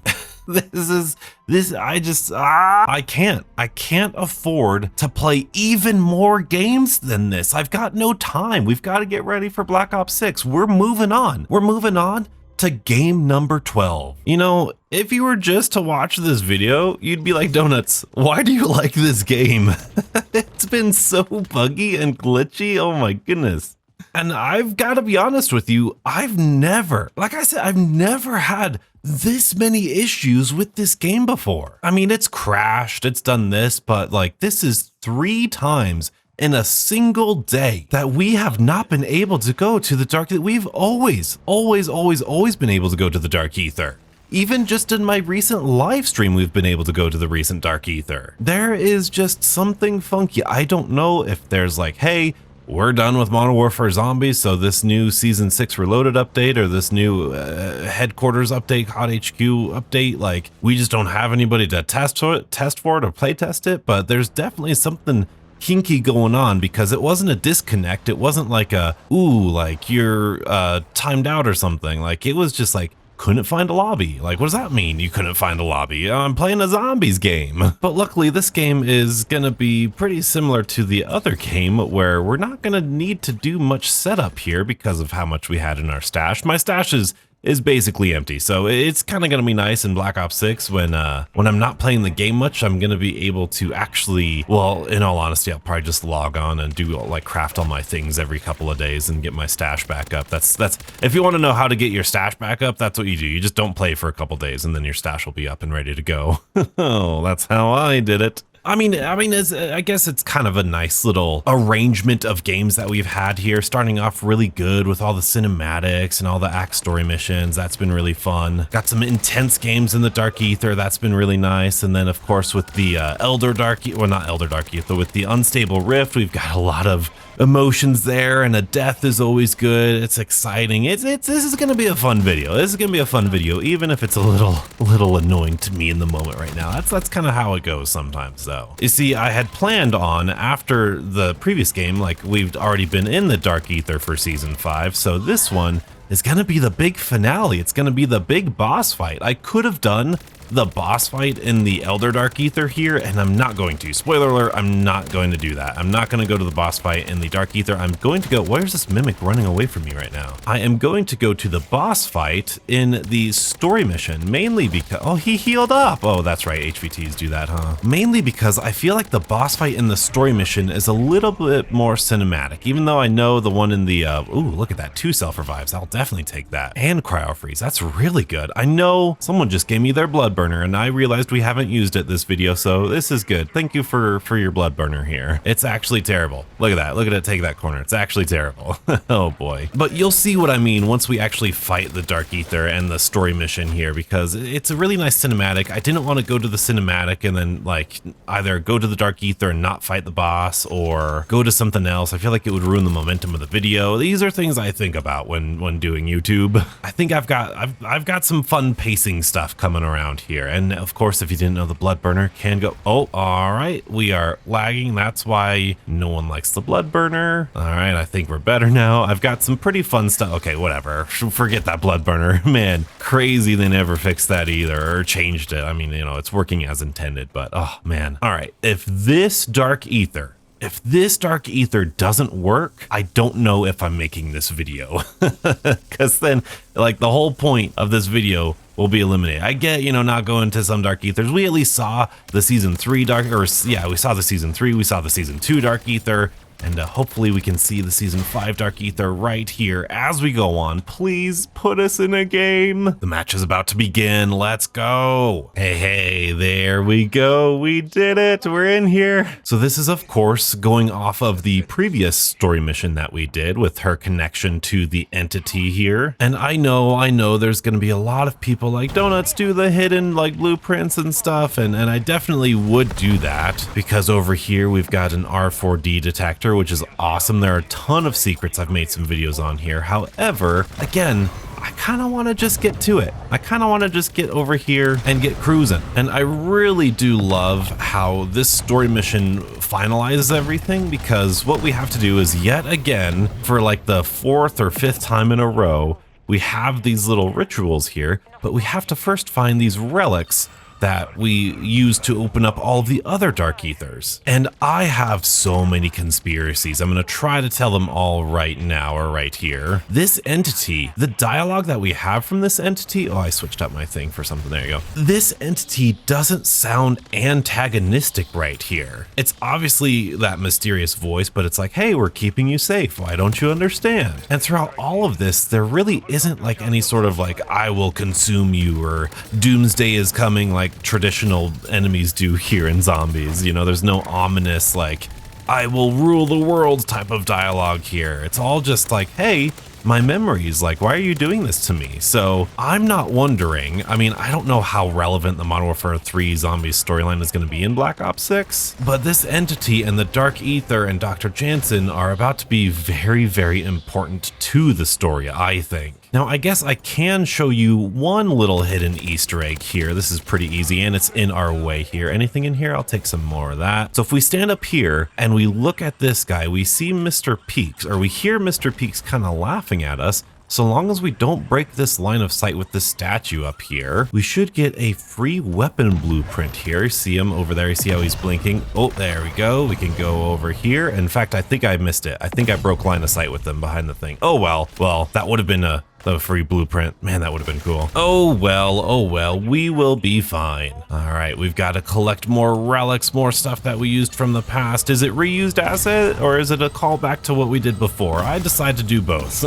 Let's activate the cleanse on the thing. Very good. And because, ooh, somebody threw a Casimir. Who threw a Casimir? That's awesome. We do have this turret circuit down here, which we can definitely do. However, halfway through this, oh no, they break the, ooh, we got the one trick camo on this guy. Nice. Halfway through this thing, the entity takes back these little relics here, so you gotta like try and find them again. And there you go. That's not too bad at all. Very good. So I'm very interested to see, like, there's a lot of talk about memories. So I wonder what memories we're talking about. Like, she doesn't like have memories after this Easter egg, so I wonder what that is. And that line right there, we're begging you stop. That's not like an evil villain line. And so now we make our climb all the way up here. This is actually high rise from Modern Warfare 2, the original Modern Warfare 2. And this is where you get a really good view of just how awesome this whole entire place is. This is really, really well done. They spent so much more time on this Dark Aether than I think any other Dark Aether. Dude, this guy was moving so fast. But also, once you're on here, you got to use these floating things, and you got to watch out for manglers. And there's an R4D detector in there with a little hidden cache in there. Pretty fun. But yeah, this is just an absolutely breathtaking, oh, look at all the zombies, breathtaking place to be. It's actually really, really cool. Just got to break this crystal, kill all the zombies up here, and then go through this green orb, this little ether tear. And then we've got to do some parkour here. This is the kind of really fun part, honestly. Parkour, go through this. You don't have any fall damage, so this is really nice. And again, great view, great view up here. So many secrets. I wish I could show you all the secrets here. I just don't got no time. And then around here, she talks about like a power being like a greater power in the Dark Aether that we don't know about, which I'm pretty sure if we look at Cold War, after the Forsaken is defeated, we actually open up the Dark Aether to all of the Vanguard gods again. So I wonder if in Black Ops 6, we're gonna get crazy gods in the Dark Aether again. That could be pretty fun if you ask me. I particularly liked the Vanguard gods. I think they were pretty cool. Oh boy, but anyway, we are here, last platform here, right before we get to the boat, before we get to the boss fight. And this is a really easy thing. We just fly on in here into the ether tear. Very good. And we're all familiar with this. This is actually so good. Every time it's so cool to be here. Man, I hope I don't choke this. Let's fly on down. Whew, get on up in here. And now, even though we've been the one antagonizing the entity here, we get an entity boss fight. We will do what we must to protect you. Does that mean killing us? Does that mean killing her? I don't know. That's pretty interesting if you ask me here. I wonder how easy. I have actually not done this boss fight since doing all of the Dark Aether boss fights or the Elder Aether fights. So I wonder how easy or difficult this is going to be in comparison. I really hope it's going to be easy. She's got some hips here. She's got some hips there. Very good. Just get that done. Sweet. Oh, lightning strike, lightning strike. Let's get her. Let's get her. Let's get her. Very good. Very good. Got to take out those orbs for sure, though. If you just keep on the move and if your aim is good, oh boy. Oh, those orbs. Oh, those orbs are a pain. Just take your time. We are all sorts of good. Oh, I hit the tower. I hit the tower. Where's her hip? There's her hip. Very good. Get those orbs out of here. Donuts, get those orbs out of here. I kind of feel underprepared if I'm being honest with you. Like I'm so used to having a jug suit in this situation and there's no Exfil. Oh boy, that means we're in it. That means we're in it. Let's get her shoulder, get her hip right there. Very good. Almost got her. There's one. There's her shoulder. Come on, Donuts. There's her other shoulder. Very good. All right, almost there. And you might be wondering, Donuts, how in the world is this more cinematic? How is this better than the Elder boss fight? Well, if we just take her out one final time here, maybe if I can hit her. Oh no, there we go. There we go. Nice. She falls down just like us. Nice. We can look at our reward rift over here. So all we gotta do is look in this reward rift. Oh no.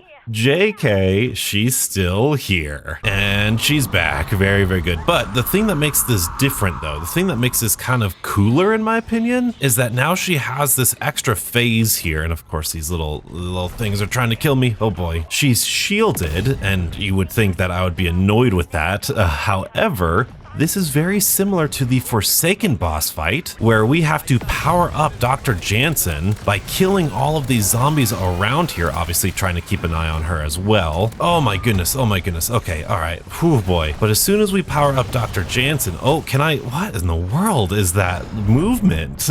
Oh my goodness, field upgrade not ready. Come on, come on. Now, as soon as we get Dr. Jansen, all the boss zombies will disappear, and we have a little bit of time here just to focus on her weak points right here. And I don't think the zombies spawn back. Where's that weak spot? Sometimes it's weird. Sometimes you gotta get back. There's one, there's another, and there's another. Sweet, sweet, sweet, sweet. Awesome. So really not all that bad. We just kind of gotta island hop in between these things. We gotta dodge these attacks. Oh boy. And she'll kind of fly around a little bit. Yes, now there are boss zombies, but now we can see where Dr. Jansen is. We can head on over, maybe get some shots across the arena. Oh right, we forgot about those. That's fine, that's fine. Oh boy, oh boy. Oh boy, those, I need to take out those stinking, those orbs right there. Okay, there we go, there we go. We're good, we can chill out a little bit here, get her shoulders, head. Oh man, those orbs are gonna kill me. There you go, and just our hips right here. That should be good. Very nice. And I think one more time we should be able to do it. And let's get all these orbs first, Donuts. That'll be smart. Look at all those orbs. Dang. Okay, very good, very good. Watch out for those orange attacks. Very good. She's probably gonna teleport away from here. Probably back to this main island if I had to guess myself. Nope, never mind. I guessed wrong. That's fine. We're gonna use our Casimirs that I'm sure you guys have been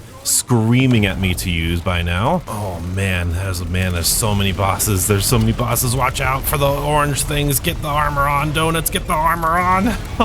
Oh, this is tough. I don't know if I've heard that I didn't see. I'll have to look in editing. I've heard the Casimirs don't actually account towards her stuff, but hey, we got her here, and I think this might be the last one that we do here. Let's do top to bottom. Let's get her hands first. Very good. Shoulders and hips. Come on, be the last one. Come on, be the last one. Let's go. Let's go. We did it. See, that was a little bit more interesting. And this final boss, it just never gets old. It just never gets old. It's so good. He is searching for you. The Shadowsmiths will take you. Very, very interesting. Who are the Shadowsmiths? Why do they want Dr. Jansen? We can feel the Dark Aether peeling back. Let's go in here one final time. 3 months later. This is the exciting stuff here. We've got Project Janus, the Wonder Waft, Edward Wichthofen. And you know, thinking about this kind of doesn't have anything to do with Modern Warfare 3. This is really just setting up Black Ops 6 here. I'm assuming that we cleansed the Dark Aether from Urzikstan, but we have a mother. Is that you? So is that Dr. Gray? That could be Dr. Gray, or it could be Samantha Maxis. But of course, she finds herself in Liberty Falls. Once you visit, you'll want to stay forever, which is an awesome ending to the story, leading us in to Black Ops 6. However, as you see in the video, we still have one more game, and that's gonna be game number 13. This is the final game of Modern Warfare Zombies we will play for some amount of time. I don't know how long, but this will be the last one. And honestly, after today, after all the problems, I'm kind of okay with that. And you're thinking, Donuts, we've done everything. Donuts, you've beaten mercenaries, you've gotten the warlord killed, you've gone to each of the Dark Aethers in some capacity, you've done all the story missions. What more could you possibly do? There's a Casimir sitting here. There are a couple bosses that we still have yet to kill. First and foremost, we've got to take care of Stormcaller. We've got to head on into the storm and take out that special disciple. And finally, you may have noticed that we still need to take out the Red Worm. I thought, what better way of ending Modern Warfare Zombies by fighting the main boss on the main map. We've taken on the entity, we've beaten the story missions. This is like a little bit of a prologue here. You know, we've finished the big boss fight. We've gotten all the schematics, all the story missions. Now we can just kind of sit back and reflect on what kind of game Modern Warfare 3 Zombies was. Very, very clearly, it was not a perfect game, and I'm genuinely devastated. Like, you guys have no idea how much work I put into this video, getting it out on time after being sick for like 5 days. I had planned on getting it out way earlier than this, and it's absolutely heartbreaking that I tried multiple games for season 2. It's my favorite Dark Aether, but you know, I guess there's multiple videos on the channel of me in it, and it is a pretty accurate and it's an honest representation of the current state of Modern Warfare Zombies. It's fun. It has all of these different things to do. You see, I've played this game 13 games. That's 13 hours of just doing everything that you can do, basically. It's gonna be a little bit less than that because I was speedrunning and all that good stuff. And it's been an incredibly, A2, he's got help. Okay, he's way across the thing. Okay, all right. It's been an incredibly fun journey here. Believe me, it has. And I think Modern Warfare Zombies is a success that not even the developers might have known it would have been. It's more successful than anybody would have thought. That's a better way of saying that. To have this large-scale zombies map, to have objective-based zombies work so well and have that gameplay loop be so addictive, at least for the first little part, as you're grinding out those schematics and story missions, it's a real success. It does feel like a first rough draft, but so did World at War Zombies, so did Nox, so did a bunch of these things that were the first of their kind. And with these little Easter eggs here, I think I know where that's at. I think I know where that's at. Yeah, I think I know where that's at. I know where that's at. I know where that's at. We're looking good. We're looking good. It's cool to have even these little tornadoes here. I know it's just the one tornado just mimicked over and over again, but the storm, it really is atmospheric. You do feel like this is a war zone infested with zombies. Now, I know a lot of people have a problem with the atmosphere and it doesn't exactly look like zombies per se because it is on the Warzone map, which is completely fair. But when you do compare it to the Warzone map, it is incredibly different. It's very different, and it's different enough to me that it feels maybe not like zombies, but it doesn't feel like Warzone. It feels like its own unique thing. And just coming back here, and like we were in tier 3 for like half of this video, coming back over here in tier 1, oh, it just feels so, it's so strange. It feels nostalgic, and it's been the same map. I feel nostalgic about different parts of the huge map. One USB, done. But from finding out all the little secret Mr. Peaks bonus perk Easter eggs, and the chess Easter egg, and how all the schematics work, and how this works, and how that works, and you know, what's the best looting spots, you know, I remember those videos, to finally getting up the courage to go to tier 3 and enter in this huge war zone and this huge place where It's so hostile compared to tier 1 and tier 2. And ending it off with the red worm, I think, is really special, because the thing that I think, apart from the schematics and the gameplay of Modern Warfare Zombies, that gameplay loop specifically, outside of that, the thing that this game does really well, despite the frustration that I've had in tier 3, it is really cool to have 24 people on a map helping each other at the end of a game, just shooting this huge gigantic worm, or going to the Dark Aether who's never done it before, getting schematics. I remember like the first live stream I did, after a while, there was, 600 people in there, and like, oh, I need the schematic in the Dark Aether. I need this, I need that. And we're all helping each other out. And I remember, apart from me like helping people out in the stream, I saw other commenters in that stream. Hey, I'll pick you up. Hey, let's go. Let's get a game. Join the Discord. Let's do this. And that is just, that's so cool. That is really special in my opinion. You can get that in round-based zombies. You can join a public match and you can carry people on, and that's really fun too. That's the same feeling that you get here. We're gonna do this triangle. No one does this triangle ever. This is like my triangle. You hear that? Cool Whips Discord, you could call this the donut triangle. Because every time I'm in tier 2 and I'm around this area, nobody does it. Which is weird, because everybody has a Scorcher, so why wouldn't they do it? There you go, align yourself, very good, and this will get us a whole bunch of disciples. And we are using our WSP swarms. This was the original overpowered weapon, and this was the first weapon that I tried to use to kill the red worm solo. What an epic journey that we've been on. I couldn't do it solo. I couldn't do it. And that should be it for the triangle. We're getting really close. Maybe. Got more zombies. There we go. Give us something good for our last triangle. Let's go. Legendary tool. Double pack-a-punch. Nice. We are just missing one more USB and we should be on our way. I think it's just on this roof up here. I don't want to spend too much time here in tier 3, honestly. There it is, our final USB for our final game of our final red worm boss fight. Boop, there you go. Very good. We should probably get all of our perks though. That would be beneficial, huh? There it is. For the last time, all of our perks. We've got a couple thousand points to spare. Only thing left to do is wait. Except we are gonna go get Stormcaller now. Come on, Stormcaller, where are you? Let's head on in here, find out where she's at. We've got our legendary triple pack-a-punched gun. I remember the rumors here, oh, if you kill Stormcaller, you'll get less zombies at the red worm, which I actually never tested out. So who knows? We might be testing that out right now.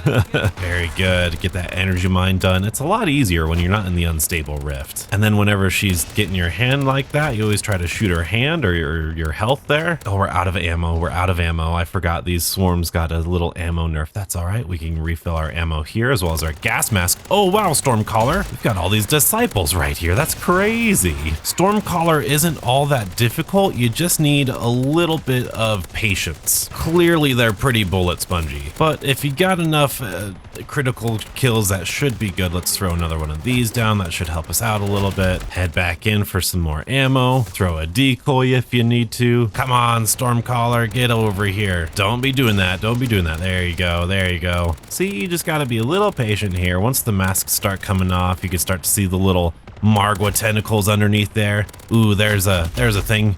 Let's get that going, nuke. And there it is. They are dead, and they didn't drop anything because of the nuke. Well, okay, that's my luck right now. That's how it's going. I should have known that. I should have guessed that. Now, I know we've got some extra stuff here. I think I'm actually gonna drop the Casimirs, believe it or not, and I might. No, I'm gonna keep that. I'm just gonna go get ourselves a sentry gun here. I might actually get 2 sentry guns. I think there might be enough armor on the ground. I think we could play it safe. I don't have enough points though. Dang. Just gotta remember to put my jug suit back on. And I think if we loot the cash register, oh, that'll get us plenty points. Very good, donuts. Another sentry gun. We'll equip that. Very good. Oops, someone's pleading for help. Let's go save them. What could have happened here? Did we fail an escort? It looks like we're in the middle of an escort here. What a bummer. Or maybe it's still going. Maybe it's still going. Maybe we can help him out. I'm gonna help this guy out. I'm gonna help this guy out. See, this is the fun stuff about this thing. This guy's shooting at another player. We're helping him. I remember back in the day, this was my first, I don't know, it might have been my first gold gun. This was the Damien pistol. It was like the 1911 pistol. It was like one of the first videos that I made here in Modern Warfare Zombies. This was like the big epic conclusion. This little escort mission here was crazy in tier 2, and it was crazy in tier 2. It was actually really good. The power progression was really off compared to where we started here. And this building, we're gonna go here. We're gonna go up on top of this building here too once we're done with this little escort. Oh, we're so close. We're so close. We almost got it. We almost got it. It's taken off. Let's go. We got all these bosses. This really is. I love these escorts when they're not in tier 3 or tier 4 or the dark Aether, I should say. Get a lot of zombies. They're really intense. They're a challenge. They're fair and balanced a little bit better. And there we go. Look at that. Nice. Very good. But I remember so long, especially being in this downtown area, this is exactly where I would just run contracts throughout the entirety of my little mid-game journey here before going to tier 3. And this was one of my favorite places to loot in here. There used to be a lot of good stuff, like almost consistently. I remember finding like my first epic tool in here. This is of course the original Modern Warfare 3 multiplayer map called Overwatch. Very surprised it never actually made it into this game here. It's all like spaced out and everything. Oh, there's a 3-plate vest. Very good. And then I think I really fell out of love with this one. Everybody did. I fell out of love with this once Dokkaebi started setting up here. Dokkaebi, the warlords, man, I just like, it's great that you can avoid them. It's great that they're not like intertwined with the core gameplay and everything, but they just bring down the vibes, you know? And then there's little stuff like this, like this building here. If you go all the way down and you go into this room right here, you see Mr. Peaks, and then we can just sprint up the staircase here. And you're thinking, if you've not seen this is an old thing right here. You're thinking, Donuts, what are you doing just running up the staircase with Mr. Peaks at the bottom? Well, all around the map, there are actually 9 little Easter eggs. And if you've watched hour 1 or 2 of this video, I don't know why I'm explaining this. I'm sorry if I repeat myself like 17 times here. If we're fast enough, which I might not have been tack sprinting as fast as I could have, there are Easter eggs for all of the different perks, and that was one of them. I don't think I did it fast enough. And I remember doing this and trying to plan out a route of like, hey, if I want all of the perks, I remember getting all the perks in the game was such a huge deal because there's not a perk machine everywhere. And oh my goodness, I don't want to go to tier 3. And so I'd plan out these routes of all of these different Easter eggs, and oh my goodness, and nothing. Okay, maybe somebody's already done it. But I'll plan out all these routes and I'll try to get all the perks that I could. And oh my goodness, like the meta has changed so much for us over the years, over the over the seasons. It does feel like years, honestly. My first Exfil was this Exfil up here. I had the Polymute because I thought that was going to be a really good LMG. Or actually, I might have got the Polymute. I might have been using like marksman rifles. I thought marksman rifles were going to be like really good here. Don't worry, we're not Exfilling, but when the game first came out, we all remember, most of us remember how insane, like it's insane how many zombies were at an Exfil location. It was the most we'd ever seen in any zombies game ever. There was seriously upwards of maybe 100 to 150 zombies. And unfortunately now, this is quite a bit less zombies. Usually there's more, especially in tier 2 there's more. This is still a way to camo grind here. So, oh, there we go. There's a couple more here. Very good. It's still intense and they spawn continuously unlike before. But I just remember like coming to this guy with my Haymaker, with my SMGs, and just kind of camo grinding for a couple games during the early months of this game. It was so old, months, a couple days, I guess. There's nothing quite like that moment when you know nothing about a game and then you keep discovering things every single game. Oh, this is new. Oh, that's new. Oh, that's new. What about this? And you've got all of these ideas and all of these things to do. It's a really fun experience. And I'm really excited to do that with Black Ops 6 and all these videos that I'm going to be making here soon in like less than 24 hours. That's crazy. That's crazy. We're going to be doing that. And all the theories, all of the thoughts, all of the, oh, what about this? What does that do? What does that do? What does this do? If you've never done zombies other than Modern Warfare 3, you are in for a treat. The community puzzle solving, all of these things working together. I'm going to be live streaming it. I remember walking up this shore because, it's open world. You can just do whatever you want, and just finding this bunker before I saw anything about it. Now, obviously, it's just a Warzone bunker. It's just something on here for the Warzone section of the map. But I thought, oh my goodness, Season 1, they're going to open this bunker up and there's going to be an Easter egg. And then Season 2, there's going to be an Easter egg. And then we're going to have to put them all together at the end of the game. Yeah, that didn't work. That didn't happen. But that speculation, it was fun. It was fun to check all of that stuff out and do it. And I don't know about you. You could tell me if this is weird or not. I remember this contract specifically was the first contract that I showed Beebs how to do Modern Warfare Zombies with. Going into this P&D area was so intense. There were dogs. It was so intense before they had to keep removing more and more zombies because of instability issues, which clearly hasn't helped entirely. And then you're standing around here and you see these symbols, and still, when I do the portals, people will be like, oh, donuts, I didn't know there was portals there. What? That's what those are for? That's how you do that? Yeah, there's coordinates to each location and you can memorize them and then you can just do them. I know we've all been really harsh on this mode. I know that a lot of people love this mode, but even in these moments where they're giving us the bare minimum and they're not supporting it as well as we think they should or as they want to, I could still feel the passion in all of this stuff. Like, they didn't need to put in this coordinate system. They didn't need to do that. Warzone doesn't have that, DMZ didn't have that. You had helicopters and, well, it would have been nice to have helicopters, but you had vehicles and that's it. And then they give us a Scorcher, which just makes sense in terms of the gameplay. Like, they're really good at designing a fun video game experience. As cheesy as this is really gonna sound, man, it sounds so cheesy in my head. I do want to thank Treyarch and Sledgehammer and everyone who's worked on this because, man, obviously it gave me a little boost in the subscriber count and the view count and everything. Ooh, and there's Napalm Burst. I'll take that. Ooh, and a self-revive. Actually, I'm gonna take that over that double pack punch crystal. I might want another self-revive, honestly. I don't know. I might want another self. But apart from, the subscribers and the views and all the stuff that it got me, that's not why I like Modern Warfare Zombies. Plus, I feel like I don't speak that highly of Modern Warfare Zombies for how many views it got me. I don't have a self-revive in here. I gotta go to tier 2. But I see the comments and I'm 1000% sure that all of the developers see the comments on YouTube, on Twitter and Reddit that, oh my goodness, this is just lazy. They just don't care about this. They just want us to play Warzone. This is just a copy.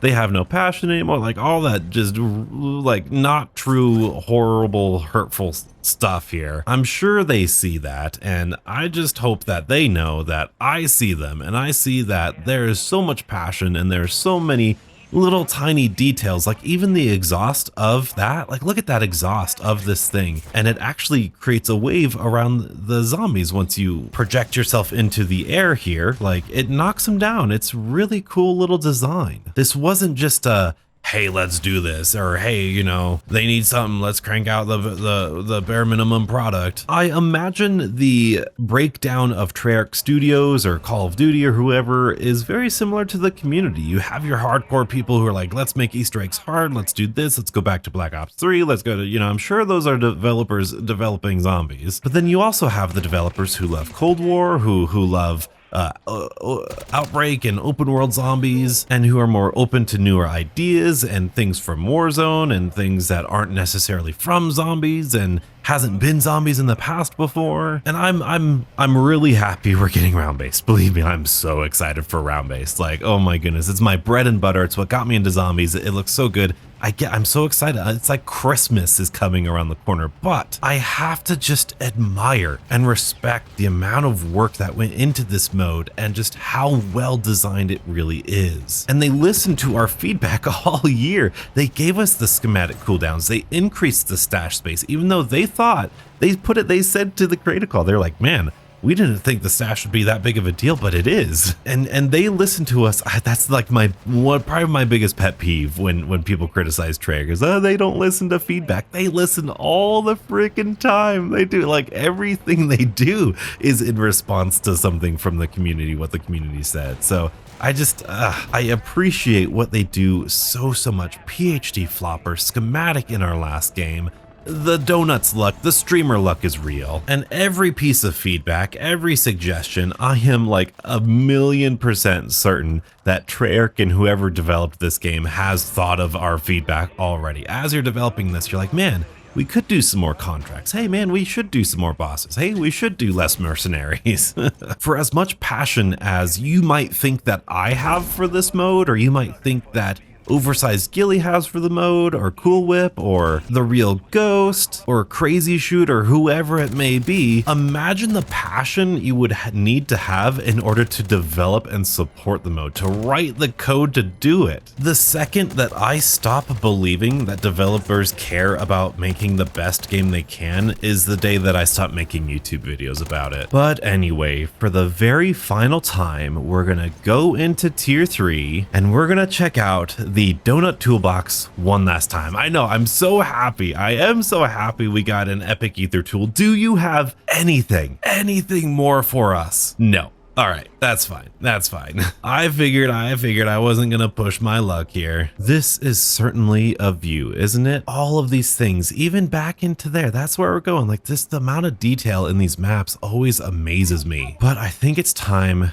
to say goodbye one final time to Tier 3. You know what? We're gonna do it. One more contract. One more Tier 3 contract. Let it be a Spore Control, my favorite Tier 3 contract. I'm gonna go ahead and drop a sentry gun here so we can stow our decoys. This should be fine. This'll give us some time until we can get to the worm. We've got 2 minutes, and then the storm will expand. We'll talk to Barrera one last time. Oh boy, that was a mistake. That was a mistake. Okay, there we go. There we go. This is hard without golden armor sometimes. You know, you gotta actually. I'm excited to not have manually. Well, actually, I'm excited to have manually plating armor. I feel like it does add a lot of depth. Oh my goodness. Oh my goodness. Donuts, don't get narrow vision here. Oh my goodness. Oh my goodness. Donuts, don't go down right now. What are you doing? What are you doing? I got Jug on. What's up with these zombies? It's like they know it's my last game. Oh boy. Let's fly on up here. We got 30 seconds. 30 seconds for this. Let's go. Let's go. Let's get this guy back on the bar. Let's see if there's anything in here where there's a Casimir in there we might want to use real quick. Let's use our Scorcher first here. Very good. We can then use our Casimir to do that sort of thing. Anything else in here? Nope, nothing. All right, let's go to a buy station. All right, we're at our final buy station. Let's go ahead and grab 1, 2, 3, 4, 5. Let's do sentry gun.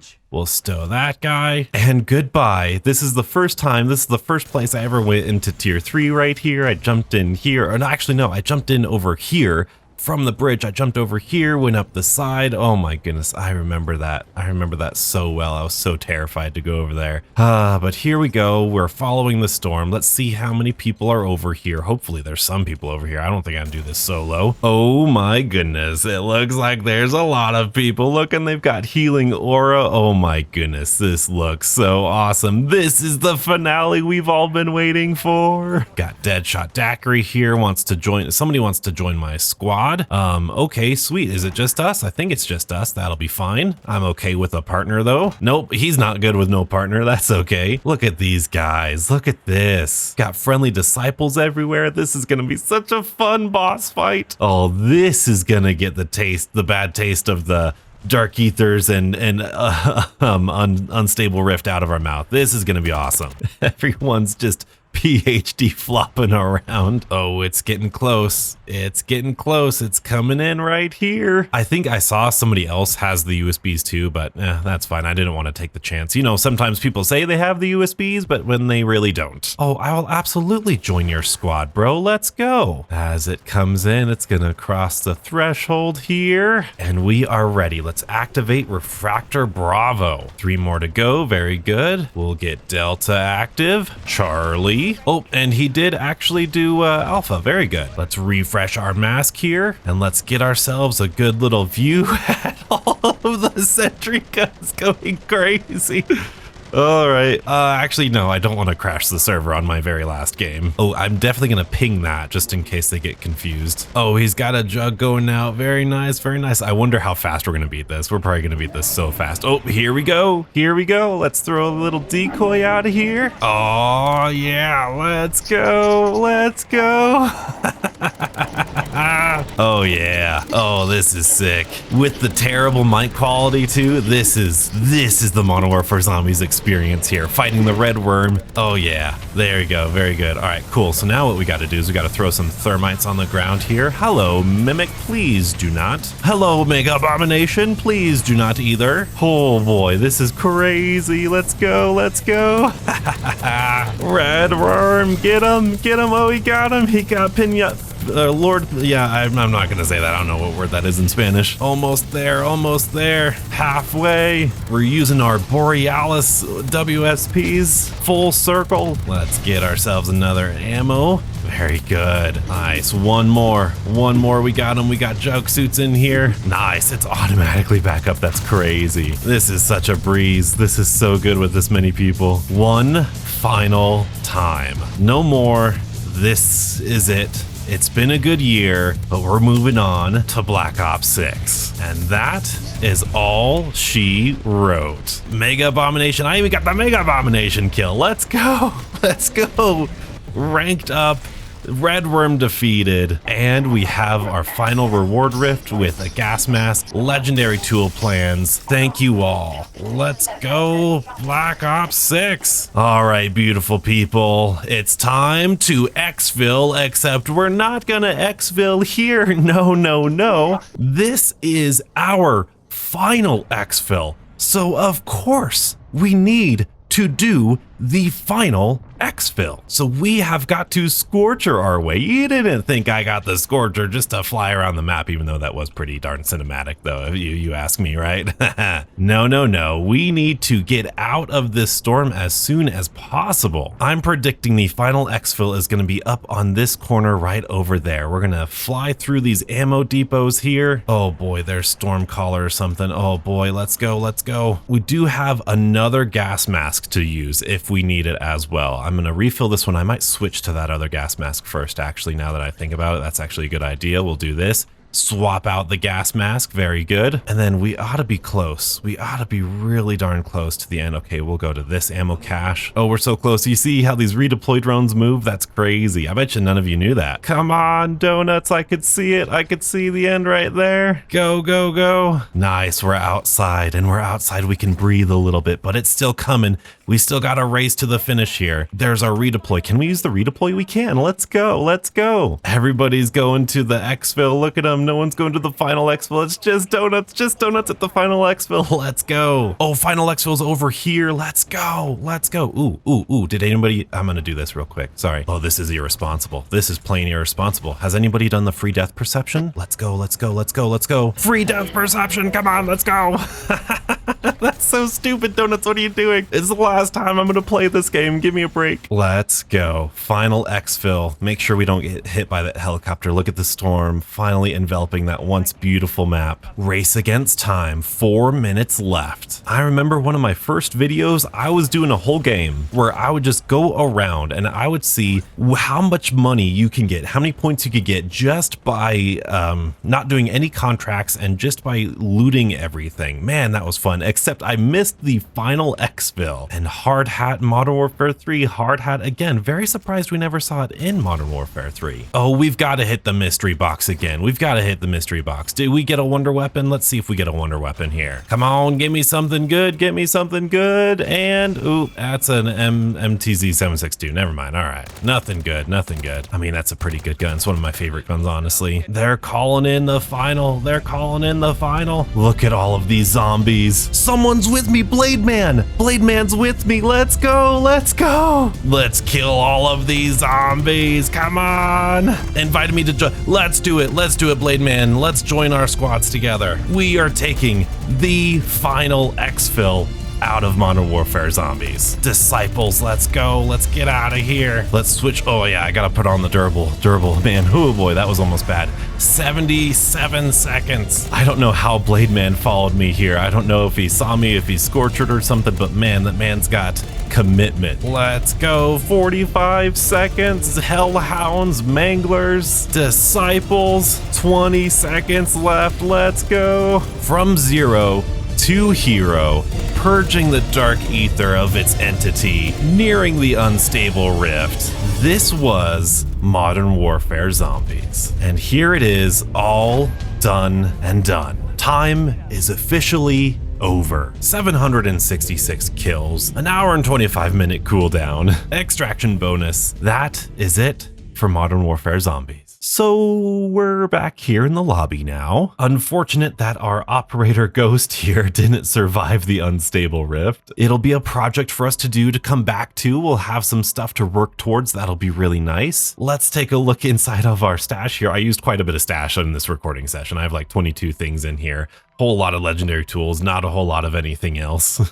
But what I really want to show you, are my stats. So in Zombies, I have a total of 5 minutes shy of 12 days played, 592 deployments, and just over 250,000 kills. Forget this as successful exfil ratio, because once you go into the dark ether, it counts as a failure. So nobody's gonna have a really good successful exfil unless they don't go to the dark ether. You could see my top weapons is that RGL, the WSP Swarm, and that very first LMG that we got gold. What this tells you is that I do a pretty decent job of like spreading out all of the weapons that I use. I'm really proud of that fact. We have 16 deaths, which feels really low, although that might be counting disconnects too, but that's also really low for disconnects. I don't know. How many deaths do you have? Only 16 feels like it wasn't tracking something right. Again, 378, 214, don't listen to all those eliminated, whatever. That's not exactly true here. We have 2,445 deployments. Our highest kills was 3,265. Don't know if that's true, because sometimes that's also weird. We can go into here. This is 3 minutes ago. I think this was a successful exfil here. Yeah, there you go. 20,000. You can see every time we go, like we tried to go into the dark ether, like we went to the story mission and we got eliminated there. We did get eliminated in all these guys here. Oh boy. But moving on, we have our acquisitions. Our most extracted was our epic ether tool here. We've got these guns here. I don't know exactly what this is. You can't really click on anything here. Most essence extracted per deploy. That is because of the tombstone glitch, because my friends did the tombstone glitch and kind of just gave me money.